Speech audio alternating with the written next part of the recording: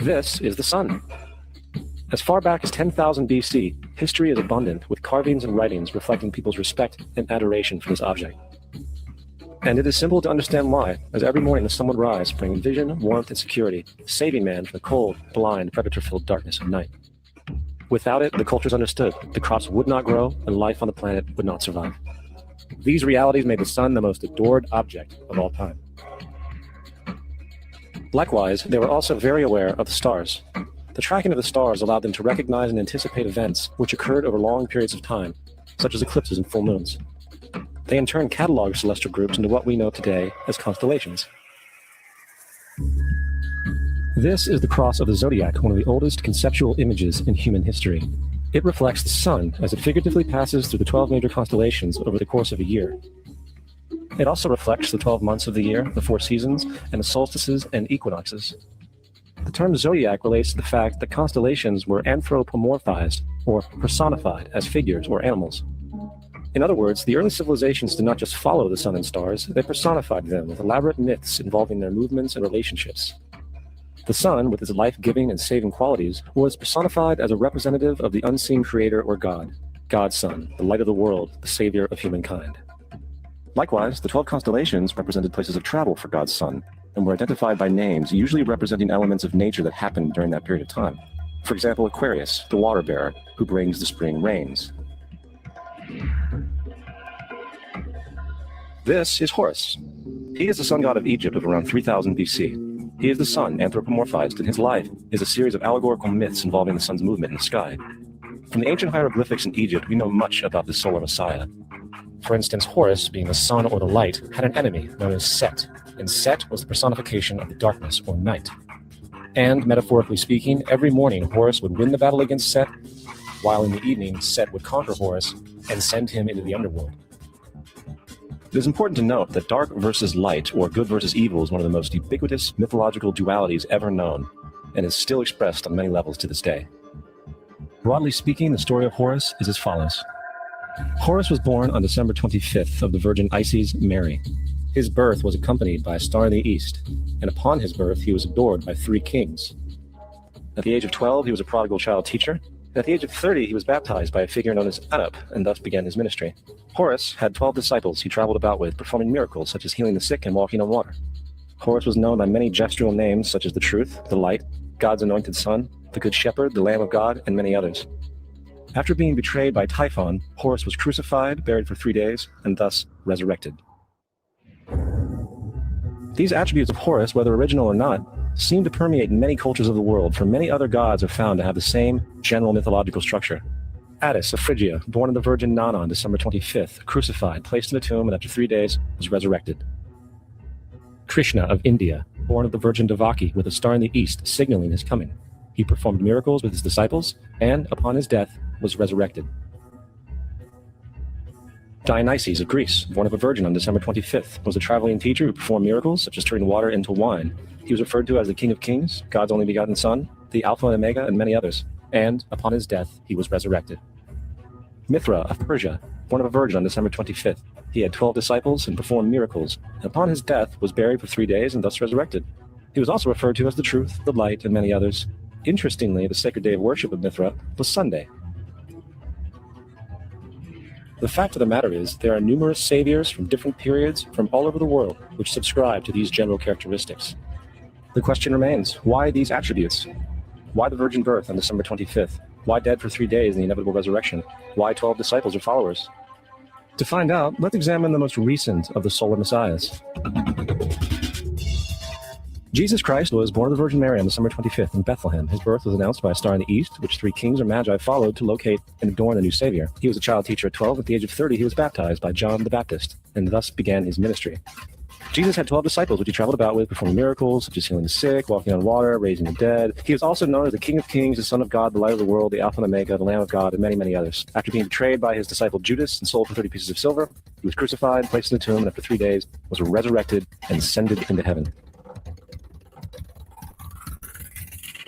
First of all, the birth sequence is completely astrological. The star in the east is Sirius, the brightest star in the night sky, which, on December 24th, aligns with the three brightest stars in Orion's belt. These three bright stars in Orion's belt are called today what they were called in ancient times, the Three Kings. And the Three Kings and the brightest star, Sirius, all point to the place of the sunrise on December 25th. This is why the Three Kings follow the star in the east, in order to locate the sunrise, the birth of the sun. The Virgin Mary is the constellation Virgo, also known as Virgin. Virgo in Latin means virgin. Virgo is also referred to as the house of bread, and the representation of Virgo is a virgin holding a sheaf of wheat. This house of bread and its symbol of wheat represents August and September, the time of harvest. In turn, Bethlehem, in fact, literally translates to house of bread. Bethlehem is thus a reference to the constellation Virgo, a place in the sky, not on Earth. There's another very interesting phenomenon that occurs around December 25th, or the winter solstice. From the summer solstice to the winter solstice, the days become shorter and colder. And from the perspective of the northern hemisphere, the sun appears to move south and get smaller and more scarce. The shortening of the days and the expiration of the crops when approaching the winter solstice symbolized the process of death to the ancients. It was the death of the sun. And by December 22nd, the sun's demise was fully realized. For the sun, having moved south continually for 6 months, makes it to its lowest point in the sky. Here a curious thing occurs. The sun stops moving south, at least perceivably, for 3 days. And during this 3-day pause, the sun resides in the vicinity of the Southern Cross, or Crux, constellation.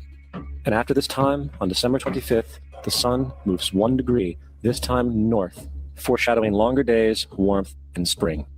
And thus it was said, the sun died on the cross, was dead for 3 days, only to be resurrected or born again. This is why Jesus and numerous other sun gods share the crucifixion, 3-day death, and resurrection concept. It is the sun's transition period before it shifts its direction back into the northern hemisphere, bringing spring and thus salvation. However, they did not celebrate the resurrection of the sun until the spring equinox, or Easter. This is because at the spring equinox, the sun officially overpowers the evil darkness, as daytime thereafter becomes longer in duration than the night, and the revitalizing conditions of spring emerge. Now, probably the most obvious of all the astrological symbolism around Jesus regards the 12 disciples. They are simply the 12 constellations of the zodiac, which Jesus, being the sun, travels about with. In fact, the number 12 is replete throughout the Bible. Coming back to the cross of the zodiac, the figurative life of the sun, this was not just an artistic expression or tool to track the sun's movement. It was also a pagan spiritual symbol, the shorthand of which looked like this. This is not a symbol of Christianity. It is a pagan adaptation of the cross of the zodiac.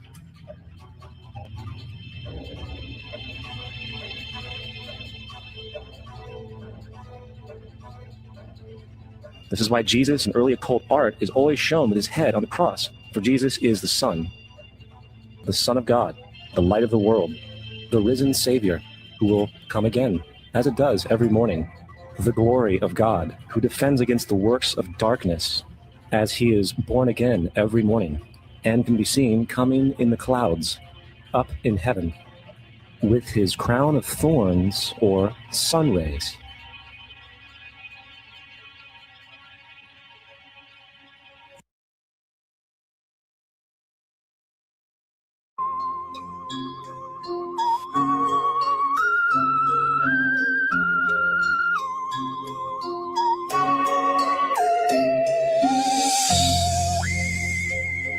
Yeah, this ain't a season, it's a sermon. God damn it. Yeah, still spine, eyes straight ahead, silver tongue, evolution with purpose. You feel that drum line in your chest, your heart chakra won't give a rest. That's the call to stand for something. Yeah. Yeah, gorilla season, That's a bloodline reason. Truth stay breathing while the fake ones weaken. Y'all chase trends, I'm tending temples, building bonds that don't bend when it's stressful. Imagine being in the foxhole, praying like an apostle, and the only thing that'll stop you from giving up in front of the obstacle is a man fighting next to you, screaming, I got you. You scroll for more of the rent. I'm in the trench with intent, truth paying the rent. They quote real till the deal gets signed, then peel off fast when the heat's on the line. Something that's been stuck in my mind is if I start diving money made versus drama looping time. You find this drama looping slaves work about $3 an hour, that's fine. But don't they know we can press rewind, begin to search and find all that line about getting on my level and how to climb. I don't flex clout, I flex conviction. This is permanent rent, ain't not a subscription. Feed addiction, your timeline faith evaporates quick. Mine built brick by brick, no algorithmic trick. We're talking conviction. Imagine you trying to build a house, but the BQ print is missing. You ain't got a pot to piss in, a window to keep the wind out. What is this? In search of consensus. White gorilla, I'ma need a witness. It's gorilla season, dollar season. No off switch, no treason. Truth don't trend. It's a lifelong reason. Y'all just posting for a cause of life. We be building systems that survive the night. Y'all just posting for a cause of life. We building systems that survive the night. I seen prophets turn profit, then vanish in the mist. Spiritual rifters with a sponsorship list. You was woke to the check clear clean, now your conscience on mute. You off the team, but the best part of this gorilla thing is the jungle been know to bring a certain unsettling, meddling with the vision scene. I'm talking camouflage, green and brown, hot with the metal ring. Crouch real low, stop breathing, hold your chest. We hold truth like a family crest, checking lies like we bench press stress. Accountability's the new revolution. Mutual correction, that's real evolution. You talk loyalty, I live that code. got brothers who would die for they drop that load. Every word that I write, I could back in flesh. Your authentic brand, just merch at best. But now you stress, cause you got a shopping cart, but it's not adding up. Use your mathematics, bruh, instead of the numerology got you stuck. It's gorilla season, gorilla season. No off switch, no treason. Truth don't trend. It's a lifelong reason. Y'all just posting for applause and life. We building systems that survive the night. Y'all just posting for applause and life. We building systems that survive the night. Gorilla don't follow trends, we set vibration. Perennial flame through each generation. No filters, no slogans, no borrowed creed. Just roots and deeds and a soul that bleeds. I don't kneel the metrics, I kneel the meaning. Planted truth seeds while the cloud fiends scheming. They scream real talk, but they talk rehearsed. Selling virtue by the verse, man, the script got worse. I'm calling back the tribe, the align, the aware. The ones who build truth like a solar flare. It's there, cause every lie's just a tax on breath. And gorilla don't pay that debt. We Gorilla season, that higher reason. When the ponies fade out and the real start breathing. No slogans, no stunts, no treason. This truth we live in perennial season.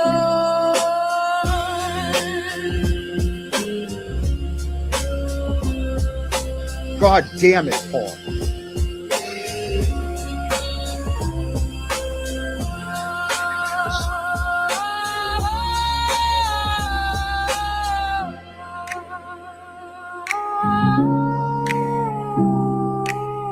Civilization is crumbling.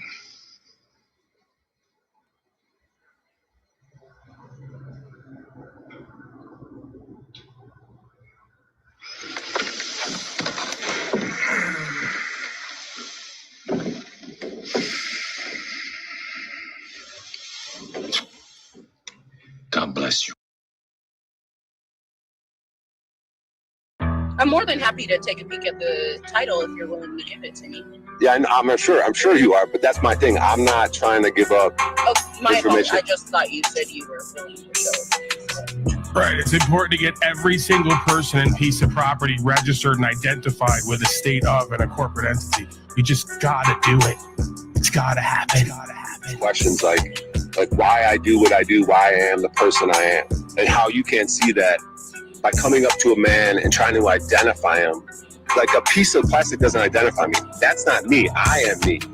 Why do we all pretend like it's better to exchange little plastic pieces to pretend that that means anything about who I am, that am is, or what I am, that am, or what it's connected to? Better yet, right? So that is the greatest resource and source of order and co-creation. The little plastic pieces don't do it any justice. This is like my personal journey. Dude, it's crazy because if you would have just given me your name, If you guys would adjust, right? This is your logic. This is the logic of a tyrant, right? This is the logic of a horrible parent. This is the logic of an authoritarian everywhere. If you would have just did everything that we told you and asked you, we wouldn't try to make your life harder and do loss, injury, and harm to you. That is the rallying cry of tyrants everywhere from the beginning of time. Go fuck yourself. You don't get to tell us what we're going to do and be in life. All you teachers, all you parents, all you authoritarians, all you false prophets, you don't get to tell us what we're going to do and be in life at the expense of rolling up your sleeves and doing harm, like the Tao says. You know, all you subjective moralists, all you solipsists, who you and your dogma is the only thing in creation that actually exists that you can confirm. But say, if I would have just complied, if I would have just done what she wanted, maybe that'd be better for me. Nah, if you would just maybe listen to what I'm saying, maybe it'd be better for you. Maybe, just maybe you're making a mistake. Maybe you shouldn't be doing this to people. Maybe you're like security guard for someone you don't even know. You're a security force for an invisible entity. You're working for, you don't know, you might be working for the devil. Stop telling other motherfuckers who may be born and may be meant to be here at this time to influence all of us to do better and be better and have better, to just stop and just shut up and just go away. You're ahead of the game. No, fuck that. It's called free expression. It's called getting really real with ourselves and each other. It's called gambling, cosmic gambling on the truth and on faith. You didn't just hear him? You didn't just hear him? He said he's waiting for the day, just like I am, when they actually can show me that they can hurt me. Just so you know, you should be cooperative in that way. Does that make sense? Let's see, we can disagree. That you have. To submit, comply, and obey. I don't have a responsibility to submit and comply and obey to you guys. I don't. I have an authority to God, and I have an authority to my spirit. Like, so you guys, it doesn't matter what you guys do. Like I said, you guys could take me to jail. I only get better and level up from this stuff. You guys have never hurt me yet. I'm waiting to see when you guys can hurt me. When you guys take me to jail, when you guys try to do something to hurt me, it never works. You guys never teach me a lesson. You guys are never going to come up to my car and say, and then later on be like, okay, I'm going to give you the ID this time because I went to jail that time. I'm telling you guys, man. And this ain't just about me and my dirty ass in this car. I'm speaking the truth that's beyond me in this fucking car and my goofy presentation. all right. So, Mr. No Name, we're gonna go with it. I want you to know what we legally are allowed to do, and then I want to proceed with what we're going to.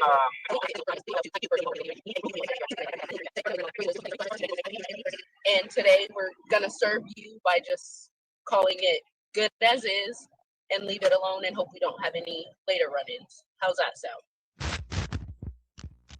You guys do, all three of you, like your energy, like I deal with officers in situations like this, and our people do too. Like I mess with your energy. Like, even though you guys, we might not be connected, like you guys could do things to me. Like, even the language, like we could like cause loss, injury, or harm to you, but we're just not going to. That's how it is to me and my people.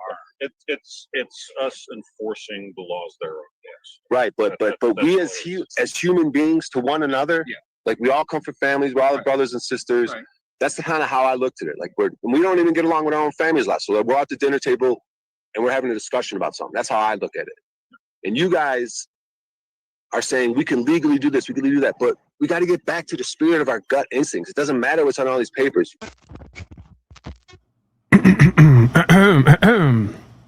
Greetings, folks. This has become somewhat of a tradition, I guess you could say. Even though I don't really officially celebrate Christmas, as it were. I just have a hard time, right? I have a hard time buying in to these things. I mean, you saw the intro, right? It's never what they say it is. But this year is unlike maybe many, if not all other years in the past, because I almost died of obesity, or at least that's what it seems like.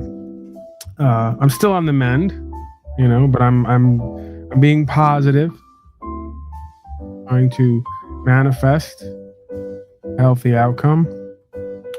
But yeah, I had a little bit more of the what they call the Christmas spirit this year. I could feel it. I reflected on past Christmases, and it's almost like every year there is this energy in the air, And I always wonder, is that like the indoctrination of the false holiday? Is that like a cosmic energetic thing? Is it a quantum thing? Because you go to Slave Mart and people are all of a sudden like happy, they're smiling, they're polite.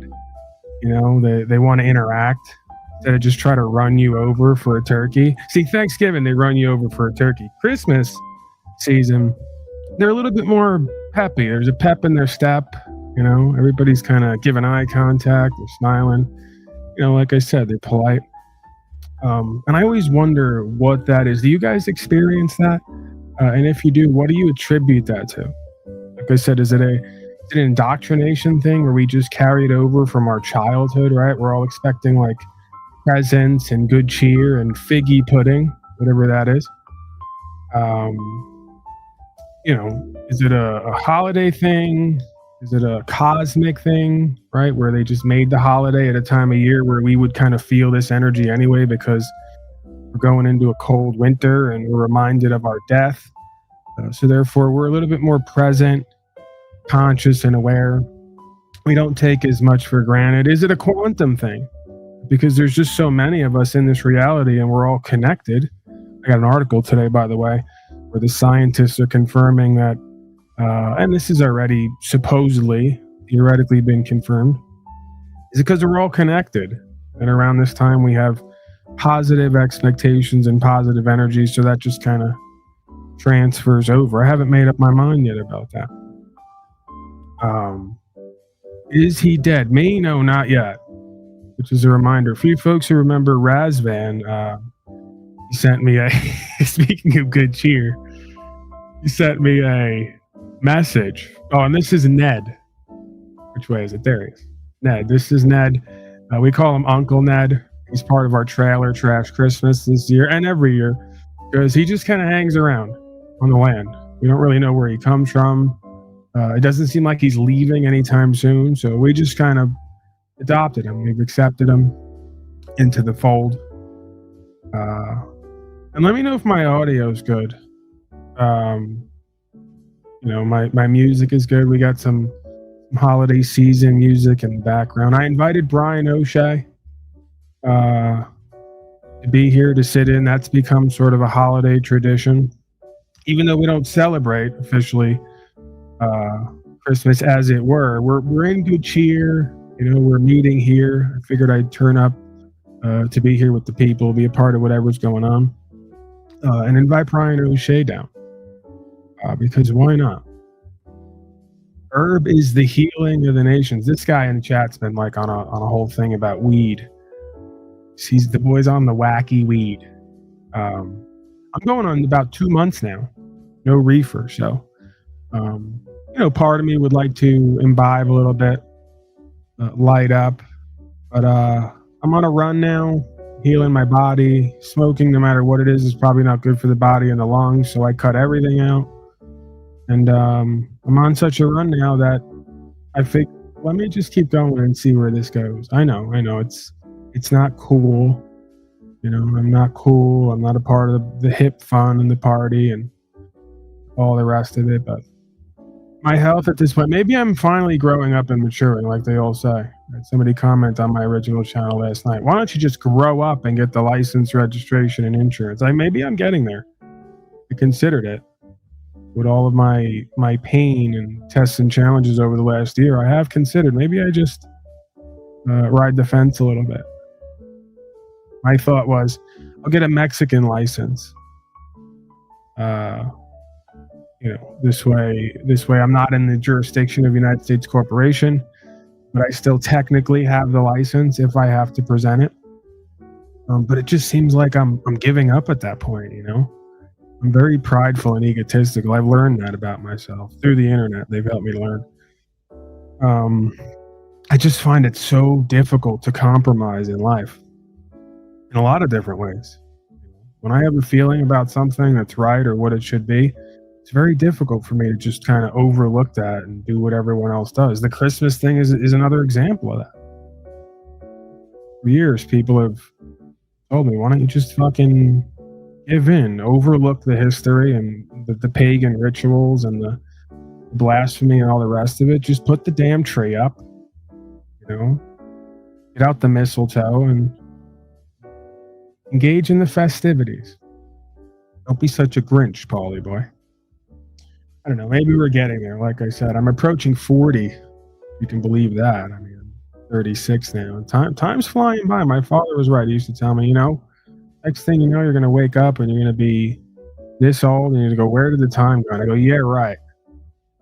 I was hoping at that point things would speed up, but time is going rather quickly nowadays. Coming up on 37 in a few months. Like I said, pushing 40. So me and Ned might start, compromising in certain ways as we mellow out. I don't know what Ace and the others are going to do with these t-shirts and everything else gorilla season. But I don't know. We'll see where it goes. Shut the fuck up. Well, thank you for being here. I'm your dreams 420.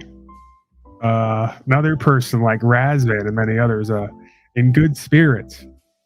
It's good to see. Good to see. Thanks for coming out tonight. Even anywhere in the world, you're here with me. I appreciate that. Sean Combs not Sean Combs, Sean Carter. I believe it was.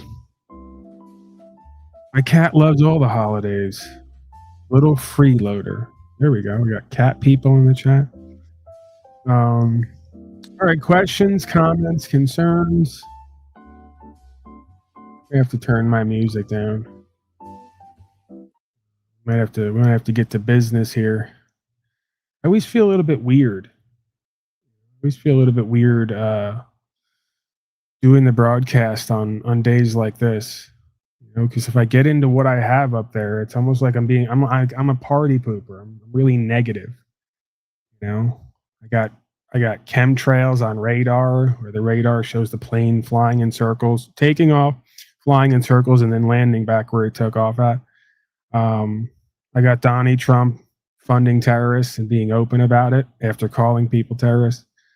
I got sovereign citizen definitions and mumbo jumbo and articles about how horrible people like I and others are, who, at least at one point or to an extent, believe this idea of like rights, freedom, principles, spiritual faith, this maxim of equity. He who creates controls, right? So this crazy idea that man created government, so therefore man is in control of government, seeing as how the Declaration of Independence states, Bill of Rights also, they're kind of interchangeable in my mind, that the powers that be derive their powers from the consent of the governed. And of course, that's defined as the consent of every individual man or woman, because as we know, this was supposed to be a republic, which means it's not a democracy, which means 60% of folks can't vote the other 40% into slavery for their safety, right? At least not legitimately.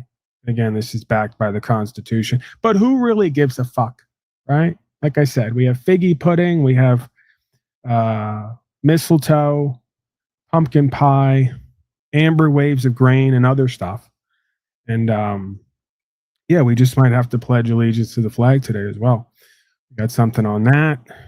So do we, I love this dump just fine. Thanks. All right. Well, I guess maybe we go forward. A trailer trash Christmas. And of course, you know, this broadcast here that I do at times and what I cover, it's why I'm not a hit at parties. It's why I'm not invited anywhere, right? At least during these times, you know. Leave Paulie out of the invitation guest list. Know what he's going to do if he shows up. Let's get some video of that last time I went to a holiday event. That looked like. A world government mark of the beast. 2.2 billion people just got told they can't use certain words. They're announcing giant cult-like brainwashing. They're teaching 5-year-olds how to suck cock in public school.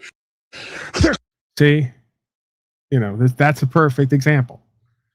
I show up at Thanksgiving dinner, Christmas dinner, and next thing you know, the conversation turns to how they're teaching the children to suck cock at school. And then you got to wonder, has sucking cock, and forgive me, I know this is a family broadcast, but I'm just asking questions. This is part of the philosophical portion of this broadcast. You don't really get this many other places. Is sucking cock something that has to be taught? Like in school, out of school? Has it been going on from the beginning of time?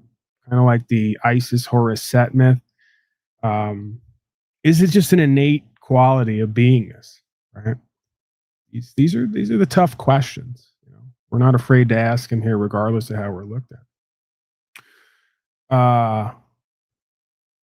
Okay. By the way, for those of you who are new, like, share, and subscribe, and all that.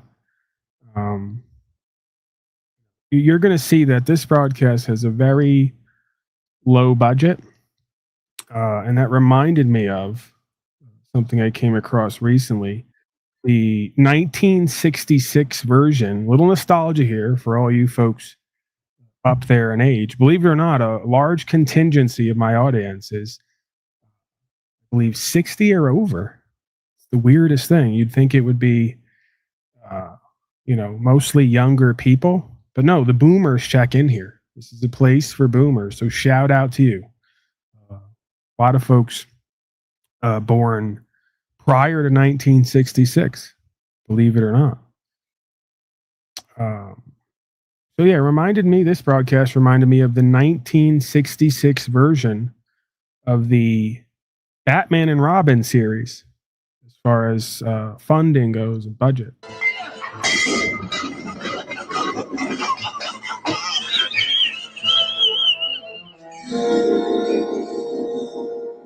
Holy New Year's Eve! He's got me in his famous trick streamers. Trick streamers, right? That's a great one. If you go back and check out that series, it's fascinating to see how far we've come when it comes to AI, graphics, and all the rest of it. That was the best they had at that point. Joker throws a string, and the string seems to fast forward, wrap around Robin, and it's basically just balloon string. It's like, holy crap, they got me in the trick streamers. It's kind of like United States elections. Holy crap, they got me with the rigged election again. Who'd have seen that coming? There's a lot of examples of that. I make the correlation of the trick streamers to a lot of the actions and interactions we see in life. Kind of goofy, kind of wacky, kind of half-assed. El Perro creature here. I took the opportunity yesterday to attempt to bury the hatchet with Mr. El Perro, affectionately known as El Slavo for the longest time. I'm retiring that name for now, like I told him. And that wasn't a way to give me a way out. But I said, well, you know me, when I'm not in pain and when I'm forced to be humbled and checked, I get a little bit mouthy. You know, I'm quite frankly an ornery and nasty character at times. I'm not as loving and caring as I could be or should be. I got a lot of trauma, and the white women in the forest tell me so. You don't have to accept that. You don't have to forgive that, but just keep that in mind if I ever start acting up. This way, maybe you can see it in a different way. It doesn't get you so upset. Let me thank a few people. I got a couple people from the other day. Aaron Spiegel. Spiegel, small hat creature, as far as I understand, but one of the good ones.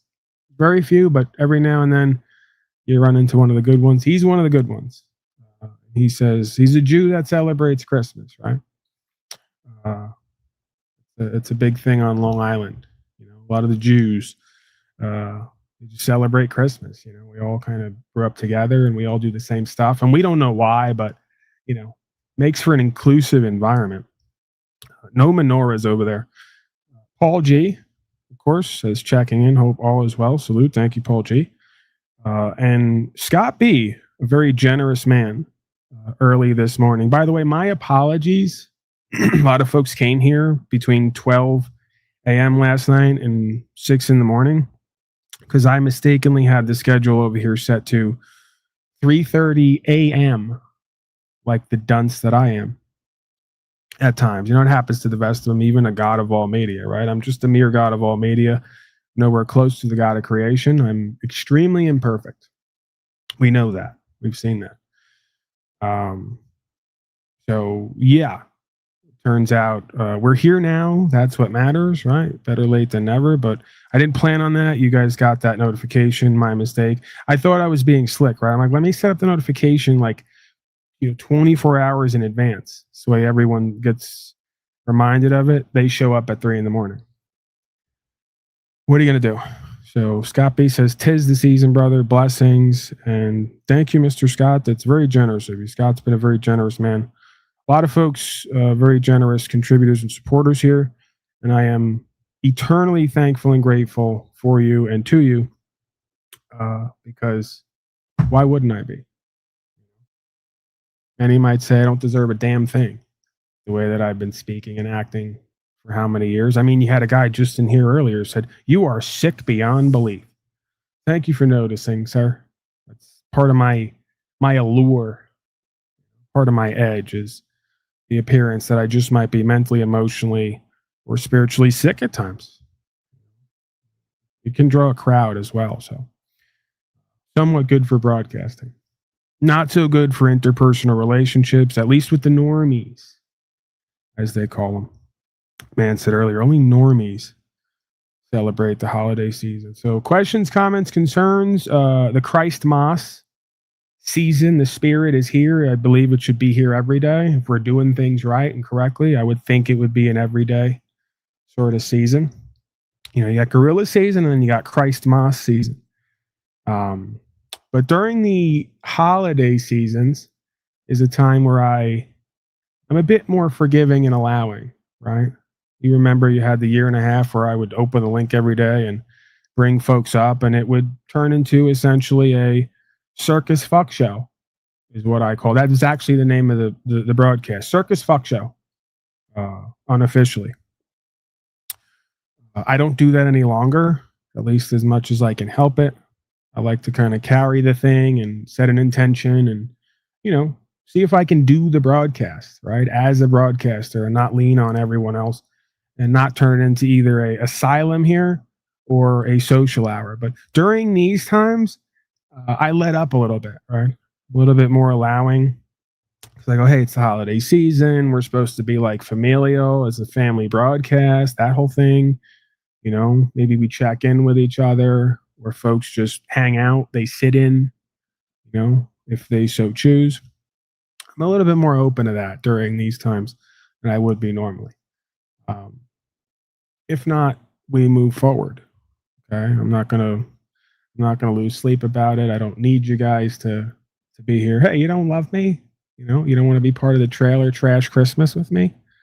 Go fuck yourself, politely, respectfully. All right, let's oh, by the way, the number's up. Try the number. I don't suspect we'll be getting many, if any, calls. Usually the calls come streaming in when we break through the algo, and I usually can tell that by the number situation, but anything's possible. The algo does love Donald Trump. Let's see, 602-730-0122.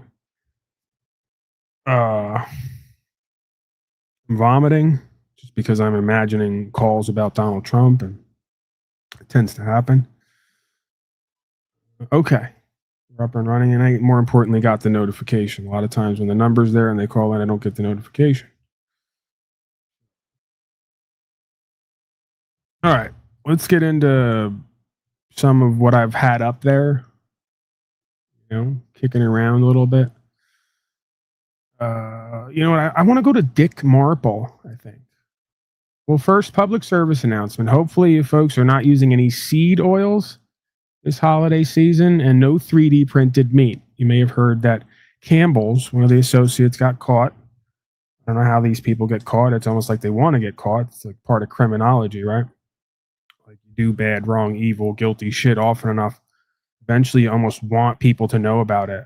It's like it's not as fun if people don't know about it, right? It's like why serial killers like leave notes at the scene.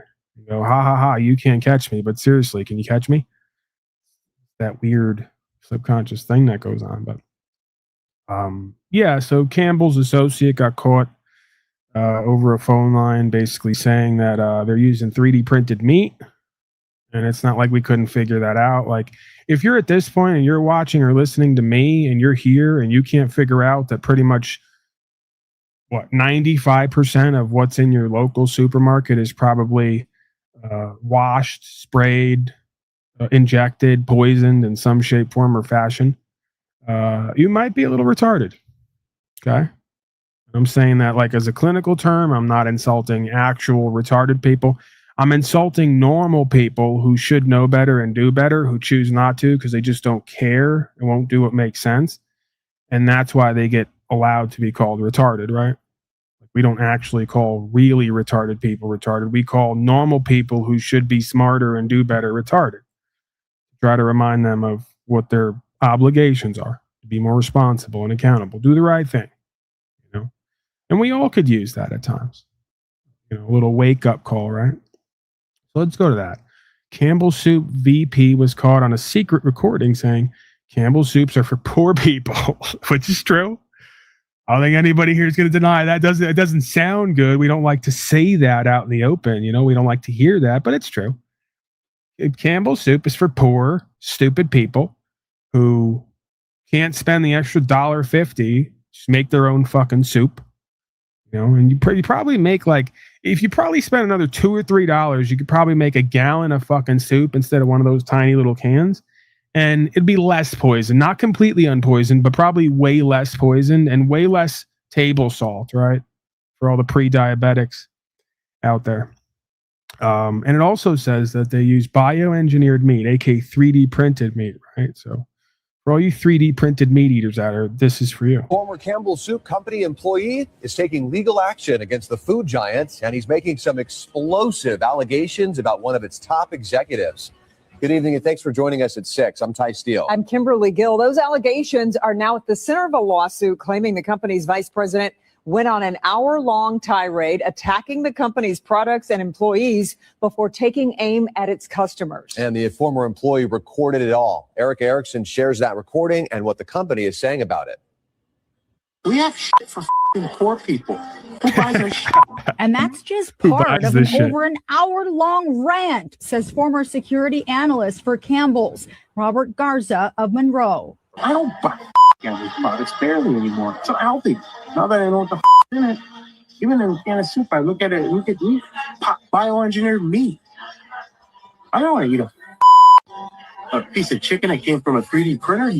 The recording allegedly of Campbell's VP and Chief Information Security Officer Martin Bally. He has no filter. Bally, along with another supervisor in Campbell's Soup Company, named in a lawsuit filed Thursday. This is the thing, right? Bally made I'm just going to leave it remarks. right there. I think that's enough. But this is the thing, right? This is why I'm not more successful in this world and this life. Because, like, I could probably go to school somewhere, like soup school, you know, figure out how to, like, make or be part of, you know, the commercial side of Campbell Soup and make hundreds of $1,000s a year and then get on the phone and go, yeah, I don't know who eats this shit. Yeah, I'm the VP. Yeah, I'm representing this product, but it's fucking poison and it's for dumb poor people, right? That's why I do this broadcast. See, I could be honest here about my, you know, sort of perceptions of what this all is and why I believe it matters or not. But like, I can't imagine myself putting on the Campbell shirt every day and like going to meetings and going through the motions and getting a whole bunch of money and then getting on the phone and getting caught going, yeah, I don't know who's eating this shit. I wouldn't eat this shit. Like knowingly pushing poison and crap and then almost laughing about it, you know, and doing it specifically just to get money, right? I have some conscience, I guess, is what it amounts to. So, you know, don't fret, folks out there. I know there's probably some of you out there who aren't as monetarily successful as maybe you could be or should be in life, and should be is relative, but could be. And one of the reasons you're not, you know, beyond just being lazy and not wanting to work harder or create your own shit, is because you kind of don't fit in with the world and the ways of the world, right? Campbell's soup debacle is a perfect example, right? I just can't say, and I can go for anything. Pick a product. I just can't see myself putting on the shirt every day and walking in and ignoring the reality that we face in order to get another 5 or 10 people signed up, you know, or on the bandwagon. But again, that's just me. As I age, I might just get more and more mellowed out, as I mentioned earlier, and just kind of waver from my principles and values, and then just get extremely rich and well-to-do and successful in this world. You know, for me, my family that I don't have yet, my family that I'll buy at some point, right? Because I'll be so rich and successful. Who needs to even copulate? Just buy me a family. You know, I've sold so many fucking cans of poison 3D printed meat Campbell's soup that my power, my influence, my success is undeniable. Right? A man can dream. You were just 33. What is that like? You know, it just came to mind. This is how my mind works, right? It's a very strange device up here. What immediately came to mind is that Beatles song where Paul McCartney's singing about having sex with an underage girl. She was just 17, if you know what I mean. And then it's like, when you stop and think about this for a second, like, no, wait, Paul McCartney, we don't know what you mean. Where are you going with this? You realize, again, that's part of that sub-psychological reveal, right? Paul McCartney was on records, and some will say Paul McCartney, Billy Shears, right? That's a whole thing. We should do that one day. Get into that for the people out there who are really into that, right? I've gone down every hole. Not like that. Especially not with the 17-year-olds. We know some other people on panels who remain nameless who have. I'm not going to get into it. If you know, you know. Hashtag IYKYK. If you know, you know. So, but yeah, what's that about? See, and Laura, you took me off on a tangent there. I'm just asking questions. We're asking the hard questions. Someone write Paul McCartney, Billy Shears, whoever he is, and ask him, what's the whole line about she was just 17, if you know what I mean? Are you confessing to maybe Paul McCartney's on the Epstein list, is what I'm saying. You know, terrible. All right, this is terrible. He's giving me the Charles Barkley there. Okay, cut it. My in-chat producer says we don't go there. All right, stay away from that. Merry Christmas, Lionel. May God bless you in spirit and truth. Yes, Merry Christmas to Lionel, whoever you are, and Mrs. Calabash as well. Poisoning the food, water, and air, kind of like genocide. I don't know. Could be wrong. Yeah, we're staying away from that. Again, it's Christmas. We got good cheer going. It's holiday season. Donald Trump's saving Christmas. And if he's not, I sure hope he is. All right, there is a poll up, of course. I voted for I sure hope he is. I don't know if he is or he isn't. We're keeping 1.9 million barrels of oil. Well, why not? A lot of folks bringing the facts here today. Give Campbell's a call. We could do that. There's a lot of things that we can do here. You know, a lot of things we intend to do that we never really get to. So that might be one broadcast in the future. We'll call up Campbell's and we'll ask them for their comment on the whole 3D printed meat thing. They're going to give me some official, you know, sort of throwaway line, right? Like, hey, Mr. Johnson said that stuff. It might be true, it might not. We don't really know. We're not willing to comment, you know, but his views don't express the views of Campbell's soup in general. I'd eat your soup, Daddy. Oh, behave. You relax down there. A lot of these females, they like to come into these chat areas and and DTs is what I'll call it. I don't want to be too crude today. They like to DTs, you know.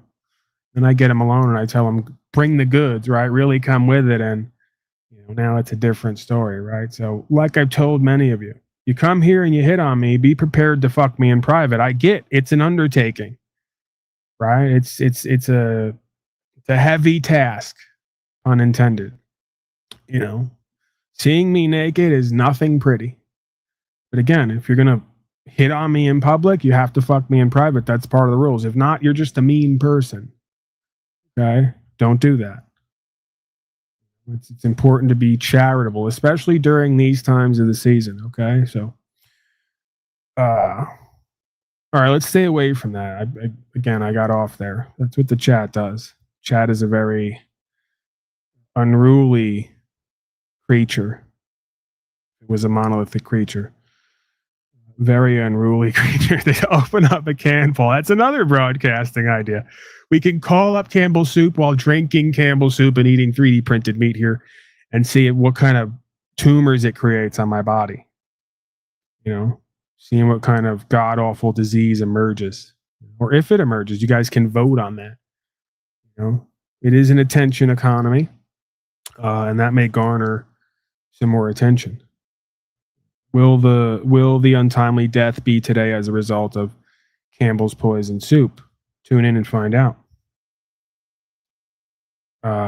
Yes, I get it. They're bringing up the fact that I have the hair going now. You know, I'm getting the almost the bangs coming in and the beard, and I got kind of an Amish vibe look going on. I get it. We'll see how long we move on with that. Candace Owens has a big network to expose anything. She is my favorite. Okay. Who's going to tell him? Him, her? Who's going to tell these people that, you know, we can't prove it, but most likely, let's see, let's go down the list. Ben Shapiro, Candace Owens, who else? Pretty much anybody. Let's just go there. Tucker, you know, good old Tucker, whose daddy was part of the government. Granddaddy was, of course, richer than rich. You know, all these folks come from big money. Mucho dinero, as the Mexicanos say. Is it always a coincidence? They always want us to vote for masters. They always say stuff like the taxes are just for the roads, not like the black DARPA programs. I don't mean African American. I mean dark as in lacking in enlightenment. Right, less than savory activities. You know, they always push the same narratives, mainstream ideas. They repeat the same tropes, the same cope tropes for everybody to just suck up and spit back out. So let's get a clue for this New Year season. Going into the new year, I'm putting out the energy once again, like I do every year, that we start to get a clue about what is most likely going on. Nick Fuentes, another example. They whacked Charlie Kirk, another example of a fraud, right? Never really an actual patriot, never really a real American, never stood for upholding the law, rights, freedom, principles, spiritual faith, purveyor of what some would call false religion. I'm not going to say that conclusively because I can be honest enough with myself and others to know I just don't know, right? It's a great skill that we got to cultivate, the ability to just say, I don't know. Instead of saying, Jesus is the one and only, Jesus is coming back, Jesus is going to save us, and nothing else can step in for that. The truth is, none of us know, right? If we're being honest with ourselves and each other, none of us know exactly who or what God is, where it is, what it does completely, how it works. If anything, we get flashes and glimmers of a universal intelligence that works within us or within our lives to generate an experience and an outcome, right? At least that's for me. I'll speak for me. It's all I can ever do. So, you know, when you got these guys who just seemingly come out of nowhere, they always got a ton of money behind them, a ton of organizations, you know, they're pushed everywhere, while folks like myself and others are clearly shadow banned at times. You know, for those who've been here for a while, they know, they've seen it. Something is up there. Right? It shouldn't take me or anyone else to get you folks to realize that a lot of the time, if not most of the time, I won't say all the time, but most of the time, something's up there. Charlie Kirk supposedly dies. We don't know that that's true either. But now we all start repeating it. Erica Kirk comes out, starts doing WrestleMania, jumping on top of Charlie's casket, pretty much had sex with JD Vance on top of the casket, starts spitting out Hebrew in an interview, and next thing you know, we got our next hero, right? Bonnie Tyler. I corrected myself from last time. It wasn't Whitney Houston or Tina Turner. Bonnie Tyler, I Need a Hero. One of our favorite soundtracks as United States citizens. Our next new Republitard, conservatard hero is Nick Fuentes, don't you know? That's how I know of him, because you all probably know of him, because we've all heard through the not so grapevine being pushed everywhere, right? And of course, he's going to tangle with Pierce Morgan. Just like Alex Jones, quite frankly, and so many others.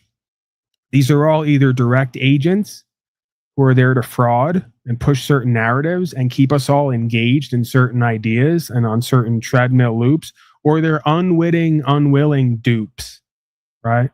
Meaning you don't always have to have everybody on the take and on the make.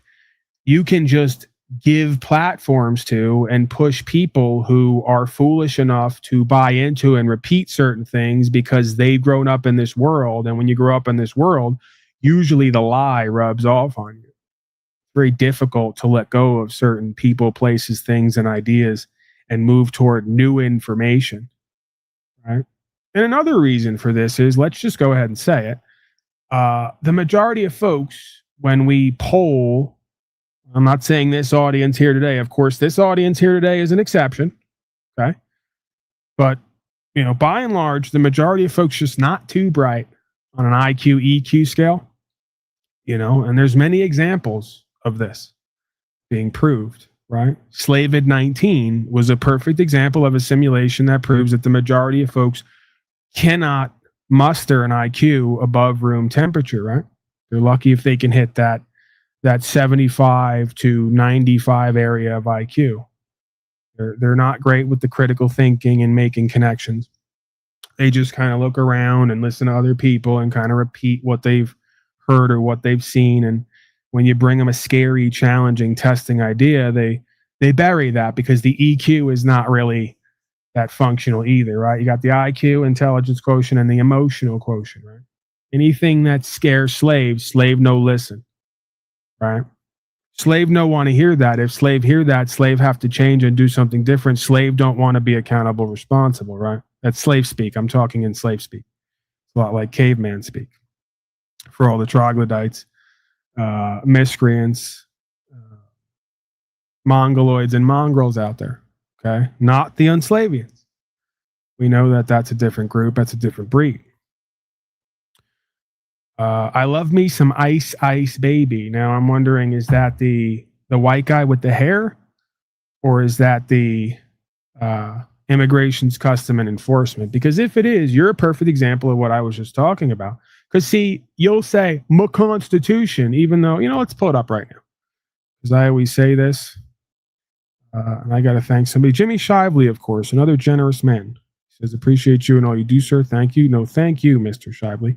You're a man among men. Okay, so let me go to this little ditty while it's rattling around in there. You know, I got to take it as it comes. I just fly right out of my head. La da dee da dee da. Okay, right. Facebook post on my Facebook. Go ahead and join me over there. It's Paul Unslaved. Okay, if you're not a part of that experience, I post there from time to time, not as much as your favorite content creator, I'm sure, but every so often I come across something I see as powerful and valuable, and I throw it up there for you guys' benefit, you know, and we ruminate on it. So, quote unquote, but my Constitution, for all the folks who vote for masters and think statute, policy, and code is law, it's not. It's given the force of law to the consent of the governed. These same folks, right, who vote for masters and like ICE, and their biggest problem now is open borders and illegals. That's their biggest issue and problem as we're going deeper into inflation and engineered economic collapse, and many other scenarios. on the back of Slavid-19 and 85% of the world population being injected with potentially a bioweapon that mimics HIV and AIDS. Nothing to see here. Okay. Quote, this is from Paddleford, Fay and Company versus the Mayor, City of Savannah. Now, please look into this, read the whole thing, bring me back what you read to keep me honest, make sure that I'm not saying anything untoward here, incorrect. No private person has a right to complain. Notice they say complain, not make a claim, but that's okay. Let's continue. No private person has a right to complain by suit, that means lawsuit, in court on the ground of a breach of the United States Constitution. Why? Though the Constitution is a compact, another way of saying contract, he is not a party to it, okay?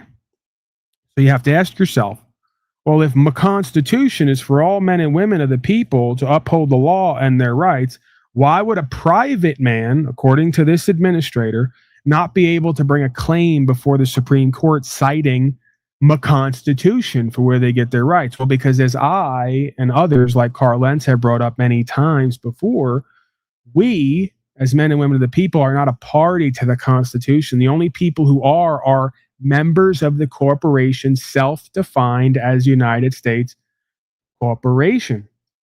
For all the new folks here, this is something we go over. I'll pull it up because we're on that trail right now. And I still, day after day, we should go to the comments. I could read them today on my original channel.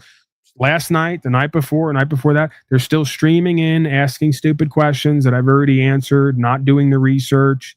This is what the rabble do. It's no surprise to me at this point, but it's just a never-ending, unending continuance of these folks streaming in. It's what I imagine being a judge would be like, right? Bring in the next slave. Their foolishness. Okay, I'm going to make this really big. Make sure you guys can see it on your end. Then they'll say, Pauly boy, but this code right here, because this is what the legal beagles do to try to deny reality, because you get glimmers of the reality and then you have to like open your mind and your heart and then make connections sometimes where they're not always drawing for you. These people are not good with that. But they go, Pauly boy, this code is from trade shows and other commercial activities. I don't care. Just like they'll say, when you pull up the definition of motor vehicle versus automobile, where it clearly says motor vehicle is a commercial instrument, it's under Planes, Trains, Automobiles, and Motorized Crimes Act. What's the difference? It's at least some places, sometimes defined as this, which gives credence and credibility to the idea of what they call the sovereign citizens have been saying for the longest time. And these folks want to deny that reality because they like to say certain things, like when a lawyer came here one time, well, it acts like that, but it is not that. See, that's double speak, lawyer speak. You want to double talk me, and it's what we call on the East Coast bullshit. Okay? They'll say, well, United States acts as a corporation, but it's not a corporation. And this is when then I famously told Artie, the lawyer, okay, Artie, your mama's not a hoe. She just acts like one. You see the game? See how and he got uncomfortable by that, right? And I didn't really mean his mama was a hoe. I'm just pointing out this idea of the double speak and how ridiculous it is when they try to explain away these codes and policies and what it all really means with their double talk bullshit, right?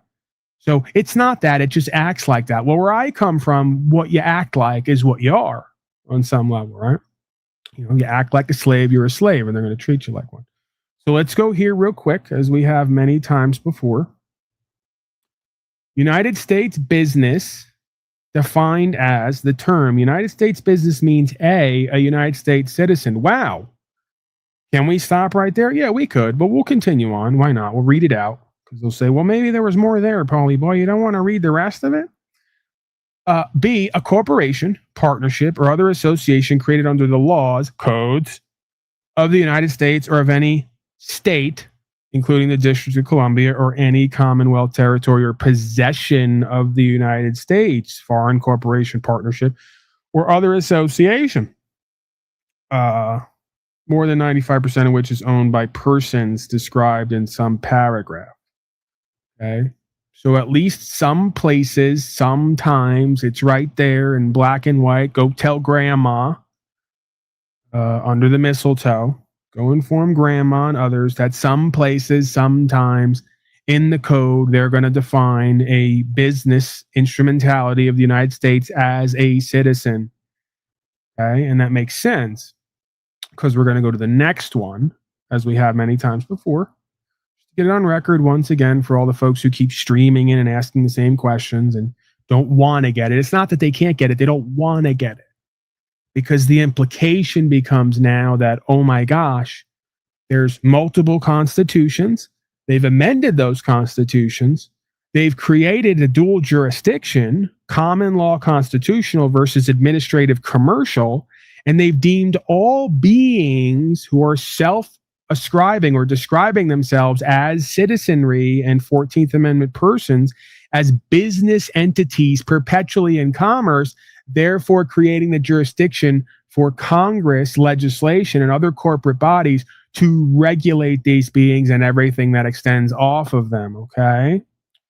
So when we talk about rights, freedom, principles, spiritual faith, this is what I believe is the linchpin scam that has been pulled not only on all Americans, but worldwide.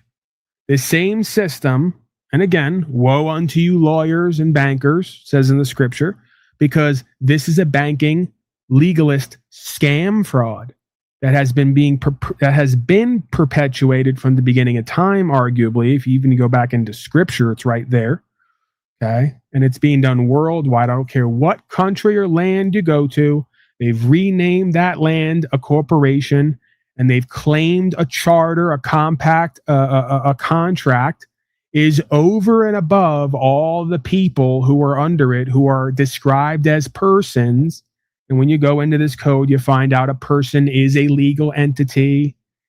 It's a business entity as well. See, it's all in the words and terms.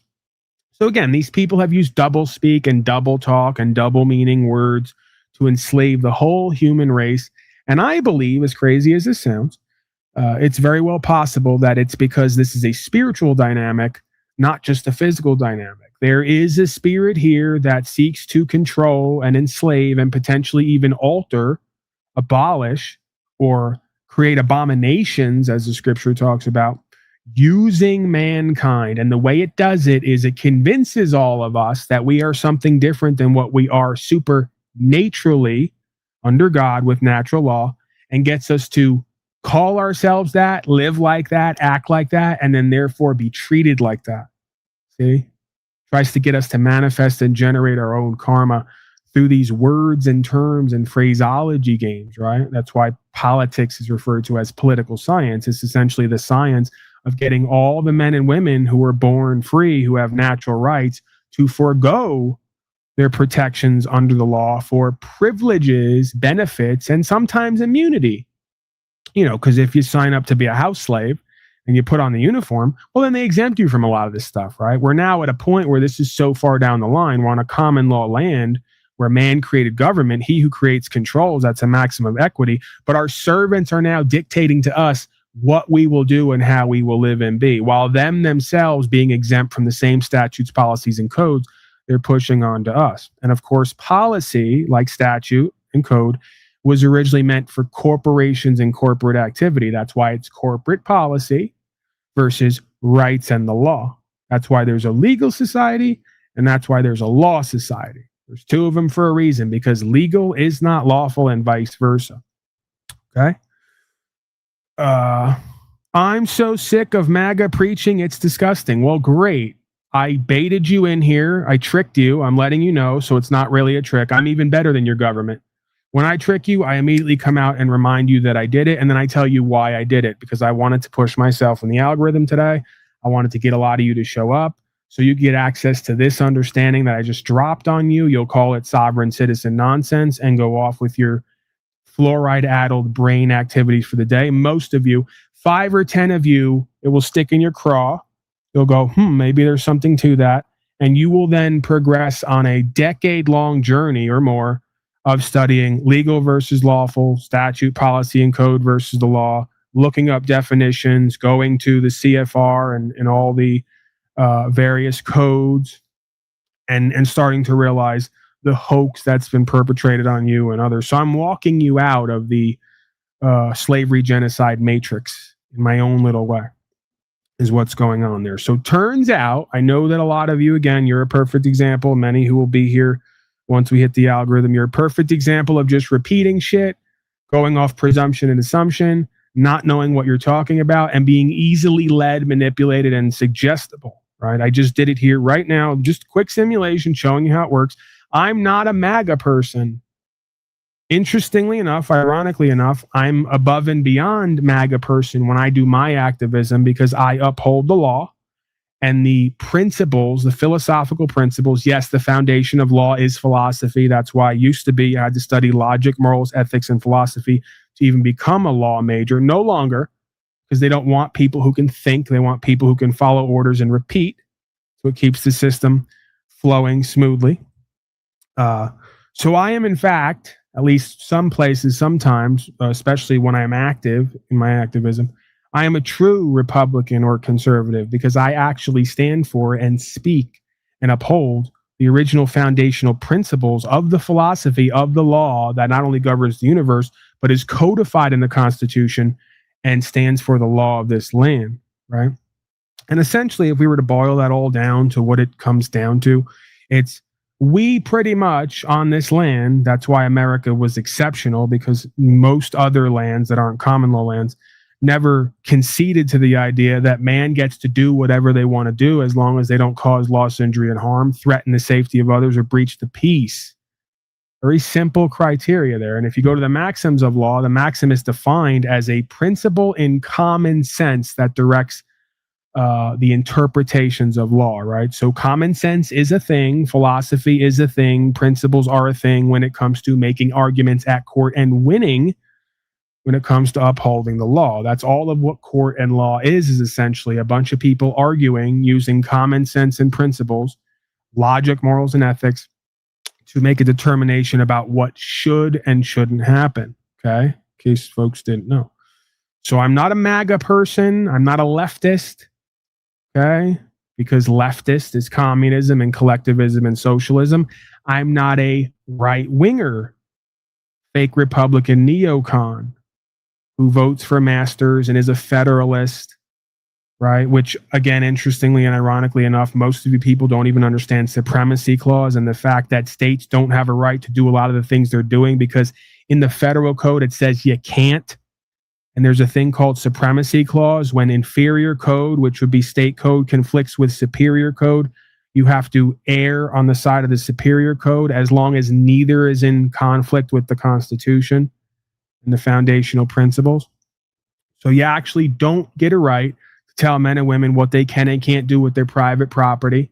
You actually don't get a right to tell men and women what they can or can't do with their own body, because that's part of private property, right? This covers the idea of ingesting certain substances, moving your property without license, registration, insurance, forced contracting with a corporation, right? I know this is just wild stuff. This idea of like, erring on the side of freedom to do what we want to do as long as we're not impeding or interfering with somebody else's movement or rights, breaching the peace or threatening someone else's safety. I'm a perfect example. I'm 36 years old. I've never gotten a driver license. And I've been moving around on and off for how many years now? It was since 20 years.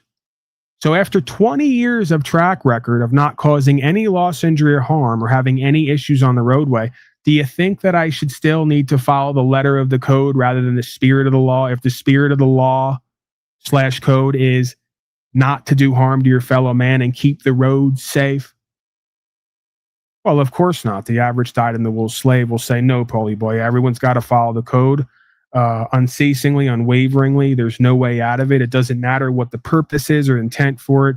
Without that, we have chaos, they'll tell me. We have a call now. Caller on line 1. Let's see. I just got your... Oh, there we go. 562, are you there? 562, are you there? Hello? Hello. 562, are you there? Okay, yeah, we're on a lag, man. This is like old time radio. Turn me down on the radio and then turn up the phone so we can talk directly. Yeah, I turned it down. Okay, can I get a name, sir, just so I can address you properly? Yeah, my name is Julian. Julian, okay. What can I do for you? Questions, comments, concerns? Do you want to just harangue me? Tell me how insane and crazy I am? You're free to do so. Thoughts? Yeah. I don't think you're insane. It's been a while since I've seen you. I've seen your channel before. You're pretty cool. But I think we disagree on who controls the world, you know? Okay, tell me more. Okay, let me ask you then. Who do you think controls the world? Well, there's an initial answer I would give, and then I would step back from that and remind myself of what the real reality is. And the real reality is man and woman, right? In its purest form. That would be me, you, the 171 people in chat right now. We, de facto, by default, in fact, control ourselves and everything that extends off of us. So by proxy, we control the world if we let it be. If we don't understand this and we don't engage in that process and procedure, then there's kind of a list of folks, at least physically, who you could argue are in charge of managing the estate, right? And then we can argue what an estate is, because I like to say it's an etheric state, and now it goes to an electronic state as we move more and more into a technocracy. It goes from the spiritual to the physical to the technocratic. But yeah, you essentially have house slaves, slave masters who, through their banking system and legislation system and legal system, basically manage all the property and the affairs of man and woman in its purest form, because man and woman in its purest form, after 2,000 years, still can't figure out what Jesus came to teach, and many others, right? As sort of a parabolic or allegorical story. But go ahead. I'm sure you're going to enlighten me here. No, I mean, I kind of agree, but I think this is probably going to get extreme. I don't know, but I think there's a certain group who controls the world. Uh-oh. Is it the Vatican and the lizards? The lizards in the Vatican? No. It's I don't know if I could say on YouTube, but they wear yarmulkes. Oh man, we're going there. Okay. The small hatters, huh? Yeah, they despise my Savior Jesus Christ. Those people. Okay. What do So you think? Well, look at everything, man. I mean, look at all the Hollywood. I searched it up. All the founders of Paramount, 20th Century, and more. All of their founders are Jewish. You look at Rothschild. You look at all the banks, Jewish. You look at everything. It's Jewish. Even the porn industry, and yeah. Okay, so then my question would be, right? I won't even deny that. I'm not going to confirm or deny that. My question would be, if the Jews, as you put it, the small hatters are running everything, how did it get that way, sir? How did it get that way? Yeah. I really don't know, but my guess would be, listen, this is extreme, but... Okay, you got me locked in. I'm engaged. I'm on the edge of my seat. Okay, so there's no denying Jews are smart people. There's no doubt. They're smart. They're really smart, even though I don't like them. Sorry. Relax, sir. Yeah. We'll burn a cross later, okay? We'll burn a cross and we'll spray paint a synagogue with a swastika after the broadcast, okay? Try to stay on the road to Rome here. You know what? So what's the reality? My apologies. Once they moved to Europe and they mixed with the Europeans, I think that's how they made a good mixture, you know? Because Europeans have good brains and the Jews have good brains. Mix that up, they're going to control the world. So yeah. Okay. And again, what I was looking for, I'm going to cheat here a little bit, tell you what I was looking for. If the Jews run everything, how did they get it? The answer would be all of you supposed Christians and Catholics and good godly people gave it to them. Oh, 100%. Yeah. The Protestants. I think it's the Protestants, the stupid Protestants. Because they believe they're God's chosen people and they believe that stuff. So, yeah. Again, this is very simple. It doesn't really matter as much who or what group. Because, again, I contend this is a spiritual dynamic.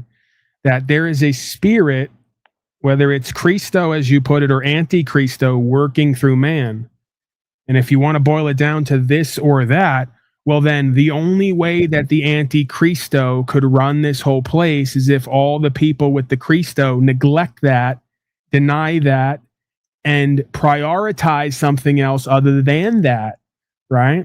Because as you and I know, I'm sure you're aware, as they've made fun of me lately for my new look, my longer hair and my beard, the Amish aren't run by the Jews, sir.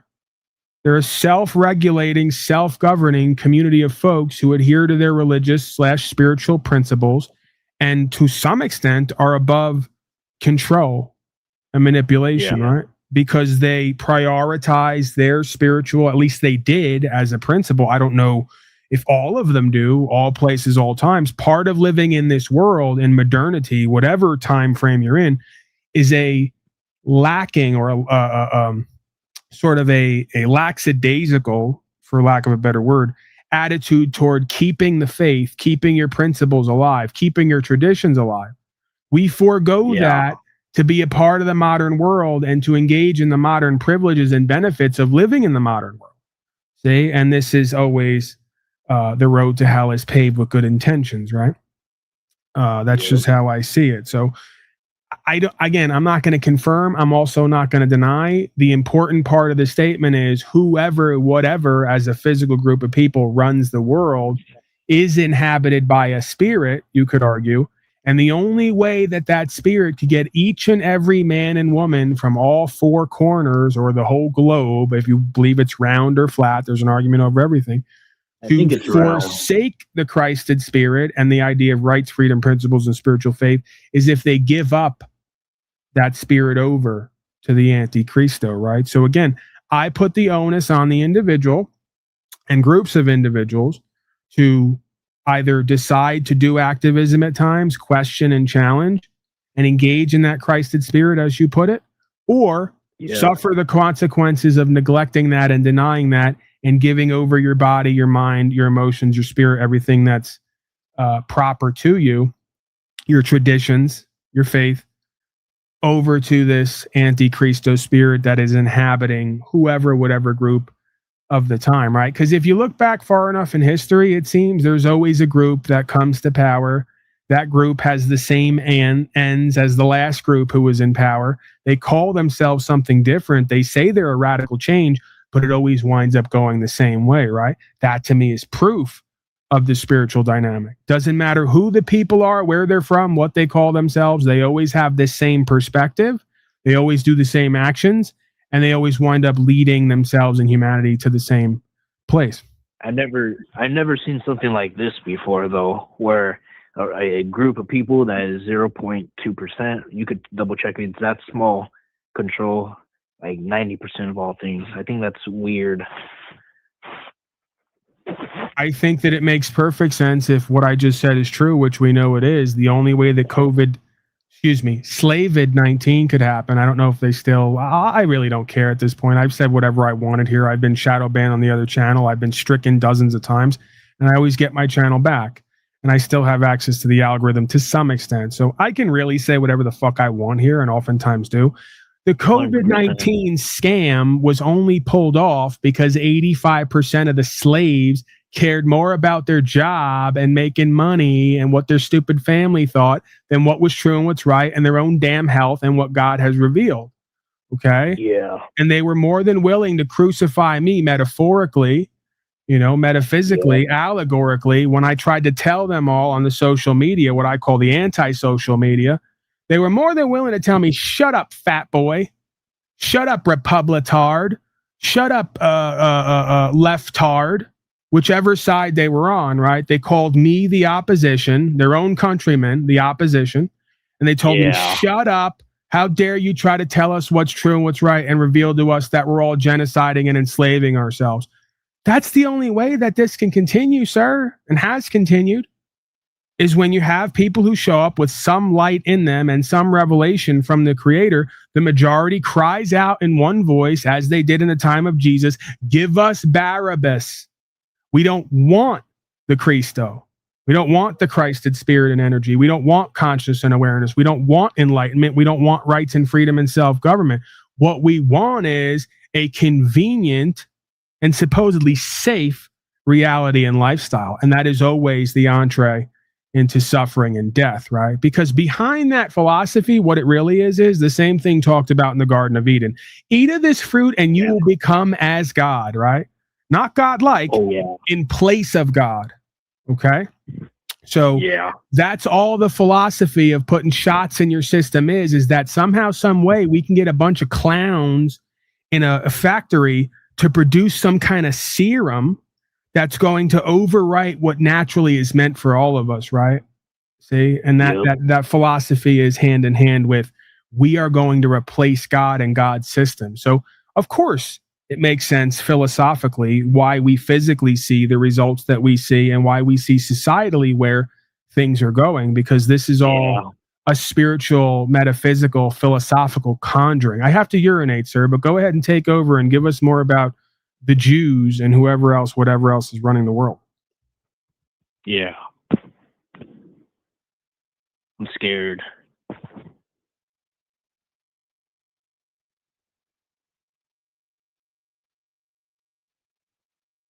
Come on, man, take over. You were supposed to take over. This is your time. Oh, you got 100. Yeah, you got 160 people watching. They're just going to sit in dead silence. Dead air is the enemy of a broadcast. I said I'm scared because I gotta get a gift for Christmas. But anyways.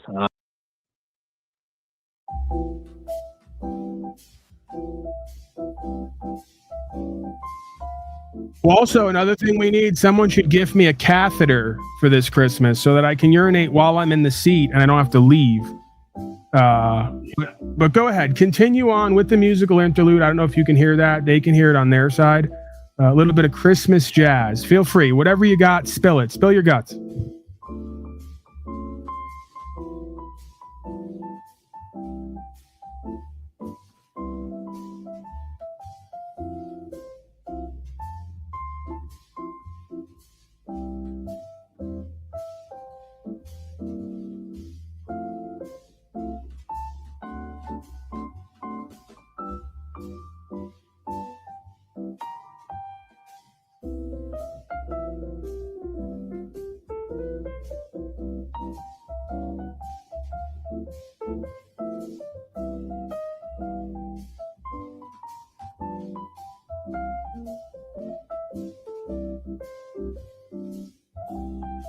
All right, now I'm back. You're a regular Nick Fuentes in your own right. There's no denying it.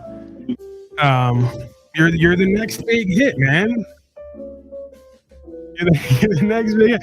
Okay, you heard it here first. 101.3 WSLV, the only radio station that's all about slavery, genocide, and rights, freedom, principles, spiritual faith. And you heard it here first. Our caller, our precious caller, says he's tired of the Jews and he's hungry. Okay, that is a real American right there.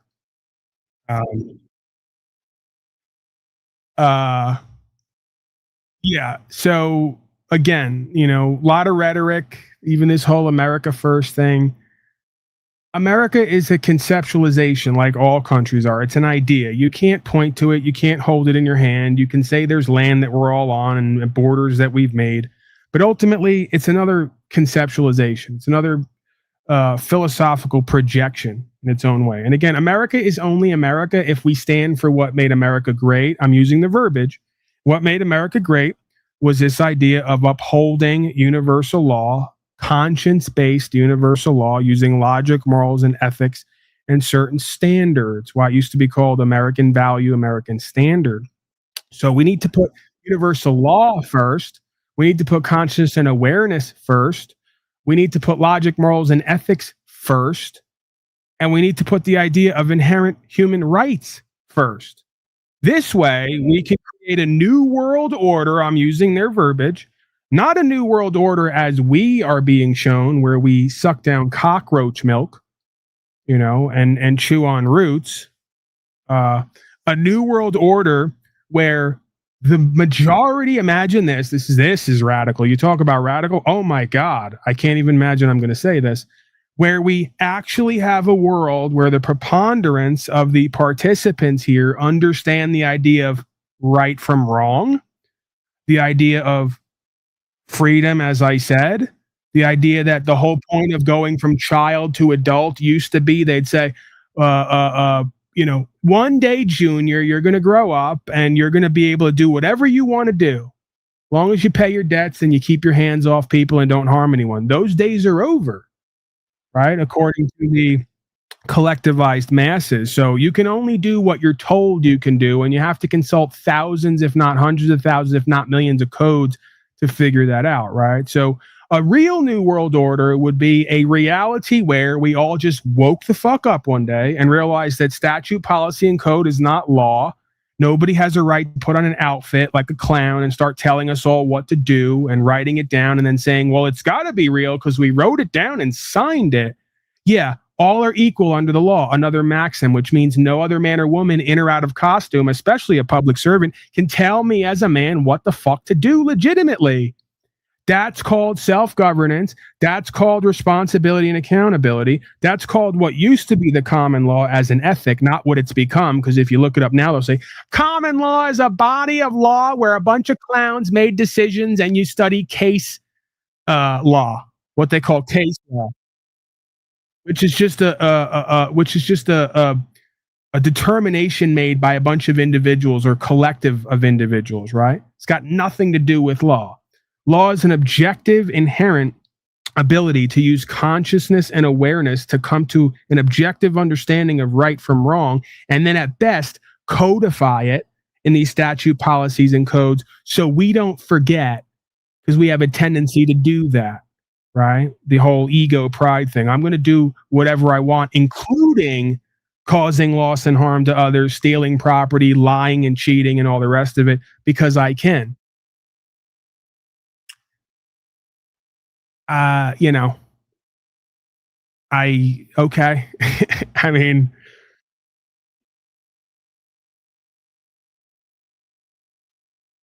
I get what you're saying, but even that, it's pandering, right? I'm not trying to pick on you. I'm just saying this fetishizing of consolidation of power is a problem to me.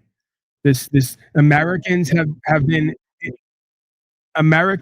yes, the government is a self-government. It starts locally and it branches outward. What we don't need is a bunch of folks inactive on the ground, not governing themselves, don't know right from wrong, fetishizing consolidation of power.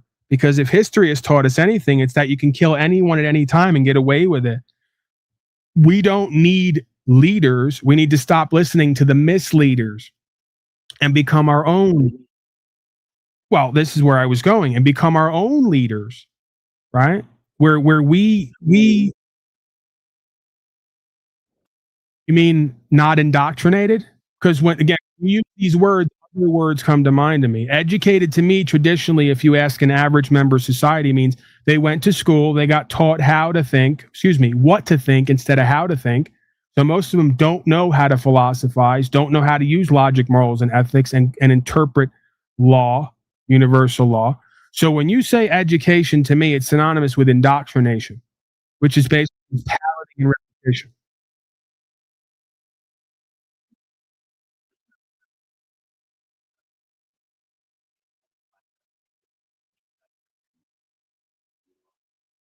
Right. Well, because again, you have to go to the core. See, I'll use their verbiage, right? You got to go to the common core of what education is. And since it's indoctrination, it can only be done on the unintelligible, right? Folks who are not truly intelligent, conscious and aware, conscient-able is the word, able to use their conscience to determine right from wrong. So true education would be a Renaissance period where over the course of 10, 20, 50, 100 years, and we're seeing it now, by the way, this is not a theory, this is actually happening. We're seeing people get back to the land, go where there is clean water, clean food, clean air, stop poisoning themselves and their body politic and therefore their children, so that IQs can raise back up above room temperature, so we can all become conscious, aware, conscient-able beings who stop destroying ourselves and each other in the name of safety, ironically and interestingly enough. Okay, so it's already underway. It's already happening. The Amish are a perfect example of people who have yet to completely descend into this system, have to claw their way out, but a valid example nonetheless. So we need to start emulating and replicating what's worked, what always has worked, and what will work in the future as the rest of these folks descend into madness and chaos and deleterious affairs, right? So, and again, we're back to that original concept, the Christed spirit versus the Antichristo, because the Christed spirit is going to start waking up and saying, stop poisoning self and each other, stop destroying nature, stop with the chemtrails, stop with the poisons in the water, stop with the pharmaceuticals and all the rest of it, right? And the Antichristo spirit's going to say, we need more pharmaceuticals, we need 10 more vaxes, we need 1,000 more codes for safety. Yeah, we need smart cities now, we need a chip in everybody's brain. You know the deal. Yeah, we know where we're at. We know what the story is. It's from the beginning of time till the end of time. So yeah, this is a practice more than it is a state of attainment. And that practice comes about, interestingly enough, because again, these things work together. It's a dualistic experience. You can't have one without the other. The Renaissance period usually comes on the back of a dark age cycle, right? That's why they talk about the light age, dark age cycle. All right, you're going crazy with sound. You got to turn that off. Yeah. So, yeah, part of the historical experience and context is this Hopi prophecy idea. You've heard it before. Weak men create hard times create strong men create good times, and the cycle moves on. So we're always seemingly in this reality at one part of that cycle. Obviously, where we're at now is weak men have created hard times. You got a bunch of Poindexters who look like they blow over in a weak wind, running around in costumes using their pen to run everybody's lives. So that's what's created hard times, right?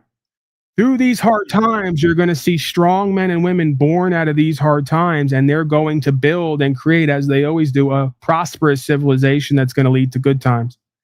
And that prosperous civilization, of course, is founded on universal law, rights, freedom, principles, spiritual faith, self-government, responsibility, accountability, and rugged entrepreneurial hustler spirit. Excuse me?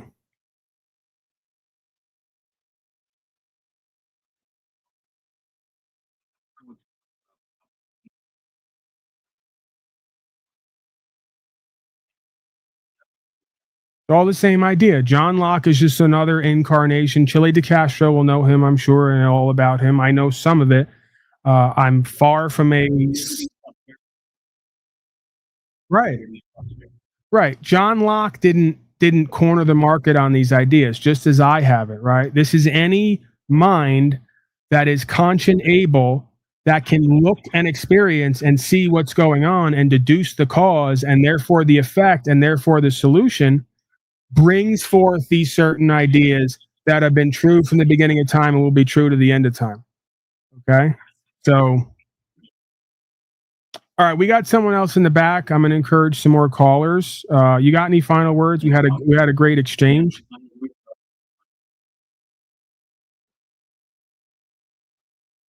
People up, and to everybody watching out there, they say they can't hear me, but I'll try my best.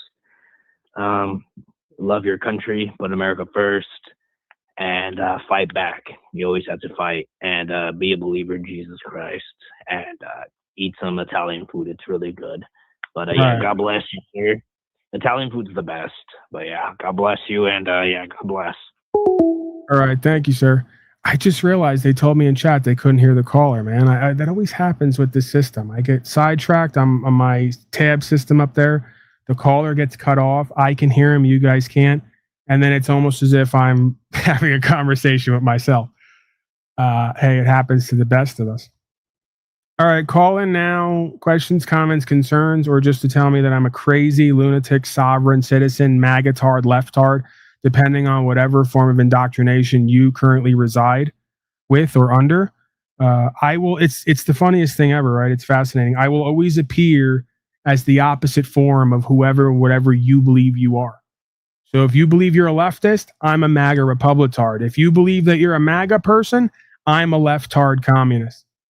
Turns out the joke is on all of us because, again, American values, principles, universal values and principles is never in alignment with the right wing or the left wing, right? And if it is, it's because one comes before the other, not the other way around. So specifically, because I got a lot of folks in here today who came in, I think a lot of them left, about 30 of them checked out once they thought I was talking to myself. I can't, the magatards are not going to stick around if they think I'm completely schizophrenic. I get it. These are very sort of, regular, normal, seemingly well-to-do, average people. They go to work every day. They undertake their responsibilities. They want to be good. They want to do good. They think they're on the right side of history. And they go, man, this guy, Paulie boy, he's saying some stuff. We're kind of resonating, but I think he's talking to himself now. We're going to just go, we got more figgy pudding on the stove. Is figgy pudding served hot or cold? Okay, no matter. I keep going back to that. So, yeah, turns out for you MAGA folks who are here today joining us because I triggered you or I baited you with the algo Donnie Trump picture. That's all it takes to get you guys in here. I put up a picture of your daddy, and next thing you know, you're here listening to me. Republicanism at this point, neoconservatism is in fact collectivism, communism, socialism. The way that I always prove that to you folks, it's very simple. Marxism specifically has the idea we're going to abolish private property. Private property is property that has an alloidial title, which essentially means nobody can tell you what to do with it, nor do you have to pay tax on it. So the majority of you folks, your land, your house, you pay tax on it. So you, in fact, don't have technically private property anymore. And that was done through your supposed government, which defines itself as a corporation. And regular taxation, right? Because we know that one of the tenets of socialism or Marxism is the redistribution of wealth. What do you think taxation is? And most of you do it because you think you're forced to. You don't understand that the tax code specifically says that one has an election to pay taxes. You can revoke your election to pay taxes. It's a voluntary act. I and others have engaged in the process. I know many folks who've been contacted by IRS Corporation, had a back and forth. They've since been left alone. No charges have been filed and no tax has been imposed because, again, one has a freedom to contract, especially if one corrects their status and standing on record. One of a 14th Amendment citizen, resident / person to a man or woman of the people. They are not the same. And I don't care who or what says that they are. I don't care who or what says that we're just a bunch of crazies over here. I've looked through the code. I've looked through the definitions. I've showed it to you here. It's undeniable at this point, and it's the verbiage in all of their literature that creates the jurisdiction. Jurisdiction just means to speak the law. And if they create the idea of 14th Amendment citizenry and you sign up when you get a job as a withholding agent, that's what it says in small letters at the bottom of that tax form. It says, confirm that I sign with my signature, something along those lines, that I am a withholding agent for United States Corporation. That means you put yourself in a tribunal capacity as a troop, right? A member of an organization like the Army. It's the similar type of situation or structure. Whether it's the Army or a corporation, same idea. You made yourself part of their corporation as an agent, as an employee, and that's why they get the jurisdiction to regulate your affairs, because you are now part of a commercial endeavor or a group endeavor, what they call the unspoken social contract. See, the society is essentially defined as a group of individuals who subscribe to an idea. Politics is that idea. And again, the definition of terrorism from the CIA, FBI is when an individual or a group forces their political ideology on the individual. So by definition, they cannot force anybody to buy in, to vote, to pay the slave tax, or do anything else legitimately. I'm not saying that maybe they don't try it all day, every day, even with people who do the right thing. I'm just saying I and others have seen some results, right? We've seen a light at the end of the tunnel that isn't a train coming, and we've gone to their codes, statutes, policies, definitions, the foundation of law, jurisprudence, corpus juris secundum, on and on and on, for these definitions, these understandings, Blackstone's commentary. We have a Curtis here. Curtis, give me the Irish hello, please, so that I know that you're a legitimate person back there. You're not going to do some kind of porning. You want to show me porn, you show it to me privately. We're not going to do it here. Curtis, are you there? Give me something. Peace sign, wave to me, turn your camera on, wave to me. Okay, we're good to go. African American gentleman, it looks like, as well. Yeah. Well, I'm originally from Britain. I work as an economist with a BT at the moment. I work in the law division. So I spend half my time in the UK and half my time in New York. I'm in Jamaica at the moment. Wow, I love that accent. Imagine, I'd get so much further in life if I just had that accent all the time. Like, who's going to get mad at him? Who's going to like lock him up or do something? How do you enslave this guy? I get he's African American. I'm doing the wink and the nod, right? I'm doing the wink and the nod. Let's say you're like 200 years ago and this guy comes like moseying along like Django, right? Unchained. And he's got that accent. How are you going to do harm to this guy? He's so you can see me though, can't you? You can see me, right? Yeah, I can see you. Yeah, good. I'm just making sure that you can. All right, what do you got for us, Curtis? Questions, comments, concerns, NAACP complaints? Not much. You know what? I started listening. I'm going to be honest. You were making a few incorrect comments in regards to law, but then you straightened up a bit on your position. So I understand you now. I get what you're saying. Yeah, we can get into that if you want. I am a lawyer. We can get into that if you want. But I do understand what you're saying, your point of view. I've never got an issue with someone with their point of view and how they come across. And you're coming across pretty respectful, to be honest. So I'm not going to sit here and say, like, I've got a massive issue with you, because I don't, mate, to be honest. So you are, in fact, a licensed attorney? Yes. Wow, okay. Googleable, license. Just put like my name down there. You can just put it into Google and you'll see a big picture of me come up with my qualifications. Now, are you a bar person? Yeah, so I was so the way in which it works in the UK, I got my qualification in the UK, and then you have to do an additional sort of top up to learn the legislation in regards to the extra bits in the United States. But obviously the United States legal system came from the UK legal system. So in all fairness, it's almost, well, federally, it's almost all the same. Right, I could agree with that. Now, where do you disagree with me? Because you said you disagree, but then I straightened up. So it happened so long ago, yeah. It happened so long ago, but I can't even remember the exact point. But since I've been listening to you, most of it's been sort of opinion and views and mindset. So I can't really disagree with any of it. People have their views and people have their opinions. I can't remember what I disagreed with at the time, but you were talking about, what was it? Oh, let's take it line by line. You stop me where I'm wrong. Just let me continue till I'm wrong, then stop me and correct me as far as what you're understanding. All right, my man. So we're now on jolly old England across the pond.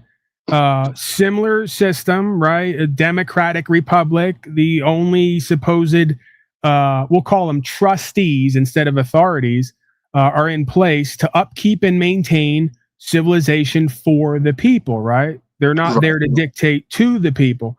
And of course, they derive these powers, these just powers, through the consent of the governed, which means each and every man and woman has to consent to be a part of the unspoken social contract that these trustees are elected or appointed to upkeep and maintain society and civilization for the benefit of man and woman. That's what makes it a trust, right? It's in God we trust. It's a public trust. These are trustees. We as men and women of the people are the beneficiaries. So they only exist to benefit us. The moment that their activity becomes a detriment to the individual or a group, they are illegitimate in their power base, in their ability to administrate affairs. Any disagreement so far? Correct. As long as there's intent, actus reus, and there's mens rea involved, yeah, as long as there's intent in what they're doing and not following legislation, then yes. As soon as it becomes unlawful, yes. Right. So when you say mens rea, my understanding of that would be one of the maxims, which is he who is not guilty in his intentions is not guilty in his action, right? So therefore without recklessness, negligence, or abandon, yes. Right. So one could say, and again, I don't want to indict the Queen and all their all of her constabulary. She's gone. Oh, good. I don't want to indict her dead body. I don't want to indict the king, the queen, or any of their constabulary with this next statement. But one might say that when the queen and the king and all the rest of these royal folks are in bed with or in meetings with people who openly say we're going to kill about 90% or 80% of the world's population because it's overcrowded, right? And because we got a bunch of useless eaters, we violated that maxim or that ethic of no harm intended, right? It could be said, if that was to be found a link, if we were to find a link between the king and the queen and all their assistants and administration to billionaires, let's say, with anyone, that's normally correct. With anyone who isn't the king or the queen, it's really weird. But the way in which it works in the UK, the king and the queen or the queen can commit any crime they want to. They're not considered law. So technically, in the UK, they're called a regency. Technically, the king could say tomorrow, he could literally sign it and say murder's legal, and our legal system will change. Technically, they don't do that anymore. They still have that right, but our regency don't get involved in our law. They will never get involved in our law because they don't want a revolt. They don't want anything to happen like it did in France. But technically, they have a legal power to change any law at any time and commit any crime that they want to. Okay, now, do you believe or understand that there is always a dual jurisdiction on a common law land? There is the legalistic side and the lawful side. So this comes back to this idea of where we get the Magna Carta, where a rabid king or queen could say or do anything, and it will always be legitimate because in a legal society, they're always honorable, no matter what they do or say. Mm-hmm. But on the common law side, where the power is retained with the people, when they cause loss, injury, or harm, or interfere with the rights of the people, they are guilty of tyranny and treason, and then it's off with your head. The Regency can't be guilty of treason. Treason can only be committed to the Regency, technically. The people won't be happy about it, right? But the king can't commit treason, right? And I get that that's what they would like it to be and what they want it to be and what it functions as, but that's not what history shows, and that's not what our history doesn't show. Yeah, you're right. Yeah, right. Because any man or woman, especially in the highest form of service, can commit treason or tyranny if they fail to put the rights and abilities of their constituency above their own. They're in a service position, right? They're not a king or a queen of the people. They're a king or a queen for the people. And the moment that ceases is the moment they go into ill repute, right? And that's when usually, as you put it, historically you have a revolt. And we're seeing the makings and the beginnings of that right now worldwide for the same old reasons, because these people have gotten out of control. They're rabid, they're treasonous, they're tyrannical. They've gone against conscience and natural law, and they're doing harm even to themselves by poisoning the damn sky and the water, right? There's no getting away from what they're doing at this point, right? So this is insanity. It's the problem because technically the king could go out on the road, he could shoot someone in the head, and the police won't arrest him because of his position. However, people, I don't know, because nowadays, everyone, like this isn't an insult, by the way. Like yourself, everyone has an opinion. They'll say their opinion, but whenever anything sort of tyrannous is committed or anything sort of bad is done, people just have another opinion. At this moment in time, it doesn't seem to be that anyone really wants to fight what they believe in. So I genuinely believe, be it Trump, be it Kamala Harris, they could do anything that they want, and all people would do is just have an opinion at this moment in time. Things have got that's corruption, right? It's the essence of corruption. When the populace has all subconsciously and consciously accepted that those in a service position are actually those in power and can do whatever they want with impunity, that is the essence of corruption, and that's always what happens before a fall of a civilization, a society, the world, depending on how ubiquitous and widespread this is. So yes, corruption is the order of the day. Cowardice is the order of the day. And an inability or unwillingness to do what one knows is true and what's right is the order of the day, right? And that is why we're seeing what we're seeing. In my heart of hearts, I genuinely do think America is at real risk of just collapse at the moment, of pure collapse at the moment. And not even because of a right or the left situation. It's a lack of ability for anyone to come together and fight for what they know is right. Like, at this moment in time, Ford come out with an interesting, their CEO come out with something interesting the other day. He said that he's worried that car manufacturing in the United States is doomed to fail. China's got more technology, their cars are better, European petrol cars are better at the moment, and they can't compete, is what Ford is saying at this moment in time. Manufacturing is really struggling in the United States at the moment. Grocery prices are higher than ever. And you know what? I wish I could say with Kamala Harris in power, it would have been better, but I don't actually think it would have. Like, I think America's in a state of time. I think Trump's worse, but I don't think it matters at the moment. Whoever's in power, it's America's pretty done at the moment.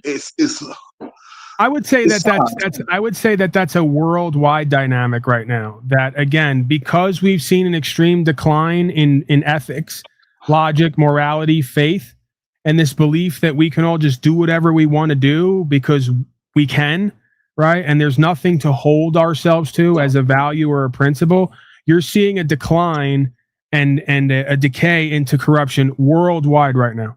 It's very few and far between of those who hold themselves to some kind of value and principle beyond just, hey, whatever I want to do is what I want to do.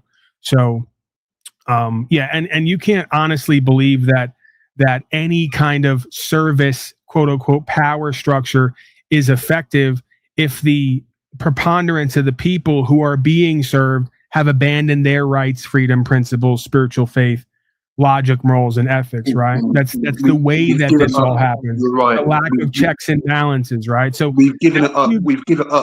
As a people, we've rolled over. We've rolled over, and we've given it up. Like, we've given it up, and the amount of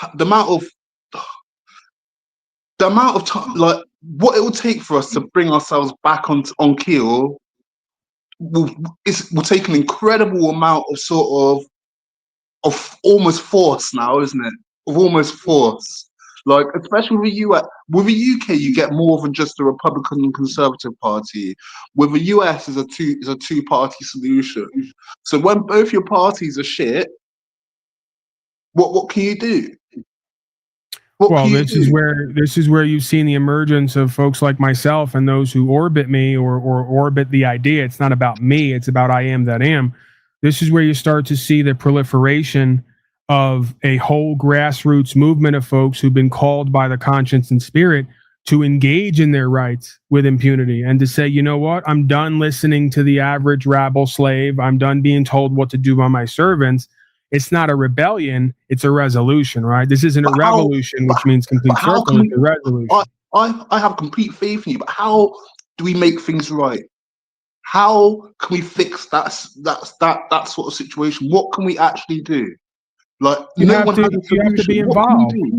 We have to be involved. It's just like you, right? You go to court every day. If you're a lawyer, an official lawyer, however you want to put it, we both have the same understanding and perspective and the same experience.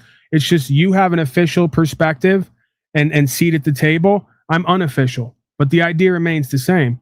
Every man and woman, equal, right? Every man and woman. But even as a lawyer, what can we do to stop this? Because, like, you have to It's zealously. so depressing. There's nothing that can be done. If you say that, then you're right. If you try something, then you're right. Right, like the old saying: if you say there's nothing that could be done, you're right. If you try to do what's right, then you'll have an effect, and you're right. So it's all about what you have the will to do. Where there's a will, there's a way.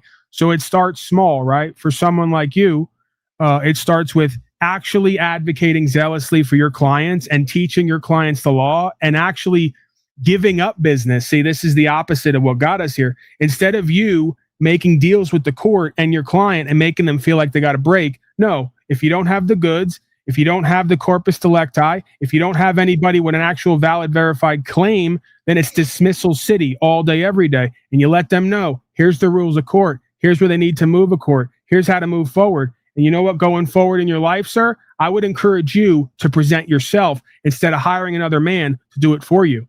This is where you step into a leadership role and you start to show the average man or woman every single day at court and show the court, this is what is true and what's correct. This is how we have an effect. This is how we uphold the law and rights. And anything less than that is a dereliction of our duty, right? Right. You're right. But I've just seen so much corruption, and like, I'm a Republican. I was a Republican, right? Believe it or not, I was a Republican. But some of the court cases that I've seen, because I work for a company called British Telecom. So I work both in the UK and the US. I work as a liaison. A liaison is what they call it, a lawyer liaison. So some of the court cases that I've seen and some of the corruption that I've seen from the highest level of American business, some of it based on Trump's authority. Like, I don't know if you heard anything about Binance. Little rumblings Binance here and there. is a cryptocurrency. I'm aware of that, yeah. Right? That whole court case, right, where I was writing notes and whatnot for my company in regards to make sure that we knew what was going on in the legislation with a team of other people. Trump took so much money from Binance, and they fund Al Qaeda, they fund terrorist groups, right? And Trump took a bribe from themselves and let the judicial system help him out with that bribe. Well, sir, it's obvious. Disgusted. I don't even need to know the specifics to put the pieces together. It was obvious when they did this whole state of Israel, Gaza thing. It all hinged on a terrorist group. And every time their next 5 moves they're going to make hinges on one group, they're funding that group because they need the enemy to take the next step, right? We're back to 9/11. We're back to Pearl Harbor. We're back to the banker wars of the early 1900s, 1800s, 1700s. It's the same loop over and over again, right? And throughout every one of those loops, you have handfuls of men and women who stand up, call it for what it is, and teach everyone else what the deal is. And that's what puts them back on their heels, right? See, the reality of it is when you talk like you just talked, you don't know your own power. You don't really know how powerful your voice, your face, your beingness, right? The will inside of you that's connected to God, your conscience, the way that you speak, right? I kind of made a joke with you when you first showed up here, but you just haven't accepted how powerful you can be and be one of those people who goes down in history as an example of what's true and what's right, and put these people back in their place, right? I couldn't give it to you. In myself, I couldn't physically believe it that their terrorist organization and the United States was essentially working with them financially. And this is an anecdote from myself. I've seen it, right? I've seen it. The I don't know if they would, because I wasn't working on it in the past with Biden's administration.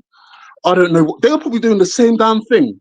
But I've got the proof for what MAGA's been doing, taking finances from terrorist organizations, working with terrorist organizations, with Qatar, murderers.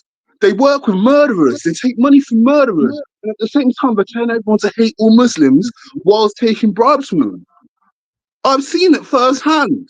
And that's why I get so emotional when I talk about MAGA. I'm a Republican, for fuck's sake. I'm a Republican, for fuck's sake. So when I see MAGA taking bribes from the fucking enemy, I don't even know what they're doing with Israel. Right? Because if they're willing to work with Al Qaeda, what are they willing to do in regards to Israel? I don't even know anymore, man. Disgusting. Again, it's the same. It's the same playbook and disease that pervades all lands and all people. Because again, it's the same solution, the same cause, the same effect, the same solution. The only way they could do what they're doing there is if it works there like it works here, because everybody turns a blind eye and looks the other way, or calls the people who are standing against it a bunch of terrorists. It's the same old routine, just like they do with me on the supposed homeland. He's a sovereign citizen. What? He's got guns and believes in upholding the law and having rights? That's radical. He must be a terrorist. No, you've got it inverted. Terrorism is defined as a group of beings who push their political ideology on individuals or groups. Some might say that's United States corporation, and every other corporation masquerading as a state or a nation pushing a political ideology at the expense of the people who live on that land, right? So again, I'm not advocating for taking up arms. I'm not advocating for overthrowing. This is a non-violent resolution. And the only way it's going to happen is if people in mass stop complying. And we've already seen the results on a local and statewide level where many counties and certain states have amended their code, their process and procedure to update with what the people are doing and not doing because they know it can't continue, right?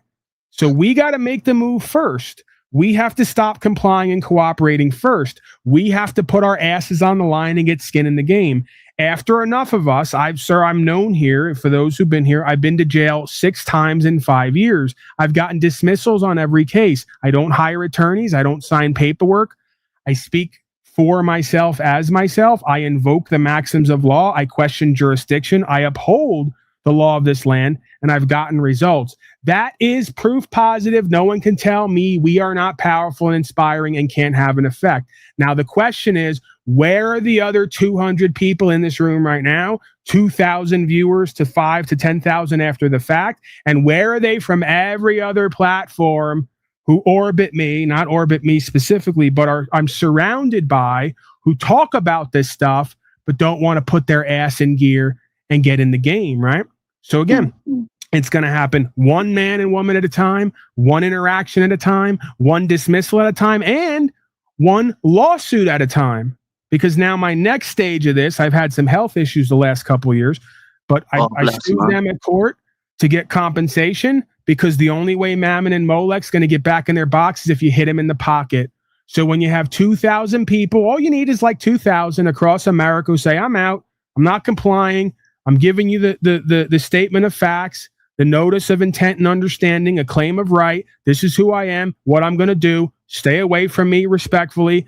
If you interfere with my rights, I'm going to sue you after I get dismissals. So don't even try it, right? And we have to start using this system for what it was meant to be used for. If we don't, this is only going to get worse. And then I argue, spiritually, these people can only go so far. The scripture kind of outlines this, and I don't buy into it because it's in scripture.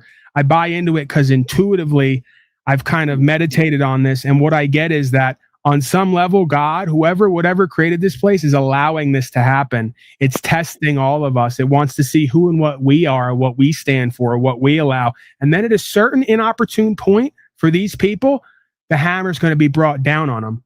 And they're going to start to see, like they have historically, plagues, financial collapses, poisonings. They're going to look around and say, oh my God, what have we done to ourselves and each other and this land? We got to turn from our wicked ways now, right? You see, you want to know something in regards to myself? I was raised as a Christian, right? Jesus was in my heart.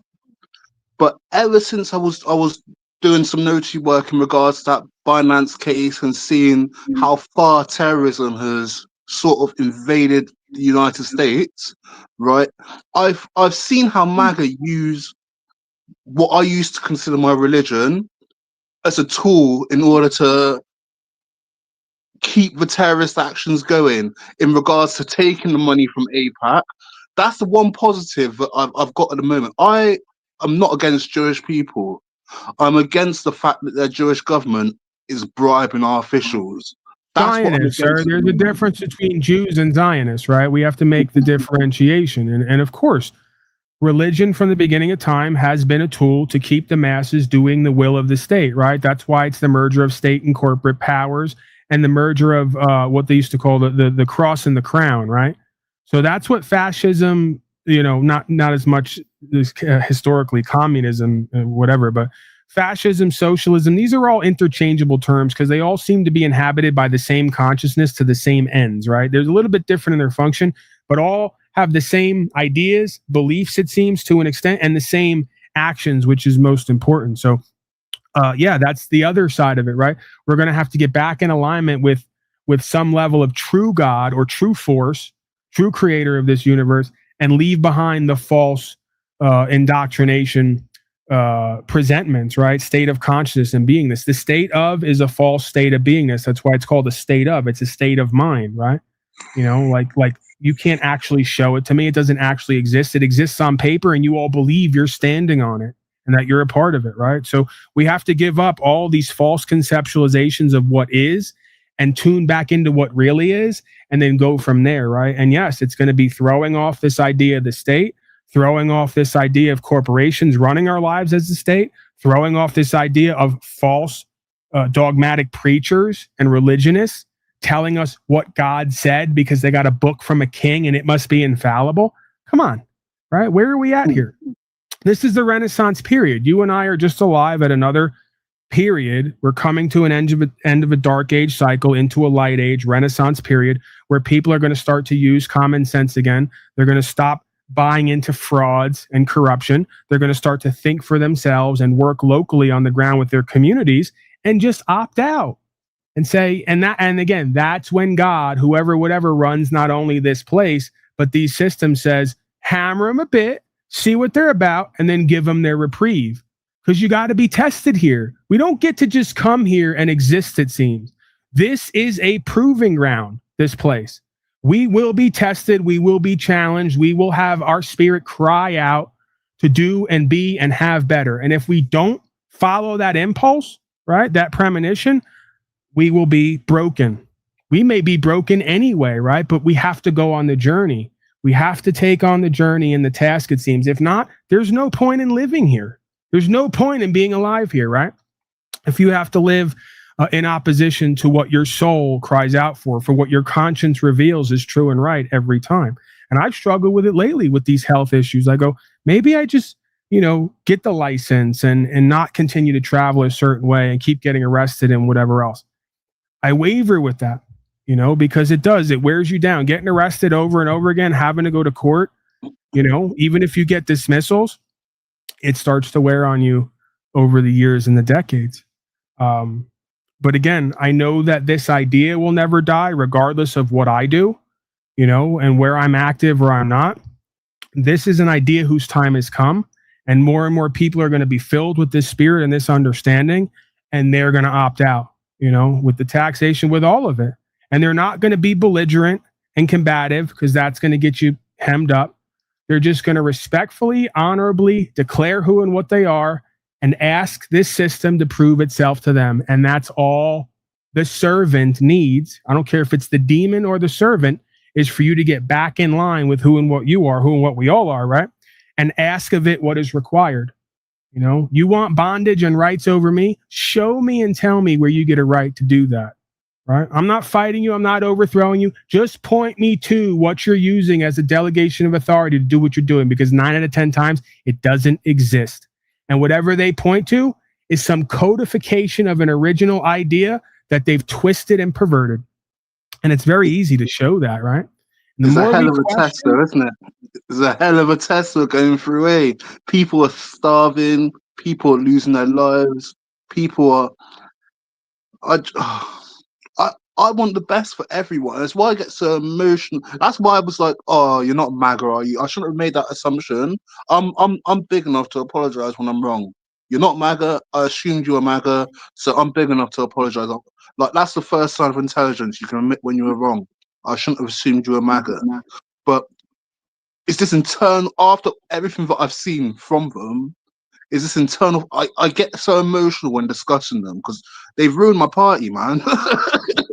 Right, but again, part of you going to the next level is you realizing you never had a party, because everybody who's been carrying that banner has been involved in the same activity. And it doesn't matter what you call it.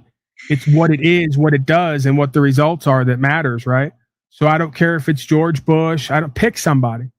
Pick somebody who called themselves a Republican that wasn't involved in some level of war crime, as we know it, right? As we perceive it. Whether we objectively can say that or not, as we perceive it, as we understand it, isn't involved in backroom deals, doing the lobbying, right? Taking bribes, working with corporations to interfere with the people's rights or to sell them poison.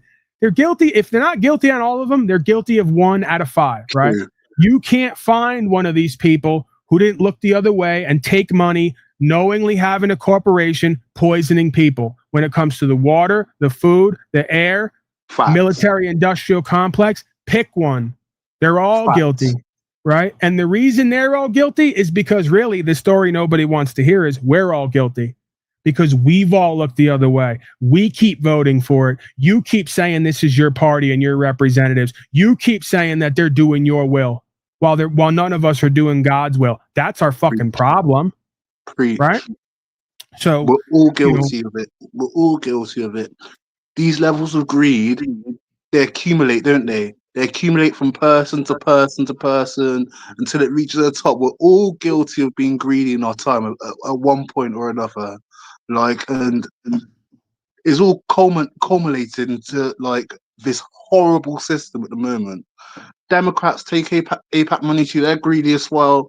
Republicans are greedy too. But we've only got those two options. So it's difficult to work out how to solve. That's the two options the deceiver has put on your plate. That's not your only two options. That's the two options that the deception has given to you and shown you because it profiteers and continues its power structure off of you choosing from that false choice, right? So Salome and others, I'm seeing a lot of pushback in chat. We're in the algorithm and it's not looking good for a lot of these folks. Click the link, come on up and tell me how and why I'm wrong. You're probably not going to do it because subconsciously, if not consciously, you know I'm right. You don't like that truth, but you know I'm right. And if you come up here and try to prove me wrong, I'm going to take everything you say and I'm going to bring another fact and I'm going to put it back on you and you're not going to have the answer for it. Sorry, I've taken up a lot of you. I'll drop for now. No, I want you here. I can have more than one person. It's up to you. If you want to leave, go. But if not, I'm not telling you to leave. I want you here. I like the fact that you're an official attorney, a lawyer. I like the fact that we are aligning over the truth. And I like the fact that you're giving me talking points to jump off of, right? So what you just said, perfect talking point or idea. We have to choose from left wing or right wing. That is a false choice. The third choice that they're never, and by the way, I got JD Vance and Donnie Trump over the last 6 months admitting not only is the 14th Amendment for slaves, not for actual citizens and residents. Prison slaves. Right? Horrible. They said, I know this. Slavery is not ended. You've experienced it yourself. Well, they said that the sovereign citizen mumbo jumbo. I have JD Vance now saying that it's important we all become sovereign citizens. Really? When everyone on the ground, all the cops and all the personnel were talking down on everyone, he explicitly states that we need rights, freedom, principles, spiritual faith, and we need to have our sovereignty, and even used the term sovereign citizen as a positive term rather than a pejorative. I'll drop. I'll be in the chat. I'll come up if no one calls for a while. You take this call. I'll be in the chat, my friend. All right, you subscribe and hang around, man. I want you as a co-host in a sense. Lots of love to you, man. Thank you. You as well, Curtis. I appreciate you. 423. Are you there? 423, are you there? Hello, hello. The Trailer Trash Christmas. I'm here for you. 423-922. I'm not going to give the last 4 digits. Are you there? Can you hear me? I can't hear you.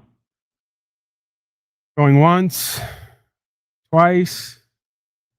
3 times a lady. All right. The counter's there. We're connected. I'm not hearing anything. So I'm going to have to let you go. So our third option, because Curtis said, and this is a common, again, we're not so different, you and I, no matter who you are out there or up here, wherever we're at, humans are humans. You can't tell the story of any human without telling the story of all humans to an extent.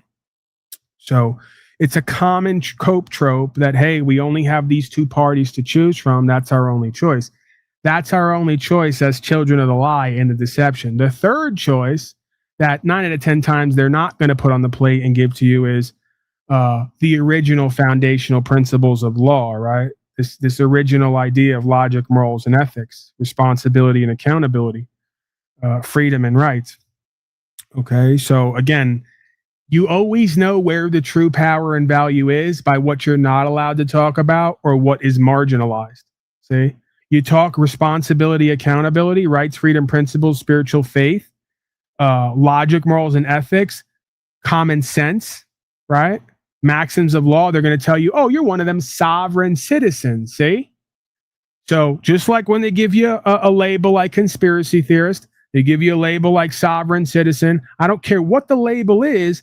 That's how you know that's where the true power, value, and remedy is, because they give it a term and a word that keeps the majority away from it, so they never look at it and look into it and discover who and what they are and what the truth is. Simple tactic, happens to work. At least most places and most times. 510, are you there? 510-210, are you there? Hello, hello?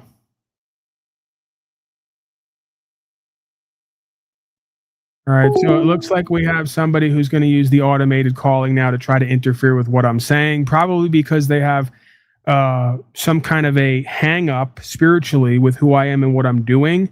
And again, as I'm saying, look for what you can't talk about or what's marginalized or what they interfere with or they categorize. That's where the power and value is.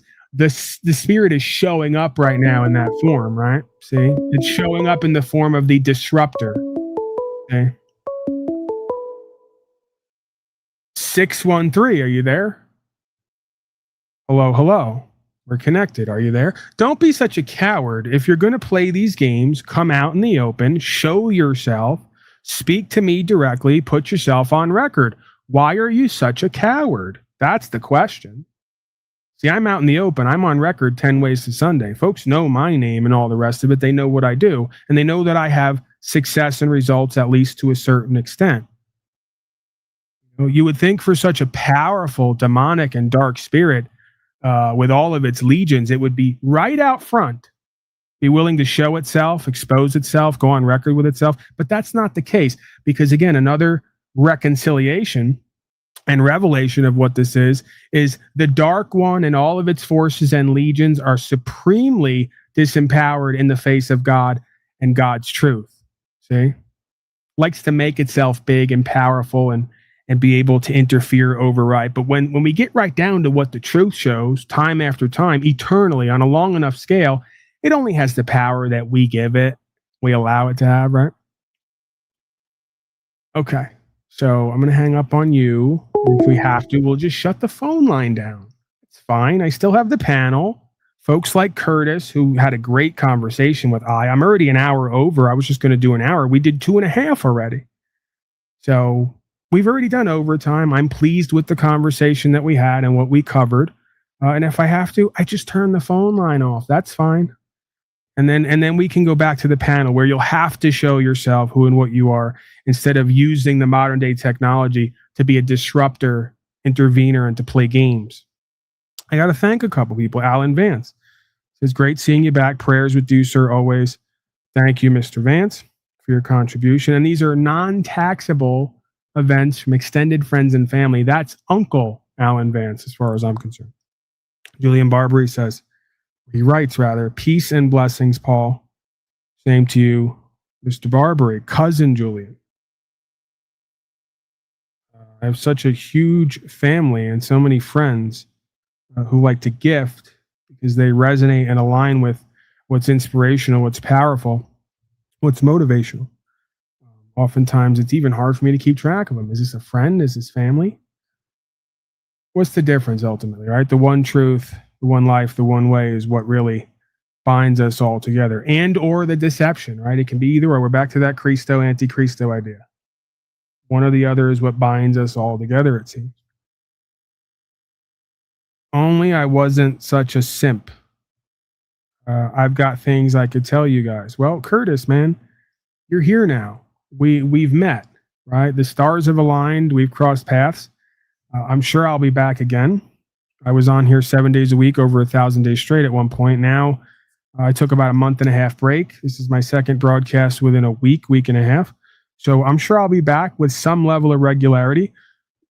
You're always free to stop by, and you're definitely free to question, to challenge, to test, to disagree, right? That's part of the interaction. Don't be such a simp as you. I don't know if he means simping for me, MAGA, who I'm not quite sure what he means. Lana in the back, I see you. Can I have a hand sign? Can you wave? Can you show me that you're an actual person behind the camera? Because folks sometimes like to come in and they turn their camera on, and then the camera is connected to a video, and the video is let's just say an adult video, because they like to get the stream taken down. So here, you know what? We'll do this. We'll bring in line. This is appropriate for the times that we live in. Where is it? Is my banner up? See, I'm lagging over here. It's not good. Not good. Nobody knows more about banners than I do, but this is not good. Lana, are you there? Hello, can you hear me? Yeah. Questions, Hello? comments, concerns? Yes, Lana. Yeah, I'm trying to fix my camera. All right. Because yeah, I look better right now. Okay. So what do you got? there We'll talk. anybody- What now? Yeah. What a shithole banner. What's wrong with this banner? 'Tis the season, right? Wait, is that you? Yeah, that's me. I figured, you know, the collectivists will receive me better. You look young. If I show up in a way that they're used to, right? So like Charlie Kirk, Nick Fuentes, all the rest of them. If I show up as an Israeli operative, they're more likely to receive me in a warm embrace than when I show up with rights, freedom, principles, spiritual faith. So I'm hacking into their mind programming again, my own way. Wait, so you met him before? Who? Nick Fuentes. No, I've never met any of these people. I quite frankly don't want to. I don't see there any reason to. They don't have any actual effect on anything that is tangible or that matters as far as I'm concerned, right? They're just talking heads and mouthpieces. Yeah, I was just confused. I heard Nick Fuentes are like, oh shoot, this guy knows him. Yeah. All right, so what do you got, man? Questions, comments, concerns, narratives? Well, What's the deal? No, I'll just let you go.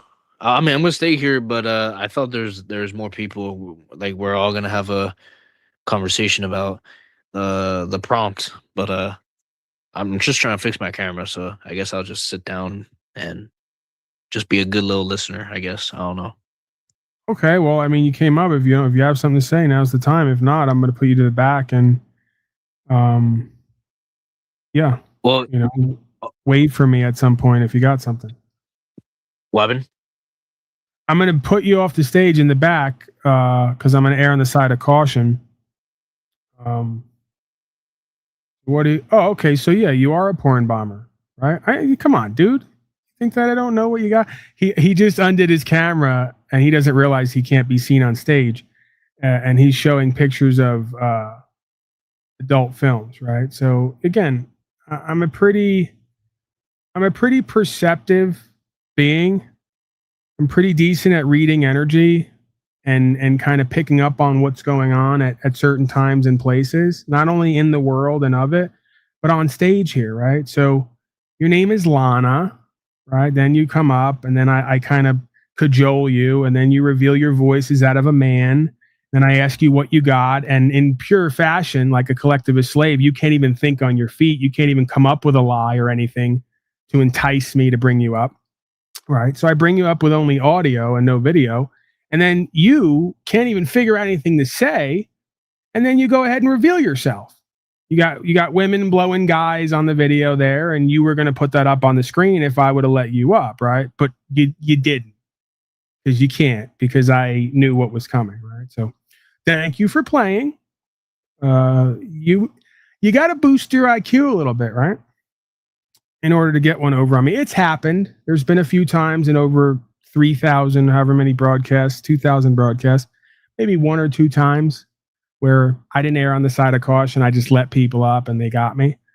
But yeah, you're going to have to get up pretty early in the morning to put one over on me, pal. You know, you're about 10 vaccines deep. You vote for masters. You think code is law. You're not going to be able to trick me. See, I trick you. You don't trick me. That's how that works. Just be thankful that I didn't decide to go into government organization, because I'd have been one of the people tricking you into your own slavery and genocide and making a pretty penny off of it because you're so manipulatable, suggestible, ignorant, and foolish. But thank you for being here, sir. I hope that you get what you need in your life. God bless you. Mimi writes, much love, Paul, peace and blessings. Thank you, Mimi. It's very generous of you. So with that said, we have the Gorilla Season. Anybody can get it shirts on their way out. At least half of them, or close to half of them at this point. More on the way. I'll be periodically contacting folks who are the contributors of this broadcast. You know, the most regular contributors of this broadcast are getting something back for their time, energy, attention, trouble, and value. Gratis on the house, right? Weren't expecting this. This is my gift to you for coming. So we've already contacted handfuls of people. I'll keep doing that over the week. If you're a little bit paranoid like I am and you don't know I might be a Fed agent like Fuentes or Carlson or one of these people, give me a P.O. box or another address where you can have it sent, right? I promise that I'm not directly going to have any black helicopters or any agents sent to your house to kick your door in and get you on whatever code you're not following, right? I have no interest in that, nor do I have connections to that. Now, if somebody watching me gets a hold of you because they're already surveilling me, that's not on me. You know, I'm giving you the proviso now. If my one special federal agent who I know and love, I don't know him, but I'm sure he's out there. Right? I'm just like a lot of you folks.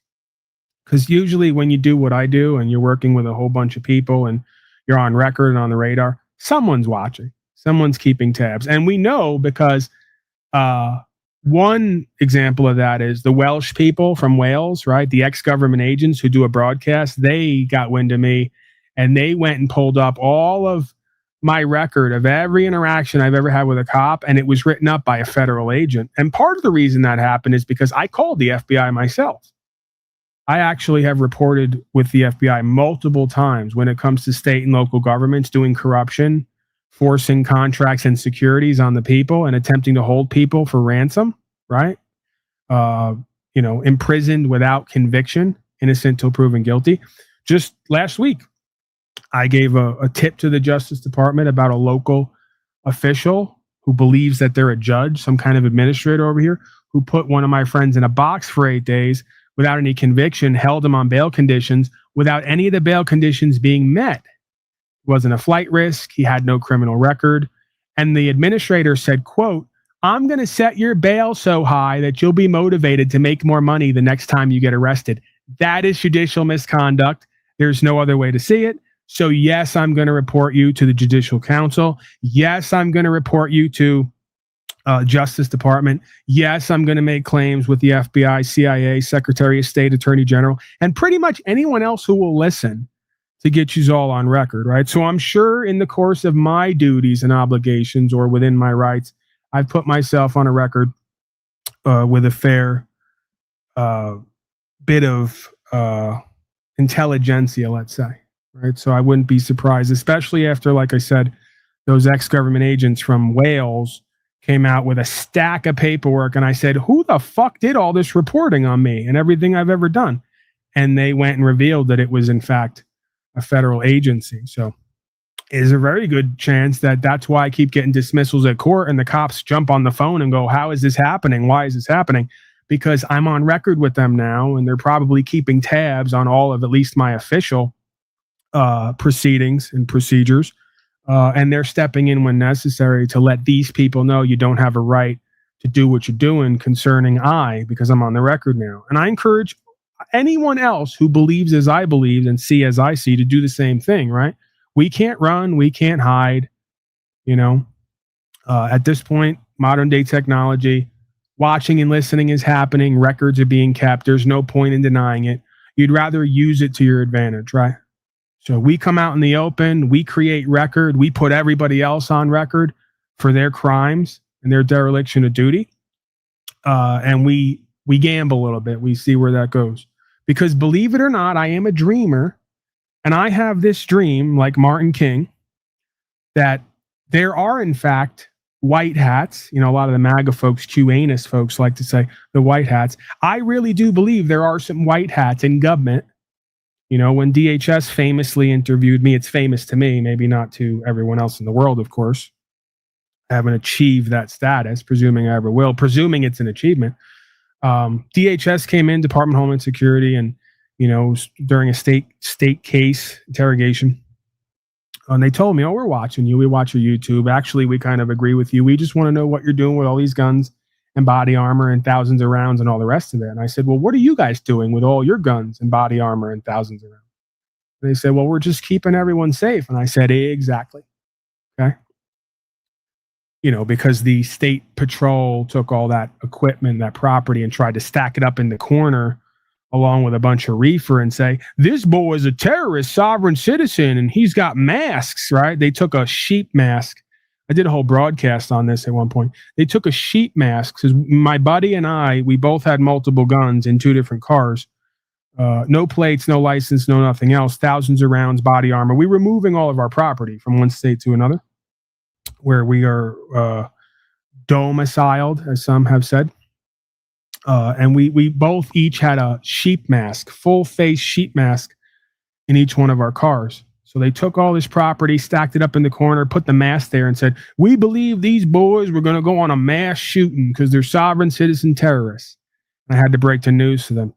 It's not as exciting as you want it to be. I wish I could report to you that it was more exciting, but it just happened to be those sheep masks were in the car because we had them for COVID-19. And part of our bit we were doing at the time, this is before even the YouTube channel, we didn't even put this on record. We were just doing it because we're 2 fucking assholes. We would go into stores, they would require a mask, and we'd put on the sheep mask. And we'd walk around and bah, and, you know, have a good old time, right? Trying to turn what seemed to be a tragedy, a test of challenge, into a humorous event. You know, try to make light with it, try to cope about it, right? But, so yeah, you know, at a certain point when you do this and you stand for something, you're going to have to go on record with everybody. And that isn't necessarily a negative or a bad thing. That can be a positive thing because now they know who and what I am. They know I'm not dangerous. I'm not violent. I'm not trying to overthrow anything. I'm not even encourage anyone else to do anything. You know, at best or at worst, I'm saying, and again, they say they agree with me and I could see how they would agree with me, right? These are guys who came in, big burly guys, you know, body armor, big beard.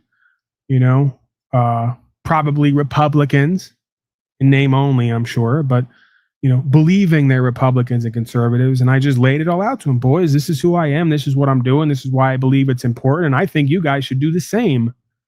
They didn't disagree with me. And I bet you there's a whole slew of folks working at the CIA, FBI, even at your local police department. There's some, even if they're unspoken. Right? They may be in the background, but they don't like the way this country's going. They don't like the tyranny and the treason. They don't like the slavery. They don't like the genocide and the 11 shots for safety. They didn't sign up to put on that uniform and swear to the Constitution to be a part of this crap. And they're kind of trying to wonder and figure out where they go from here, right? I've talked to them specifically. I've had cops off the record tell me, we didn't sign up for this. We didn't know this was going to go here. You're absolutely right. And now we just need to figure out what we're going to do. Just like that man who says he's a legal attorney who was just here, right? There's plenty of folks inside, behind the walls, right? Inside the system who are shocked and appalled. Appalled is with a U, right? Because we're Paul unshaved here today. They don't like where it's going. They want it to change. And they're just trying to figure out how that's going to happen and what their role is going to be. Your hair is just super flat. Well, yeah, it's because I comb it. What do you want me to come on here with wild hair? I comb it.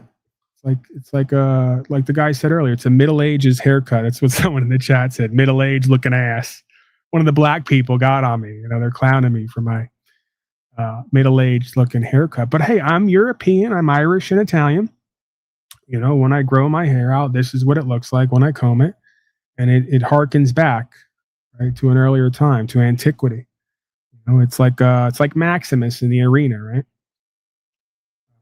It's the old Caesar, as they would call it on the East Coast. Okay, we got a Tony. Maybe it's Tony Hinchcliffe, and I'll get my big break. I may have to blow him, though, and it might be unsightly. You guys might have to look away. What up, Paul? Merry Christmas chat. Born in America, but says he's Irish and Italian. I meant ethnically. Ethnicity-wise. Of course, I'm a Native American because I'm born on this land. But ethnically, how my genetics express are one of an Irish Italian. Thank you for correcting that record. This broadcast bangs. All right. Not only does my hair bang, this broadcast bangs, and much like the Ricky Martin song, she bangs, she bangs. I don't know what that means. Tony, are you there? Hello, Tony. Tony, are you there? Hi. Hi. Oh, it's Tony. That's that Tony. Hello? Tony. Yeah, what's that? What's the name again that you go by? Tony. Oh man, the family name escapes me. What's up, Tony? What do you got for me? Questions, comments, concerns? Yeah, I wanted to get your view how many rich and powerful get away with crimes in the judicial system. Oh, we already went over that, Tony. It's because the majority are so listless and cowardly, they can barely put two words together in a sentence or summon the will to stand for what's true and what's right, or question any kind of jurisdiction, proper process and procedure, that it's like a tennis game where nobody shows up on the other side. They just keep spiking the ball, right? You know, they keep acing it. I guess spiking it would be volleyball, right? But that's all you have to picture. Court is like a tennis court. And of course, if nobody shows up on the other side and I just keep serving it and slamming the ball and nobody ever returns it, I'm going to keep winning. It's going to be that easy, right?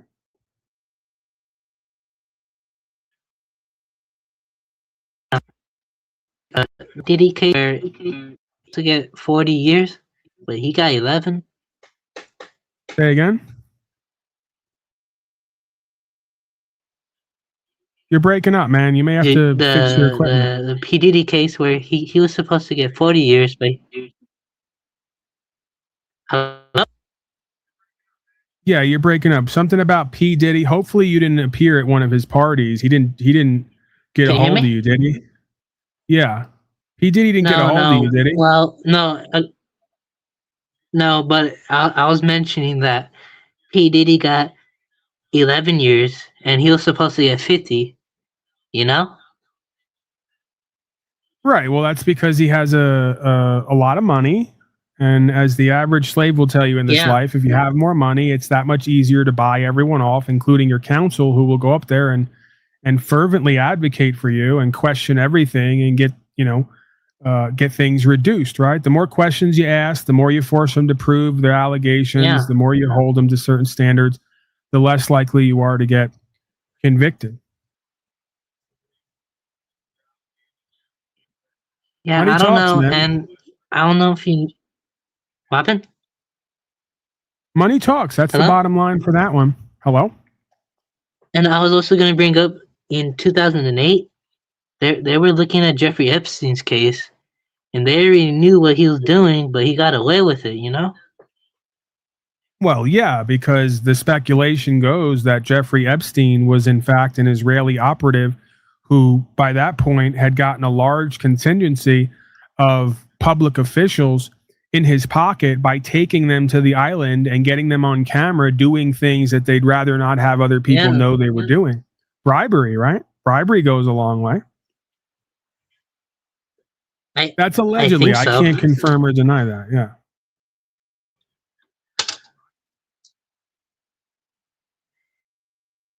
I got to thank Louis Bastone, man. 1 second, sir. Louis Bastone for one unsliced pepperoni warmed to 99% dipped in lard for you to insert into your ass. Thank you. These are my fans, by the way. These are supporters. I always have to remind myself of that. Thank you, Louis. We love you. And by the way, I'm on the Louis Bastone diet now. Cheese, eggs, and potentially even a little bit of fish, right? I've been wavering on some of my supposed principles and values because Louis convinced me my diet is what's destroying me. Eating nothing but vegetables for over a year straight. At one point, a lot of carbs, though, right? So I think it was the carbs and sugar. He says it's the vegetables as well. So I've gone full Bastone diet to get him off my back because he's emailing me every night. He's telling me I'm a fat pig. I'm destroying myself, but he loves me. He's a lot like God. Yeah, Lou's a lot like God. He's going to condemn you for your sins, put you in hell, burn you forever, but he loves you, you know? So I'm taking his Yeah. advice to see what happens. See if I get some remedy there. Are you a Christian? I self-identify as a Christian just because I believe that if we were to follow Jesus, he or it, the spirit behind it, wouldn't ask us to label ourselves something other than just a man under God walking in the way. So I don't go by any official terminology, right? I don't classify myself. I let other people do that for me. Yeah, I got a couple, I was just confused No, I get that. I mean, because I saw the on YouTube. I was just scrolling and I saw the Star of David on the thing, and I was assuming, oh, he's Jewish, but I well, don't that's know. how I get you guys in here, right? If I want to get magatards in here to tell me all about Donnie so I can reveal legal lawful to them and what our rights are and America and principles and all that, I got to give them something they're used to, right? So they No, I love was just assuming you're Jewish. I didn't know. No. That's another ruse, man. I'm a mercurial beast here. I play a lot of tricks at times, right? I have a mischievous aspect to me. You know, much like the Luciferian controllers, some might call them masters. I have a mischievous aspect to me. Yeah. Yeah, I'll use the dark side of the force at times, or a lesser light to draw people in, to get them engaged. I have a question. Well, I love how that voice is changing as we go along, too, by the way. Christian D says, happy holy days. And of course, that's Emmanuel. Thank you, Mr. Emmanuel. Very generous of you. The same for Sherry. Yeah, 1 second, sir. We'll get there. Are you sir or ma'am? Or I don't want to misgender you. My pronouns are they, them. They, them. Okay. Well, Mr. They, them.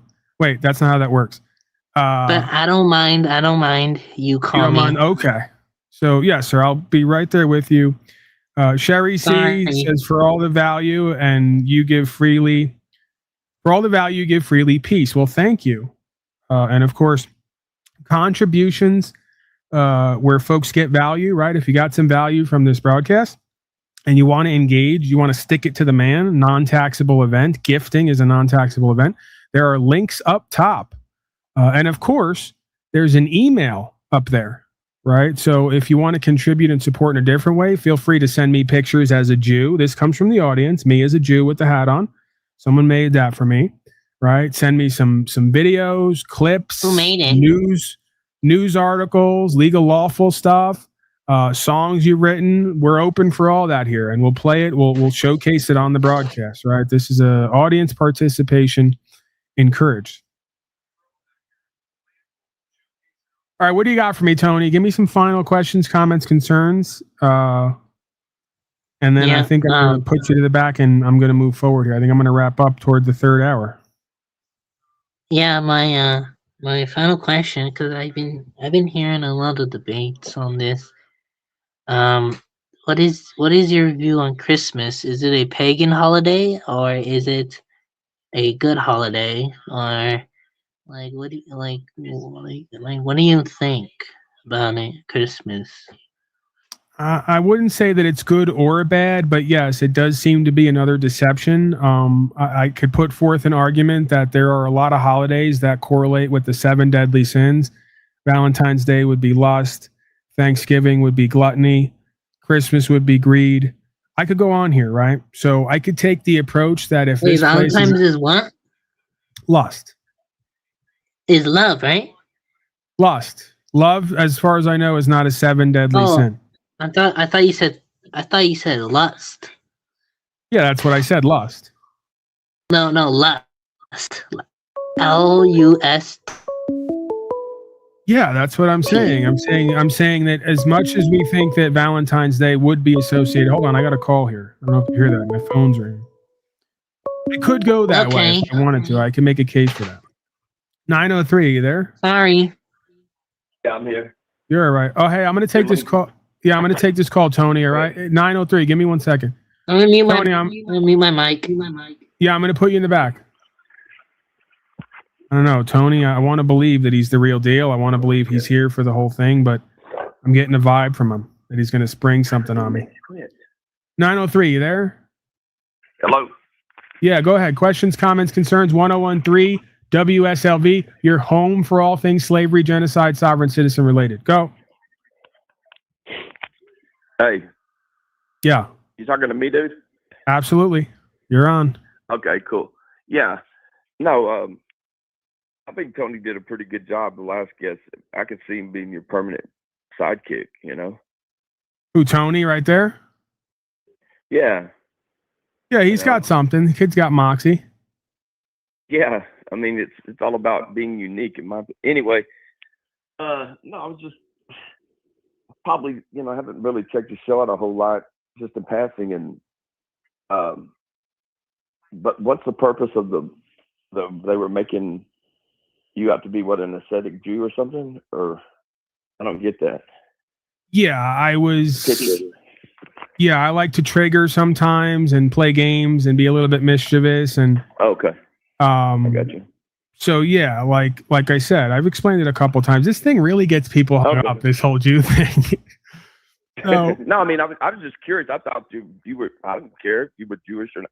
It didn't bother me. Yeah, I'm gonna level with you. It's not actually me in a hat and rabbi outfit. It's photoshopped, right? That's so what I caught that. Yeah, somebody sent that into me as a thumbnail, and I use it from time to time as a banner so that people can't porn bomb me, and it's triggering and it makes people wonder and ask questions, and here we are, right? Sure, there you go. No, it's thought provoking. So your stance on, like, right now with what's going on in Gaza, do you accredit Trump with what's currently going on, or how do you see it? Yeah, it's pretty simple, man. We've done this a dozen times, right? I'll bring up the list of all the nations that don't have a Rothschild central bank. Coincidentally, all of those 12 nations will coincide with all the nations we're at war with, right? I don't believe in coincidence. So these are banker wars because they're trying to gain control over these regions to institute centralized banking, to bring the world into a new world order, digitized banking system. In order to do that, they got about a dozen or more nations that need to comply, right? So whether it's Iran, Iraq, Libya, Syria at one point, we could just go down the list. Most, if not all of them, are strategic locations to overtake to install this banking system. So how do we do that, right? And again, here, I got a good clip for you, actually. After I give you this explanation, I'm going to bring up an Israeli lobbyist. His name is Clausen. And over 15 years ago, he stood up and gave the speech I'm going to play for you. It's less than 2 minutes. He actually says, all of our wars, some might say, are based on the interest of United States. And we know that's self-defined as a corporation. He goes on to say that we either let these attacks happen or make them happen in order to go to a war that we already want to go to. So similar to 9/11, as some have shown and put forth, this idea that we have certain nations we want to get into, take control over, and indoctrinate them and turn them over to a centralized banking system and a system of being ruled by centralized military and powers, right? WHO, NIH, CDC, all examples of the same idea. And the only way we can do that is if we fund certain groups, and by we, I mean they, fund certain groups to attack other groups to create this perception of a threat in order to do war and take over and then get their way, right? So let me give you that. Again, this is Israeli lobbyist Clausen talking to presumably members of both governments over 15 years ago, saying, we can't see how we're going to get to war with Iran, but we want to. And maybe we just he kind of says, some might say, he uses veiled language, but at a certain point he comes right in the open. He says, maybe we just have a submarine go down and not come up, right? Who would know what would happen? And then we could get to war with Iran. So let me play it for you. You tell me what you make of this and how it corresponds with everything else. Okay. I frankly think that crisis initiation is really tough. And it's very hard for me to see how the United States I don't hear anything. President can get us to war with Iran. Okay, I forget. When you're on the phone line, you can't hear what's on stage. So you're going to have to... Yeah, you're going to have to mute up so I don't hear you in the playback. Okay. And then you're going to have to listen through the YouTube, right? Gotcha. Pain in the ass, but I'm doing the best I got with what they give me. So yeah, go ahead and mute up for me just so I don't hear the playback on my end, and then unmute when the video finishes and then watch it through the YouTube feed. I frankly think that crisis initiation is really tough. And it's very hard for me to see how the United States president can get us to war with Iran. Which leads me to conclude that if, in fact, compromise is not coming, that the traditional way of America gets to war is what would be best for U.S. interests. Some people might think that Mr. Roosevelt wanted to get us into World War II, as David mentioned. You may recall we had to wait for Pearl Harbor. Some people might think Mr. Wilson wanted to get us into World War I. You may recall he had to wait for the Lusitania episode. Some people might think that Mr. Johnson wanted to send troops to Vietnam. You may recall he had to wait for the Gulf of Tonkin episode. We didn't go to war with Spain until the until the Maine exploded. And may I point out that Mr. Lincoln did not feel he could call out the Federal Army until Fort Sumter was attacked, which is why he ordered the commander at Fort Sumter to do exactly that thing which the South Carolinians had said would cause an attack. So if, in fact, the Iranians aren't going to compromise, it would be best if somebody else started the war. One can combine other means of pressure with sanctions. I mentioned that explosion on August 17th. We could step up the pressure. I mean, look, people, Iranian submarines periodically go down. Someday one of them might not come up. Who would know why? We can do a variety of things if we wish to increase the pressure. I'm not advocating that, but I'm just suggesting that this is not a either-or proposition. Of, it's just sanctions has to succeed or other things. We are in the game of using covert means against the Iranians. We could get nastier at that.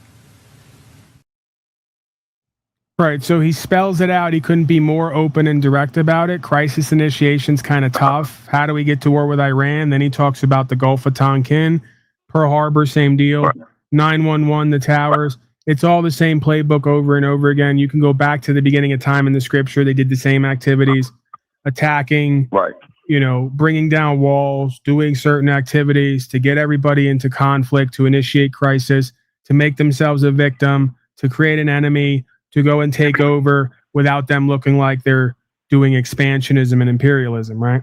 So simple playbook happens to work.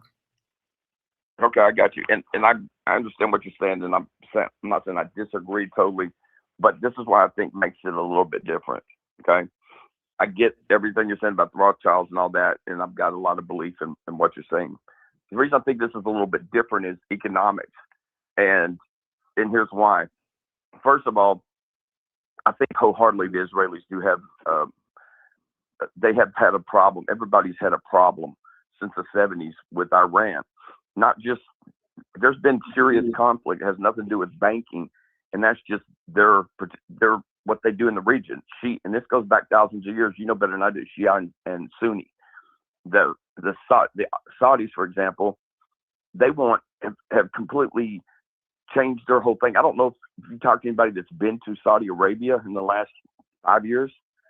Dude, it's like the choice place to go. I mean, it's like you can eat off the freaking streets. I've got some good friends that went, and I was just amazed. And of course, I didn't go personally, but they started smiling. I said, "You can't do that there. You can't drink." Oh yeah, you can. I was like, wow. And it's becoming this tourist. My point is the prince there, like him, but we don't like everything they do, of course. But it's coming down to economics. And bottom line is he wants, for economics reasons, he doesn't want to have to deal with the Iranians. Trump, what he's done, in my opinion, was said he's put them on hold. And the people that are in Gaza, I get where people are coming from, but at the same time, here's the thing, man. What would we do? What would we do? Because in 2016, you know as well as I do, what did the Israelis do? They did a land for peace. We're going to deoccupy. It's you. It's on you. They still provided them with water and electricity. Millions of dollars are coming in under the table. The infrastructure doesn't get approved. They choose to put Hamas or But, you know, you ever talk to somebody that's absolutely lived in Gaza? Like the dude said, he goes, man, there's 5 factions over there fighting. If it wasn't them, somebody else, they would still be fighting. And there's, you know, they haven't had a centralized leadership that's worth the shit. Okay, cool. But if what they did to the Israelis, and they hadn't been occupying them since 2016, how do they pay them back? They killed 1,200. That's like killing 40,000 Americans. Sir, we're 3 or 4 moves down the line here. We got to go back to 1947, a year after they created the CIA in 1946. They created the State of Israel or about the State of Palestine. So this is a long engineered. We have back to the 1880s, Albert Pike, head of World Freemasonry, declaring that Lucifer was the god of Freemasonry, and that they would create 3 world wars to bring in a new world order and a one world religion. This is not all by happenstance. This is not economical. Most things in this life are spiritual ever before they become physical, and economics is an offshoot of physicality. So they created the State of Israel.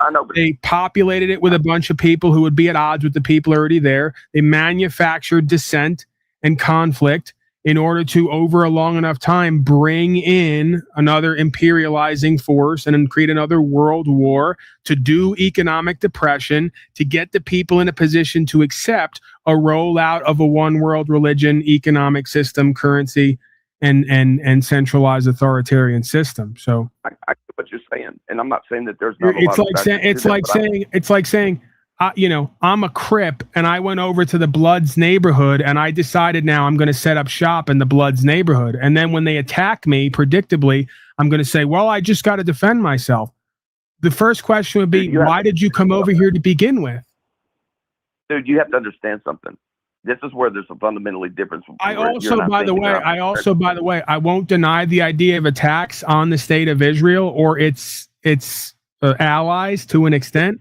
I believe it's way overblown, and I believe that it's a minor aspect of the whole that's being overblown for their predictable ends, right? So I'm not buying into this whole, the State of Israel and everybody who's there is just a victim by happenstance. They have no business being there. They're not from there. They're trying to carve out a place there, and now they're taking over the place.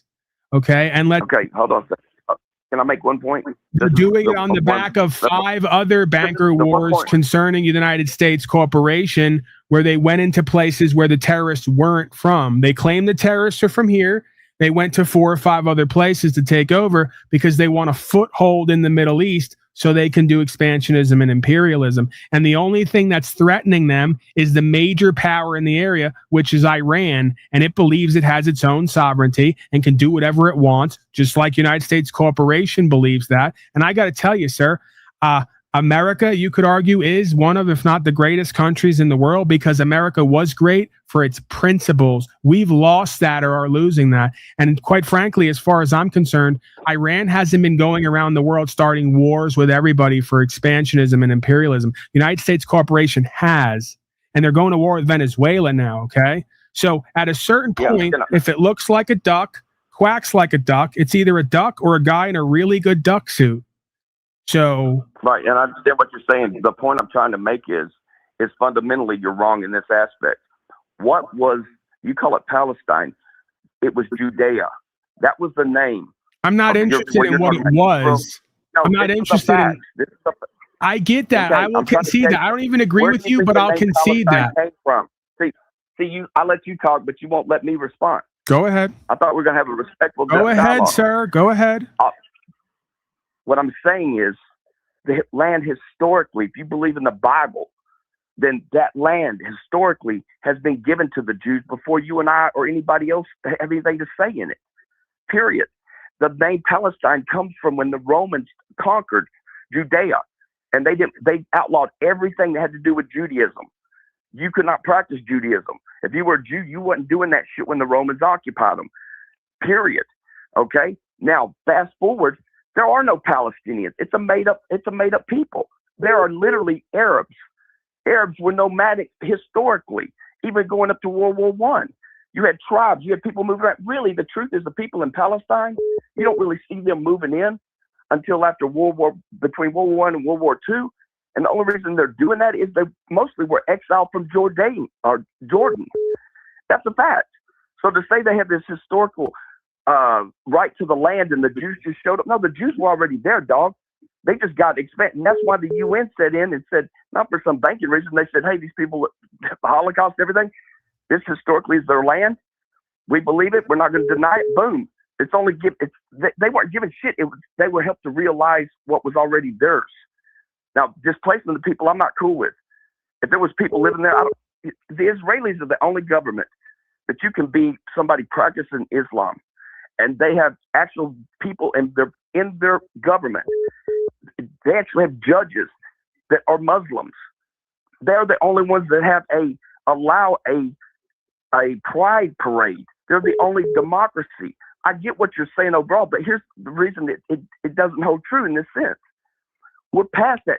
There's the Iranians have been the biggest thorn in the ass of the world, and yes, they've expanded. Dude, they're in every country in the Middle East trying to do what? Trying to basically say, hey, you convert completely, or if you're not practicing Islam, then what are you? You can convert or you can die. Period. Sir, I can only talk on what I know. I think it's best if we all bring these conversations back to what we've actually experienced and know. I can't confirm anything that I've heard or seen, whether it's through history or on the TV. Don't know it to be a fact. Right. I can tell you what I've been told, but what good is that? So the bottom line is, I don't have any Iranians ever coming for me. I don't have Iranians stopping me on my homeland and interfering with my rights and my values. I don't have any Iranians telling me that I have to pay them. They've had terrorist cells here. They just tried to kill an Iranian woman that's been here, exiled from Iran. And Sir, that may be true. I'm telling you who is a constant thorn in the side of me and everyone else I know, and it's United States Corporation to an extent, and their drastic overreach and interference with the individual's rights and principles of government as we understand it, the law of the land, right? You believe in the Monroe Doctrine. You believe in the Monroe Doctrine. It's not about what I believe in. It's about what my experience shows.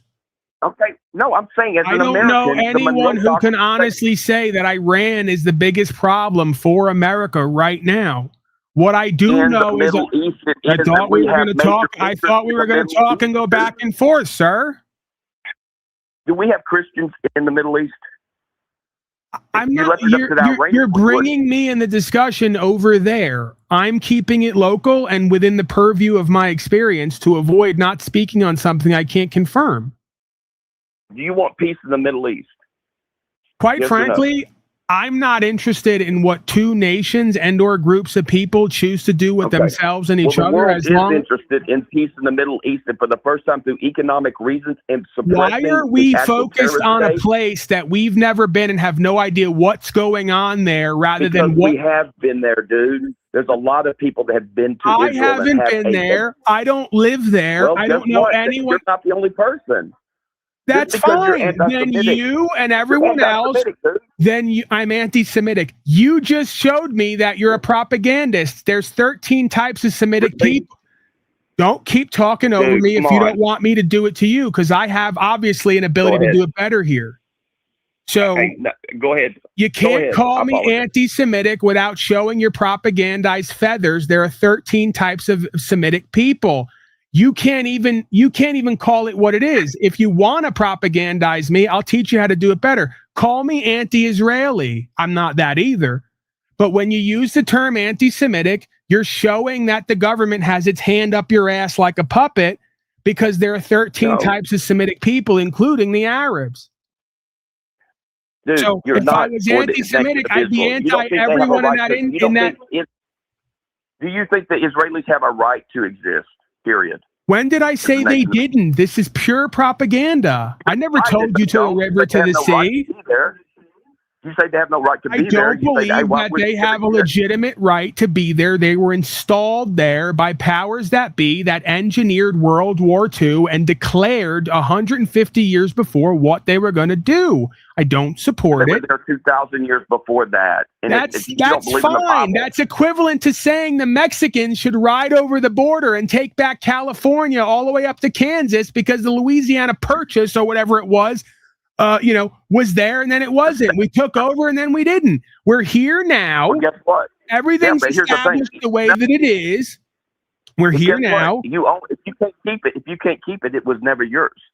The They Israelis can keep what's theirs. brought a bunch of people who were living in Germany to the Middle East and said, "This is where you." They had refugees that did immigrate back, but they have had Jews there. Sir, they're selling timeshares for Gaza and New Jersey right now.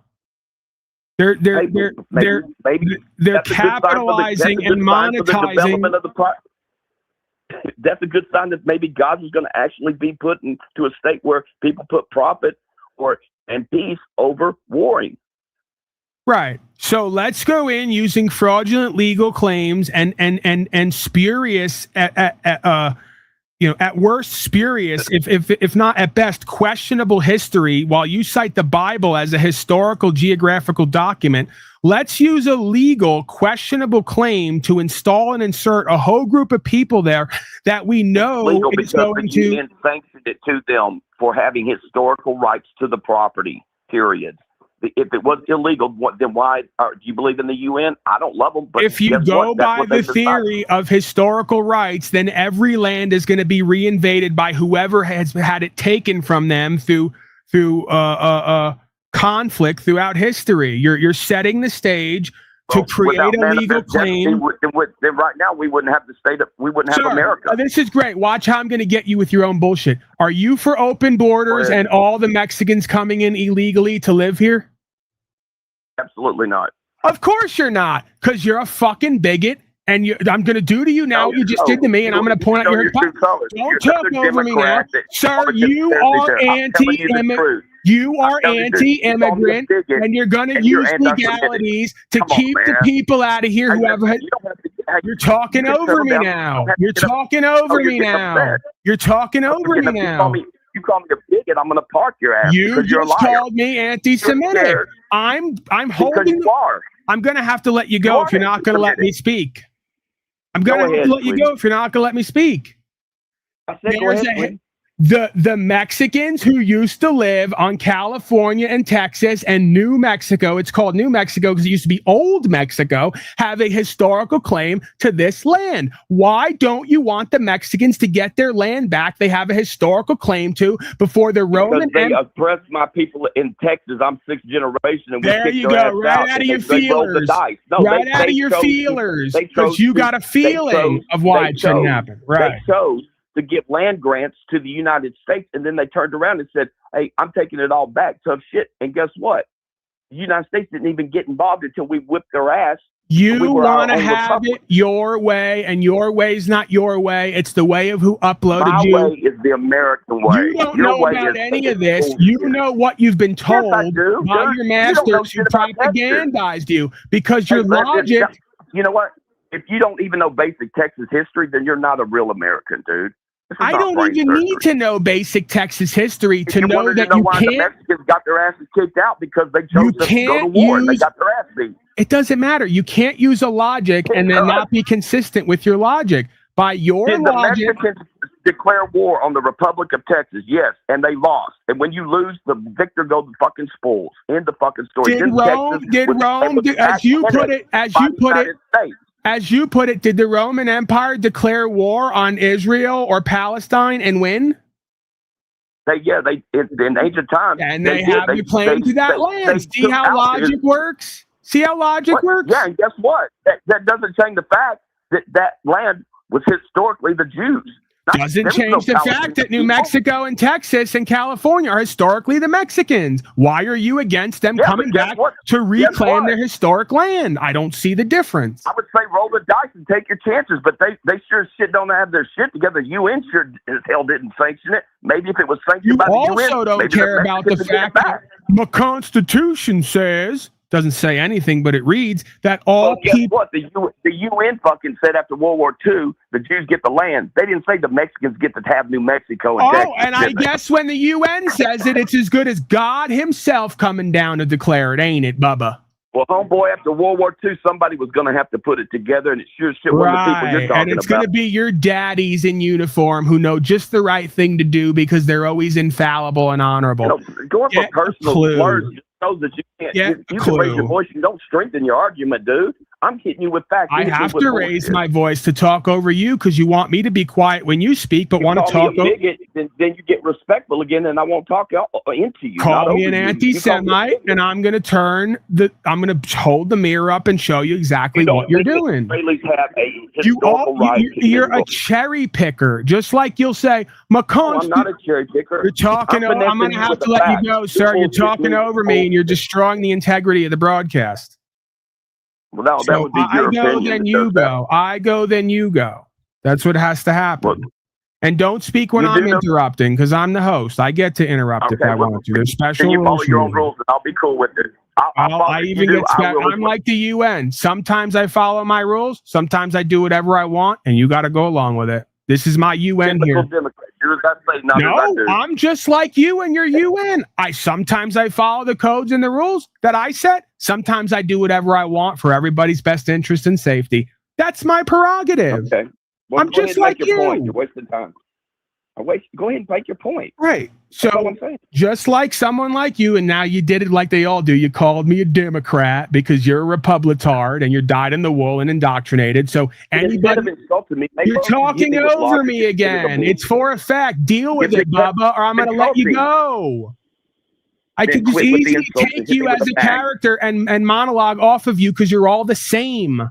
You're literally out of a factory. You're out of a factory. Why do you have to insult somebody when you can just finesse them with the facts? I'm talking about what it is. Your talking points are just line for line what we hear every time we hear a Republican speak.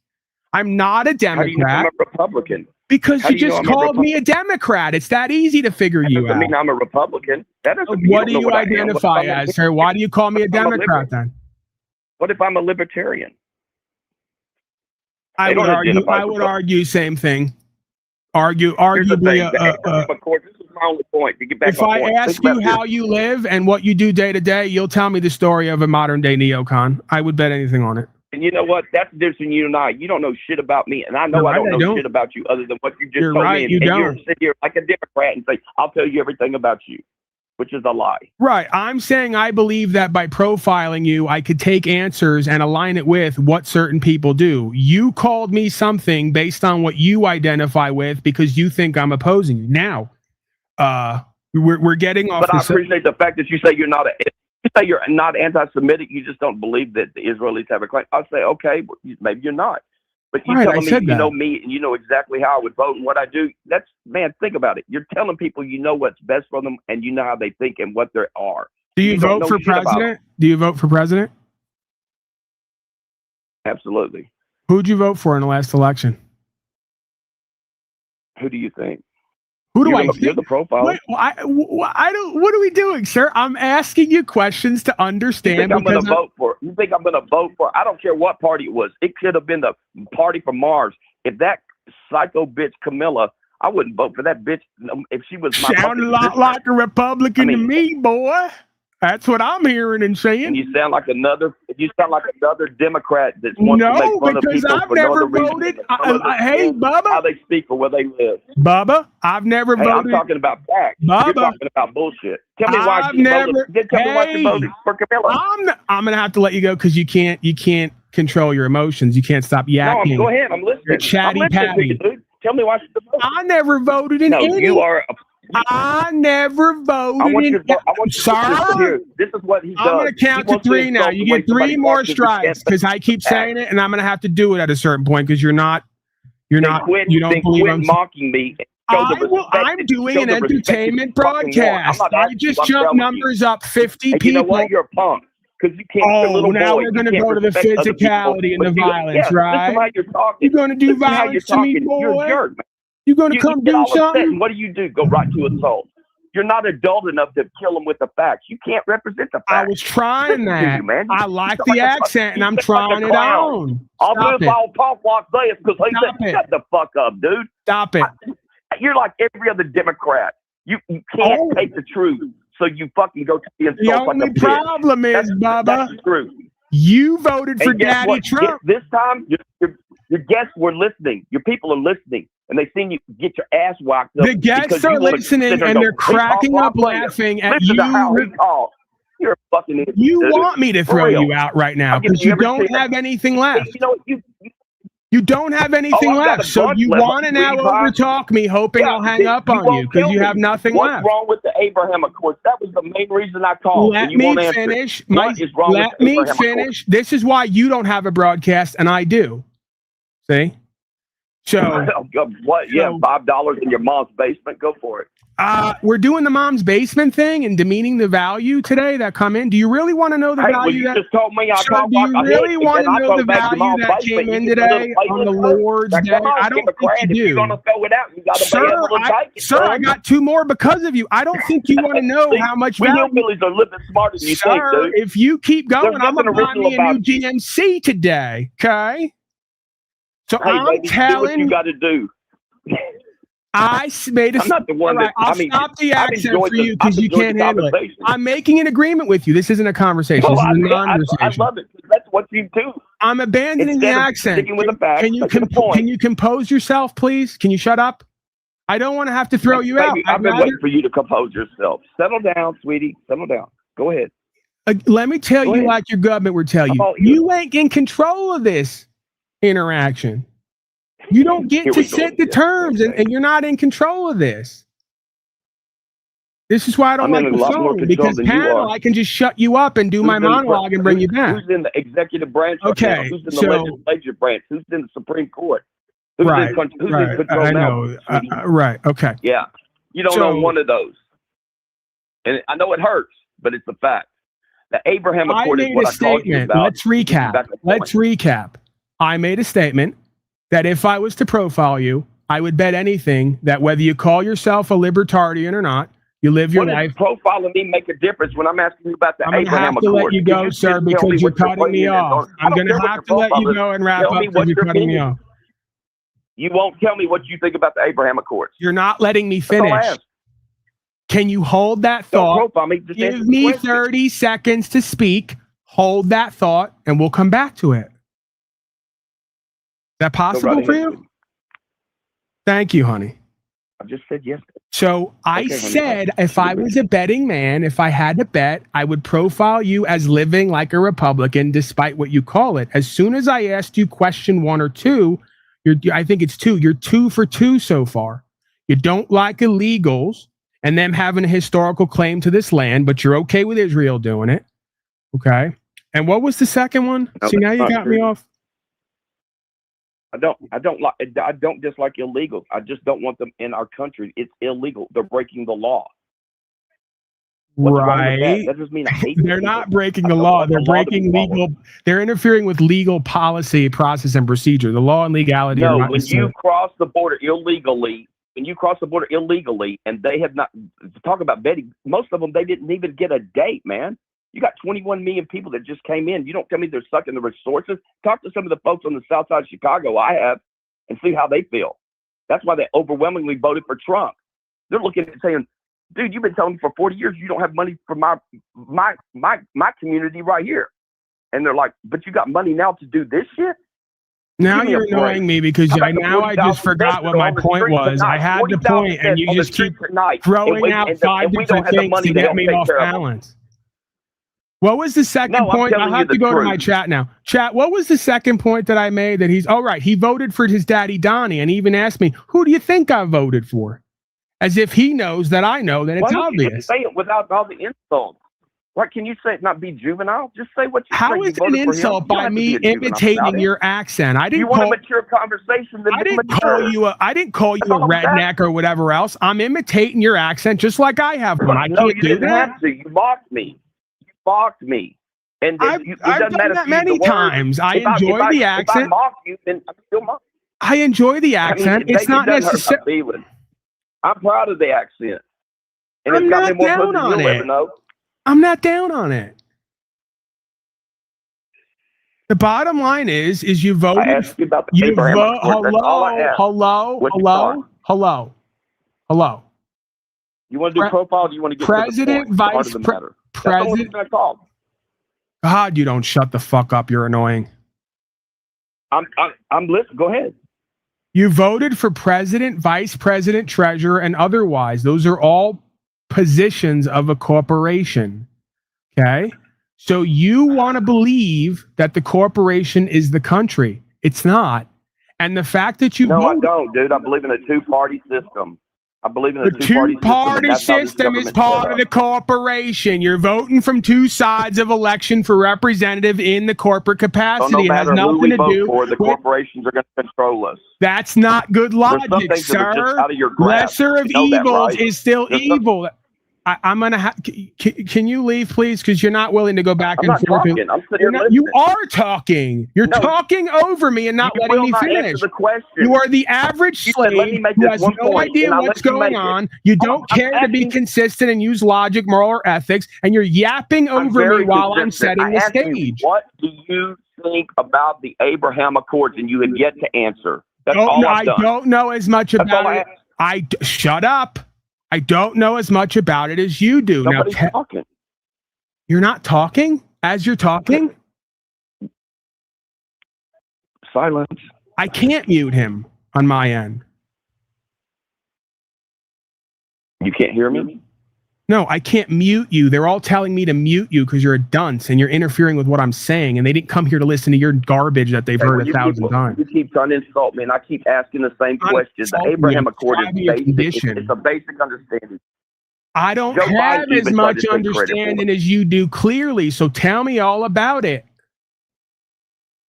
The Abraham Accords is this. It was set up by, of all people, 3 people, and 2 of them are novice. But the bottom line, it says this: the Jordanians are down with it, the Saudis are down with it, and what it says is this: let's choose peace and prosperity. And for the first time in 45 years, really 50, they're willing to recognize, do what a Islamic nation has not been willing to do. And if you and I both agree on one thing, if you're going to coexist, then you have to coexist or acknowledge each other. Meaning, you are you and I'm me. We might not agree, but for us to coexist, we can't say the other one has to be eliminated or genocide.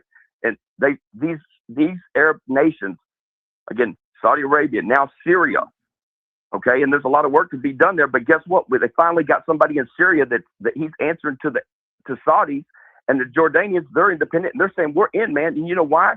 Because it goes back to over 3,000 years of the Shia and the Sunni battling, and that ain't got a fucking thing to do with Rothschild or any baking. Those fuckers are going to war whether we like it or not. And the bottom line is, the Abraham Accords, for the first time, has an outline to bring these countries together, that they say, I'm going to recognize you, Israelis. I'm not saying I agree with everything, but instead of us making war, let's make business. Whether you like it or not, the Israelis are cutting edge as far as tech, the high tech and AI in that region. The Saudis want to do business with them. Here's a But news it's a flash. dangerous dance. And guess who disrupted it? Guess who disrupted it? The Iranians. Because they don't Bam. want to do business with They the were- likes they of were you, all and I don't fighting. blame them. They don't want to do business with the likes of Dude, you. we're talking about a 2-state solution that actually works. And You're that's the talking about Abraham any Accord. solution that allows you and who you stand for to get what you want. That's all this amounts to.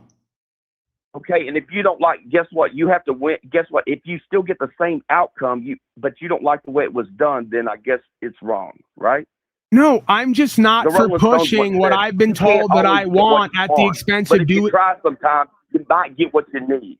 Thank you, And Mick can get what you Jagger. need, but it might be winning ugly. I don't need a I'm sorry two-state to tell you, but solution. this thing is a real thing. I don't need to be involved. Well, what about peace? What about just peace? What about That's just down peace? the hall Peace to in the Middle left. East. Jack Talcott's into world peace and ending wars and legal secrets. I'm concerned with what. Okay, well, they're doing it right now under Trump. There's a ceasefire in Gaza, in case you haven't noticed. And guess what? Qatar is holding the chain, and they You pulled should it back, start a and they told the broadcast. Iranians, You'd be shut the fuck up. amazing. You'd be great at it. You should start a broadcast. I am amazing. That's I'm why just I can't. finessing you with the facts, though. Have me on every week. I'll help you make $1 million. I don't care. You don't have to pay me a penny. Right. Again, man. You keep all the money. I don't think that I really need you to do what I do. I've been doing it for a while with some decent results. I didn't say you did. I said if you wanted to make more money, then you'd have somebody like me. That's what makes it interesting, dude. Friction makes fire. I guess if you could ever shut up to let me respond to anything, but you can't. So it just becomes. If I was an active member on your show, then maybe I could. But we'd have to, get. So you want a two-state solution here right now? You're doing what your Israeli programmers and propagandists teach you to do. Dude, let's be honest. You're not going to coexist. You impinge on other people's. You impinge on other people's area and their program, and then you say, "Well, maybe if you just give me what I want, I will start to act properly." And that's exactly my point. You just displayed the exact process and procedure they're doing. Humility, the ability to be taught. I can shut the fuck up when somebody doesn't insult me. When you insult me, I have every right to step in and go, no, I will not tolerate that. You don't get to decide. You don't get to qualify. I do get to decide because I'm me. You can hang up on me, but you will not disrespect me. And that's the bottom line. You don't like it, you're do what you gotta do. stonewalling and forcing. The bottom line is that's what a man does. The broadcast. I don't ask. I'm fucking telling you. You or anybody else, you disrespect me. Oh my God. But guess what? If you talk to me like a man. How many vaccines did you get? Hopefully, like at least 5 out of the 11. So we won't have to deal with this. Leave the slurs How out many vaccines did you get? Leave the slurs out, and I'm all ears. How many vaccines did you get so far? I'm here to listen. Dude, I've got the 3, and I'll never get another one. You got 3, and you'll never get another one. So every time I ask you a question, you give me an answer that shows me that I'm more conscious and aware of these certain things than you are on every level. So I don't see how you could. No, you know what you're conscious of? You're conscious of a Dr. Fauci that fucking caused the whole fucking problem in the first. And by the way, more blaming other people. Just go back to the I didn't take the shots. Killed over 60,000. I didn't take the shots. I don't vote for masters. I don't get duped out of my rights. Guess what? Then I admire you for not taking the shot. But guess what? A lot of people did because guess what? Because you're stupid. I think the first shot helped the first place. Because you refuse to look at the truth and confront your beliefs. You may not be stupid, but you're too prideful. You're too prideful and egotistical to confront your beliefs and admit you're wrong. As you just said, you weren't. I have humility. Teach me. I'm like, dude, anything that you can tell me because I would have to give you the equivalent of 3 genocide shots on this broadcast to get you to shut up and admit you were wrong. I don't have that kind of time and power. Well, then why don't you admit the fact that you're not open to any other ideas? I told you. Show me, teach me, show me what you're talking about. I am open to ideas that make sense, not from people who do nonsensical things and follow people off cliffs. I have no reason to believe. Are not controlling everything. You keep cutting me off every word that I'm saying. I'm going to have to let you go because you won't shut the fuck up and let me finish. You haven't let me finish a sentence yet. Yes, I have. You're not. You're not even aware of what you're doing. I've tried to say 5 to 10 different things so far. You're cutting me off now. How long has this conversation been going? Let me ask, how long has this conversation been going on for real? 43 fucking painful minutes of your nonsense. 43 minutes. And guess what? Guess what? For somebody that you just think is a real retard has kept you on the phone 43 minutes to prove a point that you have no humility. If you did, you'd have the ability to be taught, even when you go like, I might not. I don't want to be taught by someone who votes for masters, takes 3 shots to figure out a genocide campaign, and still says he's going to vote for a daddy because Kamala is bad. I think and guess what? And that's I'll see you later, sir. I'll see you later, sir. He's going to have to get the answer from off the phone because he can't shut his trap long enough for me to get a word out to do the fucking broadcast the way I want to do it. He's just like the state of Israel. He's going to hone in on me, force his way, correct me with everything he doesn't like, stop me from carrying on my affairs, and then give me an ultimatum. Well, maybe if you do what I want you to do, then I'll start conducting myself the way I should. You sound just like the invading Israelis with their claims that they get to do whatever they want to do to force a solution the way they want it. Go fuck yourself. That's the answer I'd give to them if I'm the Palestinians. That's the answer I'd give to you. Owe you anything?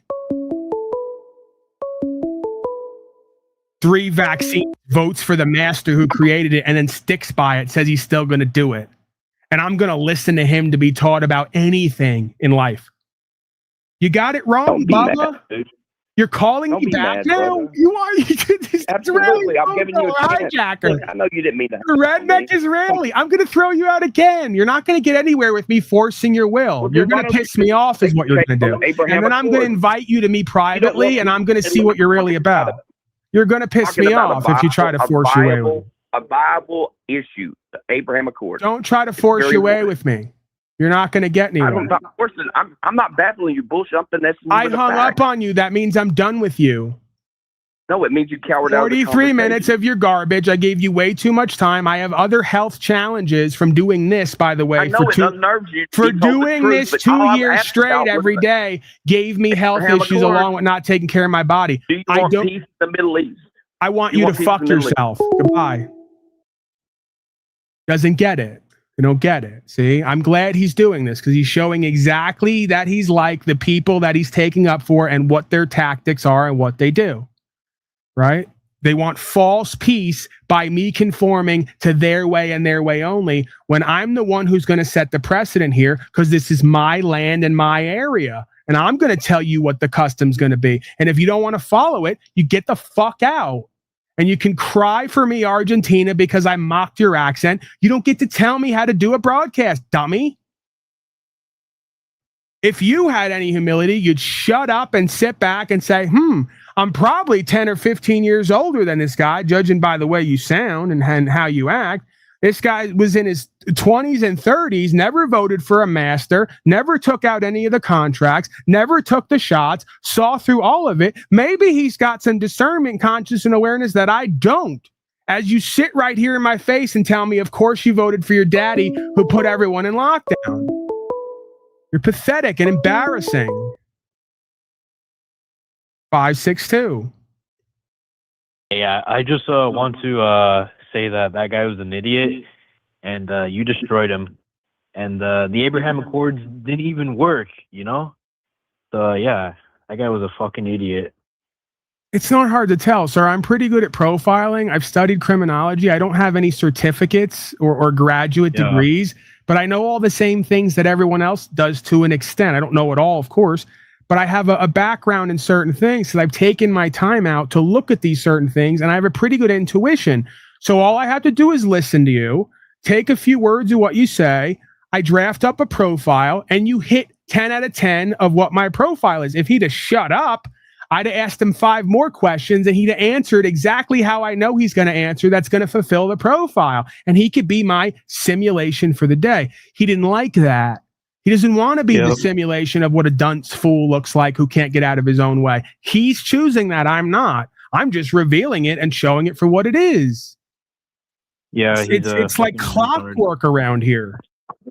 Yeah, he's a fucking retard. And yeah, he's definitely a Republican tard. So yeah. Not hard to tell, man. These guys all walk, talk, and act the same way, do the same shit, spout the same propaganda, and then act like they have their own mind. And it's just embarrassing. You got him on the example of Mexico, you know, like just like, you know, they have ties to California and New Mexico and Arizona and Texas. Would you be okay with them, you know, invading, you know? You got him there. Of course. This is just subjective logic. If something applies over here, then it applies over here. And if it applies over here, but it doesn't apply over here, then you're hypocritical and you're doing policy based off your feelers. And your feelers are always going to back what you want to be true and deny what you don't want to be true. And that is the undoing of oneself and their affairs. Every single time. Yeah. Yeah. And a Jew from Poland coming to Palestine, he has no right to take that land. That's like fucking retarded, you know? Well, the Bible says, you notice how ridiculous these people are? They're going to take 1 out of 3 main religions of the world book and claim that's the only one that matters and the other 2 don't matter, and then use that as a historical claim. What about the other religions and their books and their claims? Well, they don't matter because they're not white and they don't live on Texas and they don't vote for Donnie and take 5 shots and then maybe figure out they were duped, but keep voting for them. Yeah. It's selective reasoning, and it doesn't make any sense, and it doesn't work for you or anyone else. So at some point, the slaves are going to have to free their mind and heart. They're going to have to get back local, focus on the shit that matters to them and their family and community, and stop sucking off what the TV keeps putting out for them to repeat as propaganda. You and I have nothing to do with the state of Israel, Palestine, or any of the rest of it. We have no business even talking about it. We aren't there. We don't know what's going on. And your version of history is obviously flawed and skewed and extremely subjective based on whatever you feel in the moment, like a bitch. Sorry to say, I shouldn't say that. But in a way, No, like good. a bitch, that's what bitches do. You're loyal to your feelers, and your feelers blow in the wind and could change moment to moment. And then you're gonna establish your logic and your rationale off of whatever you're feeling in that moment. And it doesn't comport with what you just said 5 minutes ago. Right. So, again, we're gonna wrap up here because we already did almost 3.5 hours. I did at least an hour and a You half. could tell he watches Fox News. You could tell. Of course, it's all the same talking points, the 24/7. same garbage, the same versions of history. The same world purview and perspective. I got to thank Kyle S. Says the universe, man. Last week I was listening to Gen X Chef TML talk philosophy, and when it was over, I reminisced your broadcast, and I literally thought I should send Paul something and message him to come back soon. Maybe 2 hours later, you were on. Well, yeah, and then we got Taylor. Good to see Taylor's keeping with our compact, as it were, like the Abraham Accord. He's keeping our accord. Thank you, Taylor, for your Christmas contributions. Hey, I don't know. I don't know if this is too much to ask for. You're probably gonna say no, but it's okay. Do you have that guy's number and you could text me because I want to debate him? I can't. If he's in chat and he wants to, I think his name is Stacy Stockton, what I'm getting from his chats down there. Stacy Stockton, if you'll give me express permission to provide this guy with your number or just the public in general, because I don't think there's any way that I could give it to just him. I'd have to be able to give it to anyone. I can't legitimately give out his number over this. Wait, his name is Stacy, right? Yeah, it wouldn't be proper form. Yeah, hey Stacy, you better call. You better. Kenny's asking over and over again, can I call? The number's up. Obviously, you can call. It's pinned up top there. Although I would like to wrap up. I don't want to get into another argument. I got another call here. You want me to take it, or you're good to go, right? Yeah. Before I go, I just want to say, fuck these guys. You destroy them with facts, and I'm sorry you had to deal with that guy interrupting you. It's all good, man. It's part of the thing. I'm gonna let you go, brother. But anyways, Merry Christmas and God bless you. You as well. God bless all retards as well. I may be one of them from time to time. There's no denying that. All right. You're gonna try guessing what party I'm in. 3, 2, 3. Go ahead. All right. You ready? Yeah, go ahead. All right. 1, I love guns. 2, I love this country. So what am I? I don't know because I have the same perspective. Just right? an American. There we Just an go. American. I can agree with that. Do I believe people need to come over the border illegally? No, I think they should come through a port of entry. Just to be kind, be nice, let us know who you are. Make sure you ain't trying to touch little fucking kids, or I'm gonna throw your ass in a pedophile. I'm gonna throw your ass in the wood chipper. If you're looking for all the people touching the children, you better go to United States Corporation and their little list that they won't release. I doubt that it's. Yeah, I fucking know, and we know why it didn't get released. Yeah, because Daddy didn't want it released. He got convicted at what, 2019, and the list didn't come out then. And here we are, what, 8 years later? Not even 8, like what, 4 or 5 years later, or more, roughly, and it's finally coming out. But do we even believe that shit? Right, I have a ton of guns. I love America. I believe in rights, freedom, principles, spiritual faith, and I'm active and get my ass thrown in jail for it and get results at court with it. Again, the reason that I profiled him is because I heard the Israel first propaganda, and I know where that comes out of, right? Dude, look, I don't give a fuck about Israel or any other goddamn country but our own. I do believe in putting money back in America's pocket and an America First agenda. However, I don't think the two-party state works anymore. Right. The point is, this guy's voting for people who are locking us down at home and promoting vaxes while they're taking tax money and sending it over to Israel. And he acts like that's a positive thing. That's a good thing. We want that. We like that. You know, I don't know where these.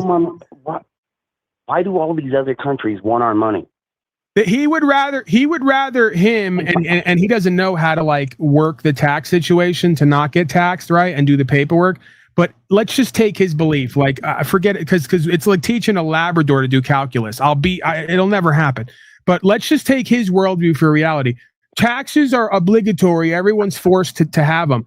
He would rather be forced to tax to fund Israel and Ukraine and everywhere else than to abolish taxation and live like the founders set this place up to be. Right? Do you remember back? Hold up. Who was it? Grant? Fuck no. One of the original presidents, I think 1 through 6, started the Navy for the Barbary States. And everything that we took in from the Barbary States, which were mainly tariffs and a few other things that I can't remember off the top of my head. You might want to look them up. I can't remember them. But that's what literally built our country to start building our country. Do we need to tax our own people? Fuck no. Do we need to have some taxes? Probably. Do we need to have better gun laws? I don't know, because criminals are always going to get guns. Listen, man, the reality of it is if we didn't have imposed taxes or what he believes are imposed taxes, I still believe people would take a certain percentage out of what they get or create and give it toward services voluntarily, right? Everybody agrees we want roads and we want a firehouse down the road to fight a fire and ambulance services. Okay, we'll all tithe 10% based on what the bill is to keep that going and get everybody paid. Yeah. What I'm not going to do is support an arbitrary 1/3 or quarter, and it's rising as the years go on, of whatever I create toward black ops programs, vaxes, chemtrails, Ukraine, Israel, and all the rest of it. Give me a fucking break. Some people love their slavery. I don't understand having a party of allegiance. I mean, I do have an allegiance to a party. It's called the Wood Chipper. I think we can all get behind that. I can't get behind that, sir, because I'm not going to kill other people for the wrongs they've done, especially if they're repentant. And I'm not going to create karma on my soul. I completely understand that. So I mean, that's a lot of rhetoric. The people who say that aren't going to run the wood chippers and put people in them. And if they are, they're going to bring karma of killing people onto their soul, right?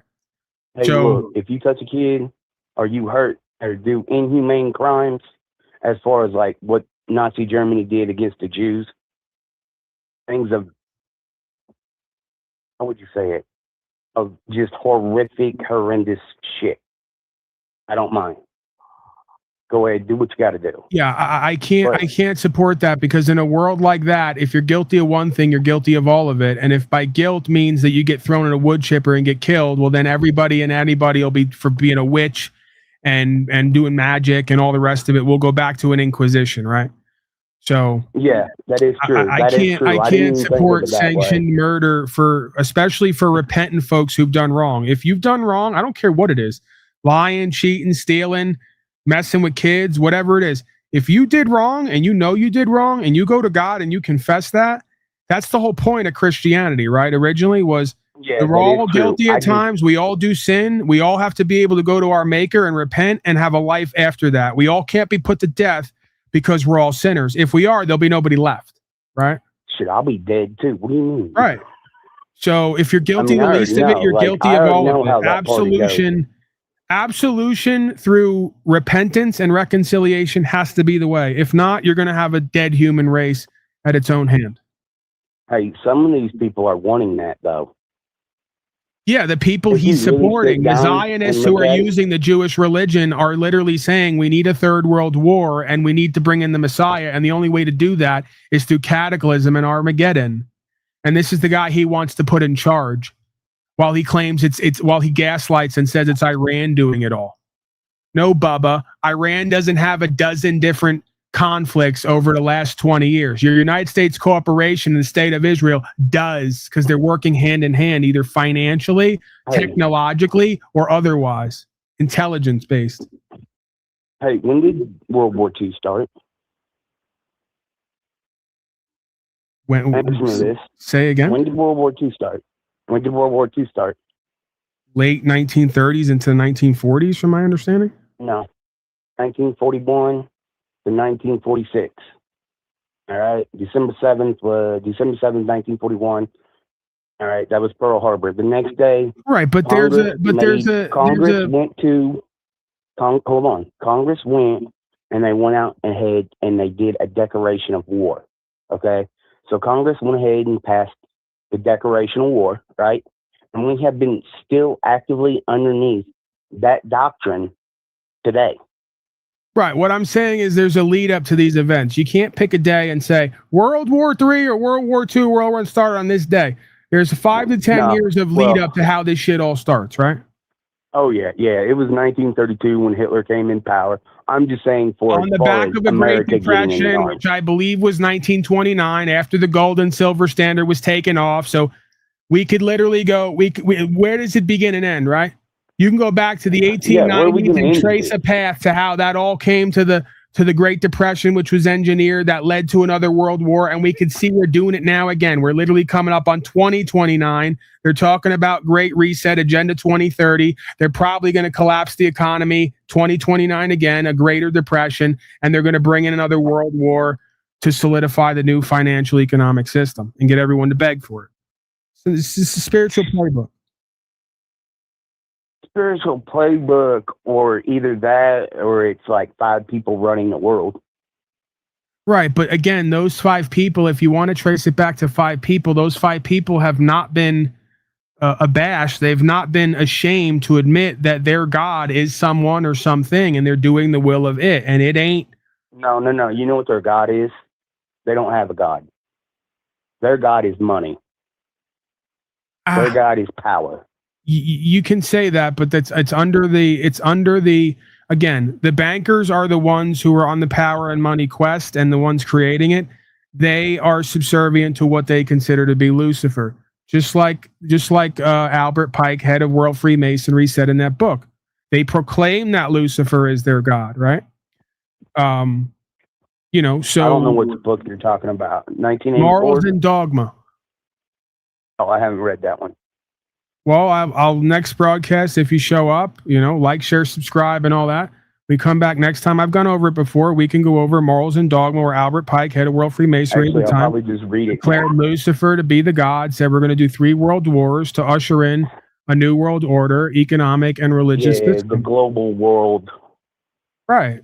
And this guy doesn't understand that the Israel-Iran situation is all designed as a setup to do the war, to then do the fake peace deal, to then bring in the one world religion where they unite all of them under one banner.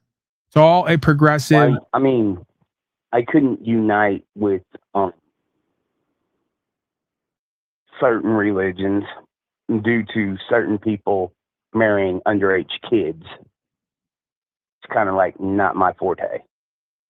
Again, I'm not going to speak on any of that. I don't know about that. Do I have a problem with people that are of that religion? No, I don't. They're cool. I mean, some of my black friends are Muslim. Are they that way? Fuck no. Right. You can't broach a whole... Cassius Clay, known as Muhammad Ali. He said, I am a Muslim, but I'm a peaceful Muslim. I want to let you go because we're going to be here all night, and we can't broad brush a whole religion. The Christians, the Catholics, the Jews, and the Muslims are all human beings, and human beings do fucked up shit, including preying on children. Get real.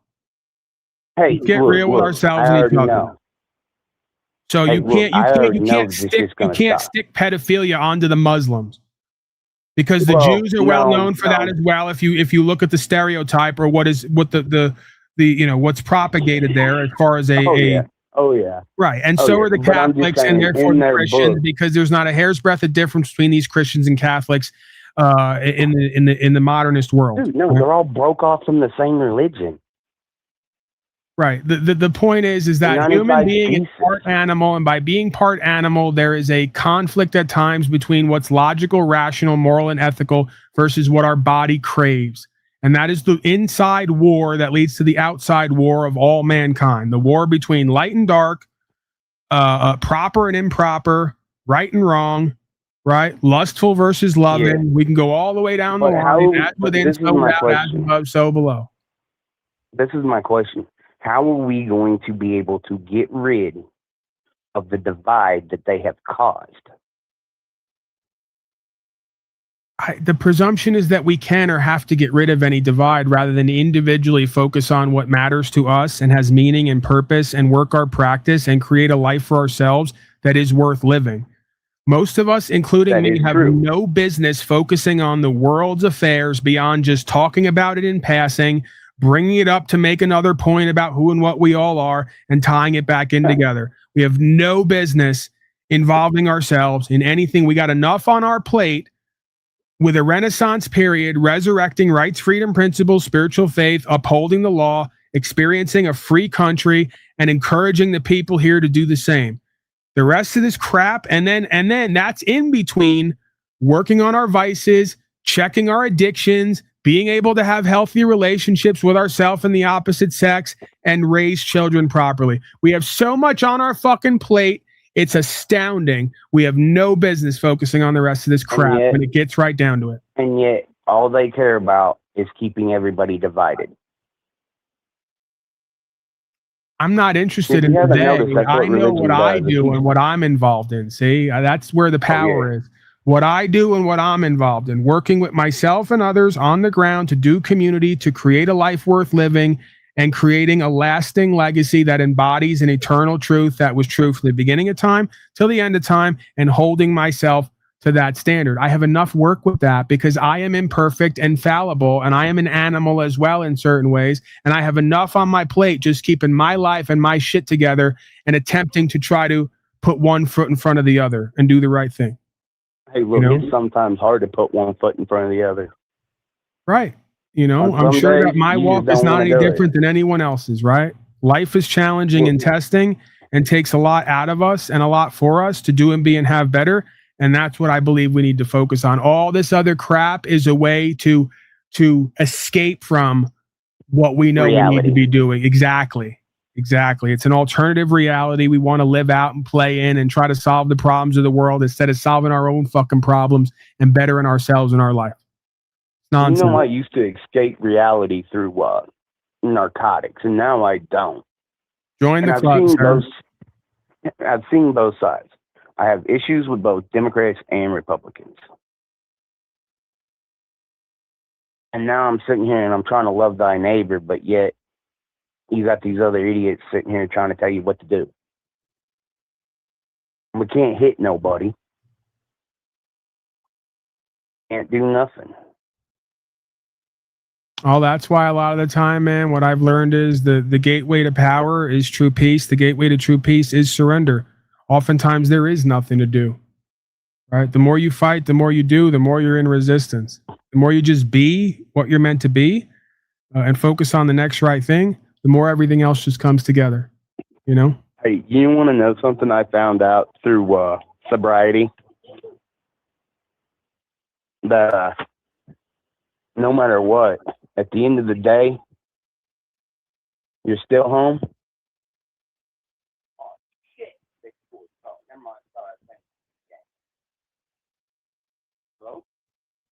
I can't hear you. I don't know what's going on. Oh, shit. Hold on.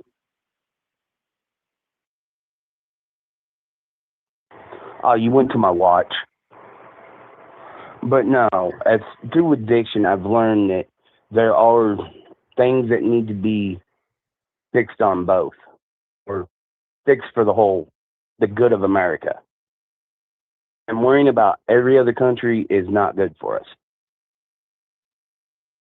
What are they doing? They're how many miles away? 3,000 miles?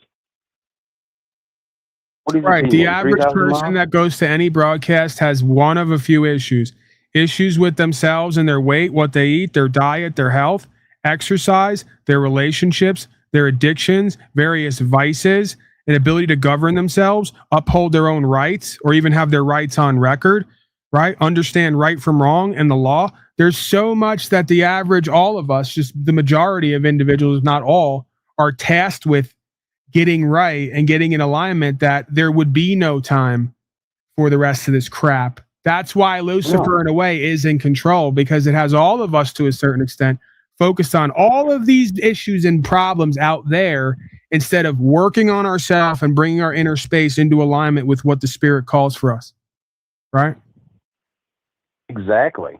That's why, if anything, this stuff can be entertainment. We can debate it. We can talk about it, but it begins and ends with us. Who are we? What are we creating inside and outside of self? What are we serving? What are we building on the ground? And what do we stand for? And what are the results of that, right? You put all your time, energy, attention on that, there's almost no fucking time left in the day for the rest of this crap. Nick Fuentes, Candace Owens, Tucker Carlson, left-right politics, all this garbage. Yeah. How about we figure out how to fucking bring a child to term and raise them properly and love our you know, as you say, our neighbor or our spouse and have meaningful relationships. Love thy neighbor, love thy spouse. Yeah. You know, just be kind to each other. How about we focus on being successful and financially free and independent and out from under the arm of some overreaching system of taxation and tribute? You know? That's exactly what it is. A system. How about we focus on not destroying the skies and the water and the environment and polluting the body politic with poisonous food and 14 vaccines? How about that? Hey, you know what one person has to do? Just pick up one piece of trash. You know, if one person picked up one piece of trash, another person will do it. Yeah, well, I mean, That's all it takes. Yeah, That's all it takes. But nobody wants to put any effort into anything. Because it's a lot easier. Because it's a lot easier to talk about the Abrahamic Accord and what's Donnie going to do for us, and why Paulie Boy's a sovereign citizen. Look, That's why. Hey, look, I would have voted for Trump if I had voting rights this time, because I didn't like what they did with Kamala. I didn't like that. That was not my type of We're back out of the factory again. Because I don't like that. Because I don't like this ghost demon over here. I'm going to vote for this ghost demon over here to run a corporation. Sir, I don't want to go another loop. I want to let you go. I'm almost 4 hours in. I want to wrap up, and you're taking me down a road again, right? It's the same road for you as it is for everyone else. Hey, I didn't like how they just shoved her in as president. That was my issue. I didn't like that. I don't care because sir, do you realize that on the states that are Republican, I get more shit for upholding the law and exercising rights than I do on leftist states? Because they're all about throwing people in a box and trying to treat people like a fucking Negro slave. Are you not getting that? Watch that word. Watch that word. I'm not even saying Negro as in like specifically black. I'm saying as in a classification of people. Okay. So again, I don't give a fuck about this Republican fetishism. This conservatism is garbage. They're less constitutional than a lot of the leftists. They don't care about rights and freedoms. They run around with this I'm the law boy attitude with a cowboy hat and try to put everybody and anybody in a fucking box for misdemeanor garbage. It's fucking nonsense.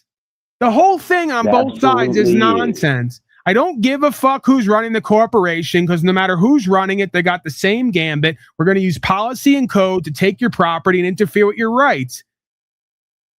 So they're both in the same boat. Keep your land perfect. Like, keep perfectly yours.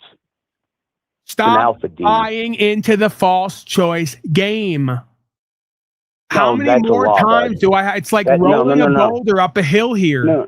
No, dude, look, that's a law. One leaves and one takes their place. I don't like Kamala and what they did, so I'm going to choose this. You don't see how that's a walking you right into the devil's arm deception? No, because I probably would have went independent if I would have had a decent independent candidate. You don't, because this isn't a idea of you getting your rights and property back through the system. It's about It's about making a false choice and putting you on record as a statist collectivist. And they get you all 9 out of 10 times on all sides for the same rationale. The day you all figure out it's a false choice deception, that's a spiritual one before it's physical, and you stop playing in and buying in and just manage your affairs and correct the record, uphold the law, exercise your rights, be a free American, stand when it comes time to go to court, you won't give a fuck who's running the corporation because it doesn't affect you. It doesn't change the outcome of your life. It's this belief that somehow you're going to have a better life by who's in office. It's fucking nonsense. You're not.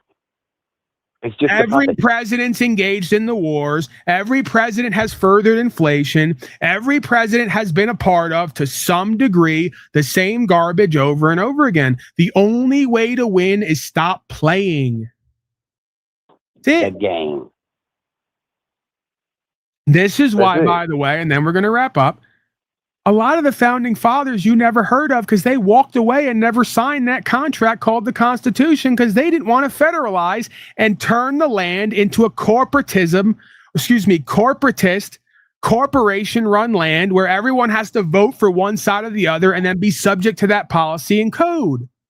It's called the Federalist Papers is one example of it. Many of the original Americans walked away, didn't sign, wouldn't vote, wouldn't be a part of this crap for the same reason I won't, because they see it's a shell game. It is a shell game. Like, but Donald Trump doesn't hang out. Well, he does, but he's not like Bill Clinton. And he didn't go to, well, he did go to Epstein Island, but he didn't fuck nobody. It's all bullshit. They're all hobnobbing. They're all working. I'm just telling you what. Well, then your boy would say that. I'm telling you what the prevailing idea is. That it's all different. Don't put him in here with me. I'm not in your accent like I was his. The good old boy accent. I'm 100% criminal here. I'm teasing you. He ain't my boy. I'm teasing you. I hang out with criminals. I go to prison. That's where I hang out. Now you got it. Now I'm not a criminal. I go to jail because at this point doing criminality is being successful and upholding the law is considered criminality. So we're in inversion land. Yeah. But the point is they're all in bed together. They all laugh and giggle together. They debate each other to act like they're opposing each other to get you all to pick sides so they can run off with your property and rights. Simple. It's never going to change. Never has been any different. Never is going to change. And when you finally do get someone in there who may have half a nutsack on them and may actually have a soul and want to do what's right, they pop their fucking head off at high noon and move on to the next shill. Get a fucking clue. That's what they did with Abraham Lincoln and John F. Kennedy. And even he was a scam fraud if you look into it. And JFK was involved with the mafia, and I can go on and on and on. None of these people have clean hands. None of them really care about what's right. None of them are doing what's true and what's right. And none of them got answers for you and I. They can't save us. That's the scary truth in this movie of a life. And there it is, sir. If you were choking on something, you wouldn't call Donnie Trump to give you the Heimlich. Either someone in your immediate area is going to help you, or you're going to remove the blockage. That's it. Hey, he's going to let me die, and my mom's going to save my fucking life or my dad. He ain't got nothing to do with me. Only if Donald Trump tells her it's allowed and not illegal. All right, I got to get out of here. Save your life. He ain't going to tell me shit. I'll probably punch him in the face. If the Heimlich was illegal, they wouldn't touch you. Yeah, my parents would. They don't mind breaking the law. All right. Well, there you go. Not the law, statute, policy, and code. All right, we'll see you later. Again, we got to get this verbiage down right. Statute, policy, and code is not law. It's given the force of law to the consent of the governed. The law is don't cause loss, injury, and harm to your fellow man. Don't lie. Pay your debts. And, this is all based in common sense principles, what used to be taught to a man before government ever existed. It's called being a fucking man. It's called having principles and using common sense to get there. And the way that usually happens is you have a man first and a man first and a man first, all the way down the line, who raises one generation after the next in traditions. Imagine that. All right, folks. Another spine-tingling, spellbounding broadcast here at 1013 WSLV, your only place for all things rights, freedom, principles, spiritual, faith-based, as well as slavery and genocide related. I am, of course, your humble broadcast host, the one Paul Unslaved. Special thanks to the contributors and supporters. You guys are amazing. I am forever thankful and grateful for you folks that I can show up here, run my mouth, leave here, and that some way, somehow, through non-taxable events, all extended friends and family gift me because I have such cute hair, is what someone in chat just said. I love the new hair. Although it bothers me, see, because it's non-symmetrical. I have little pieces. I like the symmetry. Right? But because I have such a nice beard lately and a nice middle-aged, what did they call it? The Middle Ages haircut. I'm gonna look like Talcotson with those bangs, or what's the guy's name from Shrek? I'm gonna look like your boy. I just got my hair done. Anybody ever seen that one? He's got the wig on. Yeah. My peasant cut. I love my peasant cut. I look so pretty. I'm so witty. I'm So gay, as the song goes. That means happy. So yeah. Much love, as they say in the broadcasting realm. Peace and blessings to everyone on this supposed holy day, right? We're in the spirit of cheer as much as we can muster. And a happy new year, as they say. New calendar year. I don't know. They say there's a new year. It's not a new year. Halfway through the year is really the new year. Who fucking knows about anything anymore? You know, Abraham Accord. God bless us. But yeah, if I'm not back, peace and blessings to you folks, you and yours, all the family out there. God bless as well. Whoever, whatever that is. Paul Unaffiliated on the way out, starring, or courtesy of rather, Gorilla Gems.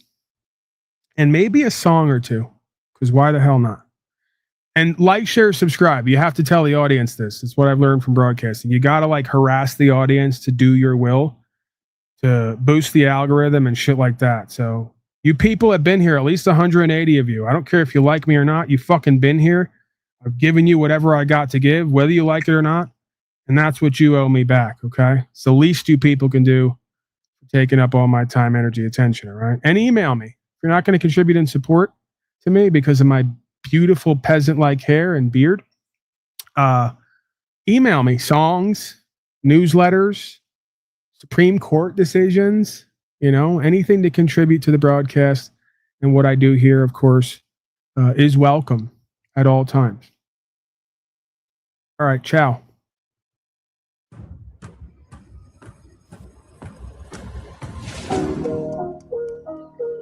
All I have in this world is my thoughts and my word, and I don't break them for no reason. You understand?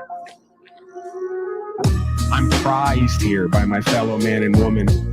I never fucked anybody over in my life. Didn't have it coming. You got that? They're all convicted based on the facts of the matter and the truth. You want to go out with me? You say it. You don't? And you make a move. You don't tell me who's standing for foundational values and principles and sacrificing at times to secure our inherent natural rights to leave. You leave and go somewhere where you suck up to people who run your life with statute, policy, and code and dictate to you. You get the fuck out. I'm a real American. One of these days, these slaves are going to wake up and realize United States Corporation and all these corporations are just glorified mafiosi. That's how mafiosi works. There's a hidden hand. There's folks at the top, and they use all the underlings who want a position of power to be seen and heard or want the benefits and privileges of being in the organization to front run and front man their behind the scenes operations. The majority of your political science majors are convicted by God as felonious and are somewhat predatory because they seek positions of false power to be looked at and seen and heard, don't actually provide any redeemable service or solution while they're getting paid profiteering. They're all working with lobbyists and corporations. They're all taking money behind the scenes. They're all supporting wars around the world. These slaves still can't figure out the whole reason of making a democratic political system is to convince the people that who they voted for is in office making decisions while the same people who ran your life from the beginning of time do it behind their puppets. We don't have to lie to ourselves and ignore the corruption, the oppression, repression, depression. As a matter of fact, by facing it, we can move beyond it. The architects of political science and New World Order understand your brain chemistry, conscious and awareness, and thoughts, emotions, actions. They know how to mind and heart control you. But we're not going to talk about that. We're going to act like that doesn't exist because it's not convenient for our culting. See, right below the surface is of I love you, and the love bombing and the using is, Paul, you're a grifter, you're not credible, but somehow you are. When I have over and over again experiences that inspire others to change what they're doing to get results that's actually moving the mainstream narrative. Literally, I and hundreds of others on the ground, including quote-unquote state nationals and others, are moving certain ideas forward by being the example, and we're pushing the narratives into the mainstream based on what we're doing on the ground, month by month, year by year. Who put this thing together? Me! That's who!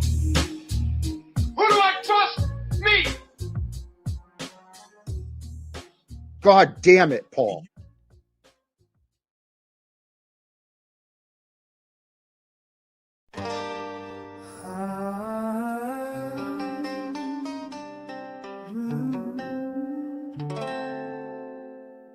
Skibbity bop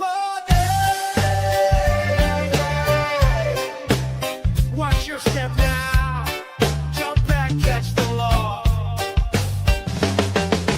Just the other day I was watching the chat. Half the slaves was talking about they homeboy Jack. Did you see what he said? OMG, what'd he say? OMG, I'll have to tell you I was watching all day. Those cupcake motherfuck turds don't know how to be free. If they only knew the law, they could see what I see. I know the law really well, cause I read UCC. If I was a life coach, listen to me. That's you, caught in the drift, waiting for a sign, looking for a leader that you can't define.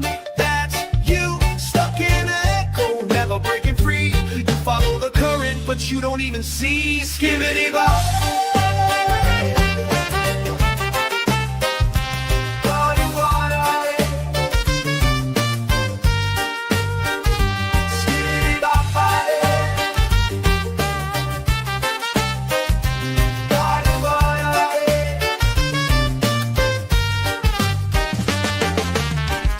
The night dude was talking real bold, dropping terms like sovereign and common law gold. Nah bro, see, I got the docs right here, I just ain't filed yet, it's the wrong time of year. Trust me, I've studied it, I know what to do, but the county clerk's shady and the judge is a Jew. I'm just waiting till it's safe and I know I'll get paid, maybe when Saturn is back in retrograde. Besides, I gotta stay low for a while. They're watching IPs and I got a profile. Anyway, I'm working on phase 1 of the plan. He went quiet when asked, you ever stood as a man? That's you, caught in the drift, waiting for a sign, looking for a leader that you can't define. That's you, stuck in an echo, never breaking free. You follow the current, but you don't even see. Skibbity bop.